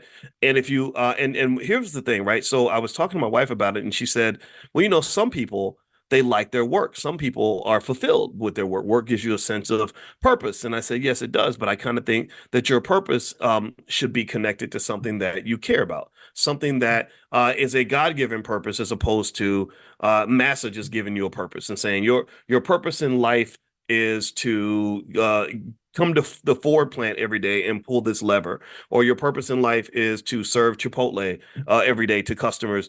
All these things are fine, and it's not meant to work shame. I'm not saying that work is something we should be embarrassed about. I think hard work is important, right? It gives you something to do, a reason to get up in the morning. And they find that when people don't have work to do or something on their schedule, they tend to just waste time and engage in things that are very unhealthy, right? So, because the idle mind really is the devil's workshop. Okay, I get that. But I would love to ask everyone what I refer to as the $10 million question. Okay. I'm gonna ask you all the $10 million question. I want you to answer me in the chat. Give me a yes or no. The $10 million question is this. If you were not getting paid for your job, and let's say you had $10 million in the bank, if you had $10 million in the bank right now, would you keep going to your job every day? The job that you have, if you had 10 million, if you won the lottery tomorrow and you had 10 million in the bank, so money wasn't nothing but a thing, would you keep going to work every day? Yes or no? Okay, and I see Tequila and Brandon and Patricia and Shirley. Okay, I see your answers. I'm looking at your answers. Okay, and I'm going to tell you the truth. I'm seeing a lot more no's than yeses. I really am. I'm seeing a lot more no's than yeses. Okay. And let me tell you, I did a survey on my Twitter. My Twitter is Dr. Boyce Watkins one, Dr. Boyce Watkins and the number one. So if you're on Twitter, feel free to follow me. It's controversial because I just say what's on my mind, but it's fun. At least I thought about it before I offended you. And if you want to come hang out with me on Twitter, just go to Dr. Boyce Watkins one. And also, I'd like for you guys to follow me because I get tired of debating with weirdos. All right. So here's what the results of the survey were. I asked that very same question, and 62% of the respondents said no. 37.9% of the respondents said yes. So that's about what I am seeing in this chat, that about 1/3 of the respondents are happy with their work. They feel that it's fulfilling. They feel like it's connected to their purpose. They're glad to be doing it. They'd be doing the work even if they were doing it for free. And for those that are in that category, I really congratulate you. I think that's really awesome. And I'm never a guy, and I want to make that's another point I sometimes have to clarify, is there are people who think that the only thing I want Black people to do is quit their jobs and become entrepreneurs. No, that is not what I'm saying ever. Because some of y'all will be terrible entrepreneurs. Some of y'all don't need to be running a business. Some of you don't want to. It's hard work. It's very stressful. It's hard to do. I've never said that everybody should be an entrepreneur. I've just said every Black person needs to own something. Remember, owning a business ain't the same as running a business. In fact, there's plenty of people out here who are very wealthy who own lots of businesses who ain't running nothing. They own donut shops and can't make a donut. They own shoe stores and don't even know what shoes are in the store. So owning the business does not mean you have to actually run the business. So never ever think those are two areas I got to kind of clear up. Three areas really. One myth is that I don't like white people, which is not true. Because I just love myself. Another one is that I've been telling Black people not to vote or to go vote for the Republicans, which is never true. I've only told you to vote for who you want to vote for, and don't let anybody intimidate you out of that. And the third one is that I'm telling Black people to all quit their jobs and start businesses. I don't do that. I tell you to find your happiness, find your bliss, whatever that is. And if that's a controversial response to you, then I don't know how to help you. If I say I want you to be happy and you say, screw you, then I can't help. I don't know what to say at that point, right? So anyway, so let's circle back to the $10 million question. Okay. So here's what I'm gonna throw out there. If I ask you that $10 million question and I say, okay, on this job that you have, if you had $10 million in the bank, would you still go to that job? And your answer is no, then I'm going to argue that that is evidence to me that this capitalist economy and the whole Black job seeking culture has disconnected you from your purpose. You are disconnected from the purpose that you were put on this earth for. And I believe everybody has one. To me, a purpose is just something that you're passionate about, maybe something that you're also good at. It's something that achieves a goal that matters to you, right? My purpose is to be a great parent and to raise my kids and love them and make them feel safe and happy in the world so that their lives are better. That's a great purpose to have. Maybe another purpose might be something in the community. Maybe your purpose might be art. Art. My youngest daughter, her purpose is clearly dancing and performance. So I want her to be as connected to her purpose as possible, because when she is connected to her purpose, that unlocks an entire universe of happiness and optimism and mental health and potential and excitement and genius that she would not have if I shut all that down and forced her to go and screw bolts for a living at a factory. Do you understand? So what I hope you'll get, and this is the and there's it's hard to fix this quickly. So I'm not telling you to run off and cuss your boss out today. Don't do that. But what I'm saying is that when you know the history of capitalism, you know the history of the American economy, you'll understand how deeply insidious it is, and how much of a dream killer it is. This has not always been the case. This is more of an artifact of industrialization. If you go back before the Industrial Revolution, you really didn't have this culture where people were leaving their kids behind so they can go and spend their whole day in the factory. Like, you had to be trained, you had to be brainwashed to believe that that makes sense. And so really, to me, the greatest gift, one of the greatest gifts you can give a child, if you care about a child in your life, is to figure out, okay, how do we create a pathway where you can get away from the corporate plantation and do what you're supposed to do what you're meant to do what you're passionate about. And the thing about it is that following your passion is not disconnected from making money. If you understand economics and you have financial literacy training early, which every child in our community should have this, then you learn that almost everything has an economy around it. Everything has an economy. So if you know that everything has an economy around it, then that means you can find the things you're passionate about, go be great at it because you love it so much. It's not work. I haven't worked a day. I have not worked for at least 30 years. The last time I worked, I was 22 years old, going to like make food at Arby's. That's the last time I had a job. I ain't had a job. I have not worked since then because I love what I do. And I'm great at what I do because I'm passionate about what I do. And I'm passionate about what I do because this ain't work. If I had to work, I would get fired in about an hour because I get easily bored. You have me sitting around doing some bullshit, excuse my French. I'm gonna say, why am I doing this? This is dumb. This is a waste of time. This doesn't even matter. I don't care about this, and I'm gonna be terrible at it. And so the reality is that if you unlock your that passion and you find and you connect to your purpose, then what it does is it just unleashes another side of you that really gives you an opportunity to be impactful and great in whatever area of life that you want to be great in. And again, I just think even basic stuff like just being like a superstar parent, like really, really, really such a great parent that your kids grow up and say, "Oh my God, without my dad, I would be nothing right now. I'm in the NBA now because of my dad. I'm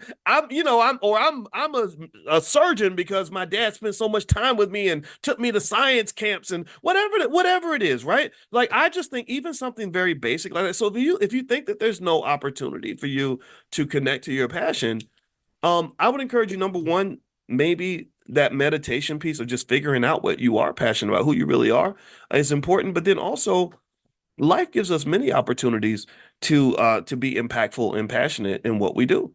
And I think that what happens with money, and this is where money becomes the devil, is money can distract you from where you're supposed to be, and also a lack of vision for your life that sort of that can drive our ultimate need to kind of follow other people's advice. And so you love something and you really want to do it, but you don't quite know how you're going to make enough money to survive. And then somebody comes along and says, well, that's not realistic. You should be doing this over here because they're hiring at the post office and you have to be practical and reasonable, right? And that's kind of, and I get that, right? These are people that think that they love us and they think they're helping us by doing this, because what they'll do is they'll take this big, gigantic, bold dream you have and they'll shrink it down into a nice, collapsible little reality that fits into the umbrella of the resources that you have access to and the rules. And they'll say, hey, why do you have this big black dream when you could just go get you a nice black job? And you get that nice little black job at the post office. And then what happens is you kind of spend, 10, 20, 30 years sitting there doing stuff that you don't really that doesn't have a lot of meaning to you, and then you're kind of sometimes sad, like you have a lot of regrets, like you're looking back and you're imagining what your life would have been if you had actually done what you wanted to do as opposed to doing what you were told to do. In fact, I read those studies about what old people on their deathbed say when they're reflecting on their lives. Like, what are their biggest regrets? And their biggest regrets tend to be that I didn't live for me. I didn't do what I wanted to do. I did what everybody else told me to do. I would feel my passion, and the universe would tell me to go left, but all my relatives would tell me to go right. So I went right, and I regretted it ever since. Right. So what I think is true as well is this. Let's just be realistic, right? We've got, when your kids grow up, they're going to have bills to pay. Um, we have to have money to survive in this economy. This is why I love teaching and talking about money, is because money is really important. Money's critical. Money's life or death for some people. Um, so if you are financially literate, then what you're able to do is you're able to understand that it doesn't have to be an either or conversation for yourself. It can really be a both and. So when I talk to our youngest child who loves to dance and loves to sing, and every now and then I'll hear her say something, or I hear someone say something to her, like they'll say, well, dancers don't make very much money. I instantly interrupt and I say, no, but that's not going to be your situation, because I'm going to show you how to make money. So you'll have all the money that you need. You'll make as much money as a medical doctor or whatever you want to do. And then you can go dance all day. Right? We can get the money part out of, again, let's go back to the basics. Money's not the be all end all. In a capitalist society, they make you think that as long as whatever you're doing is making you plenty of money, then you're doing the right thing. And the shittiness of that trade-off, that just the thing that infuriates me to no end, is what they get you to do is they get you to the point where you're trading things that money should not be able to buy. You are 25 years old. You should be enjoying your life, traveling, living, learning, having experiences. But instead, you're sitting in a warehouse all day, or you're in an office and you're bored to death all day, or you're surrounded. And even worse for Black people, you're surrounded by these microaggressions and all this racial hostility that we have to deal with every day at the job. That's not supposed to be your life. So if you feel this sort of tingling with you, is that in your heart that you're in the wrong place. You know that there's another parallel universe, there's another reality out there that was supposed to be your life. That was supposed to be your life. And this goes back to when I was talking to you guys about the difference between God's plan, your plan, and Massa's plan. Right? Massa's plan for you is to put you in a nice little black job and keep you there so that you can contribute to the economy in the way that he sees fit. But that has to be superseded by your plan. But your plan is still limited. I encourage you to even go deeper and to rise, whether you want to call this spiritually or consciously, and really see if you can connect to God's plan. Like you can't tell me that it wasn't God's plan for me to be talking to you right now, doing what I do right now. In fact, and it was and that whole idea was even inspired by the fact that my 17-year-old mother, when she gave birth to me, she's not 17 now, but she was 17 back then. And she put me on the altar. She went to church and she was pregnant. And if you know, in the 1960s, when a Black girl got pregnant, it was terrible. They didn't treat you well. People would call you dirty names and all that, which I think is an absolute sin, because there's no more valuable of a job in all of humanity than the job of being a mother, right? I just don't understand how we lost connection to this very basic idea. It's insanity to me that we will look down on a woman for becoming a mom. Like, I just don't understand that. Like, there's nothing more important that a human being can give us than life, right? Like, that's literally the most important thing that anyone has ever given me, is the chance to live. And and so anyway, so my mother was dealing with this nonsense of people, that were going to judge her because she was pregnant. And my father was 15 years old, so he didn't know what the hell he was doing. And then he went off and got on drugs and stuff. And my mother, so she's sitting in church and she's pregnant, but she couldn't tell anybody because she was so scared. And she just starts praying, and they bring you up to the front. I don't know anybody. How many of y'all go to black churches? Anybody been to a black church? So they have a time where they bring everybody up, and you have to go up to the altar, and you can say a little prayer. And my mother sit up there praying, and she just kept praying and praying and praying. And then everybody went back to their seat and sat down, and she's still sitting up there just praying because she's so scared of like having this baby, and so anyway, she said that she just felt something. She said that God told her, like, she just felt it. She said that she just said, "Okay, I'm good. I'm giving this baby to you, and I just need you to do this because I don't know what to do." I can't tell this story. Every time I tell a story, I get emotional. I don't know why. I gotta stop there. Stop it, boy. Stop it. Okay. So she literally said she gave me to God. She said I had a feeling in my heart that I had to have this baby, that you were going to do something important in the world, and I had to give birth to you. And so she said, I gave you to God, and that was it. And so long story short, here's the thing that's interesting, right? I guess now years later, and now all the problems we had back then, those are long gone. And years later, when we're reflecting on that story, I don't know which came first, the chicken or the egg, right? So maybe because she gave me to God and she saw me as having a purpose from God, maybe that's what led to the impactful things that we've done. Like we've been able to reach millions of people, and a lot of you in here, I hope that I've been able to impact your life in a positive way, right? But maybe it's the other way around. Maybe it's because she told me that I had a purpose, that maybe I internalized that and said that because I've been given a purpose from my mother, I need to be on level 10. Do you understand what I'm saying? So maybe it's all in my head. Maybe it's all just a self-fulfilling prophecy. Like, okay, I was told that I'm the chosen one, so I better go out and do some important stuff, right? And here's the thing though, at the end of the day, it doesn't matter. It doesn't matter like why it happened. All that matters is that it happened. And this also speaks to the power of our children. When we talk about giving them black privilege is not just giving them a bunch of money. Black privilege might be instilling in them the specialness that they will carry with them through life, to know that because I'm representing something important and because I am an important human being, and I was important enough for my parents to spend lots of time with me and teach me things and prepare me. Oh, I got to go do something important in the world.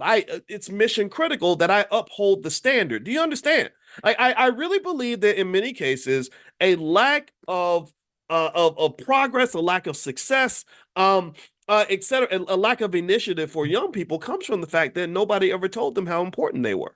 Nobody told them that they were special. Nobody told them that this is the tradition that you're upholding. This is what makes things like the educational system so dangerous for Black people, is that from the very time I remember learning Black history, all I would hear is that you used to be slaves until Abraham Lincoln freed you, and now you should spend your life being grateful to white people for letting you go eat at the same lunch counter as them. I don't want to hear that shit.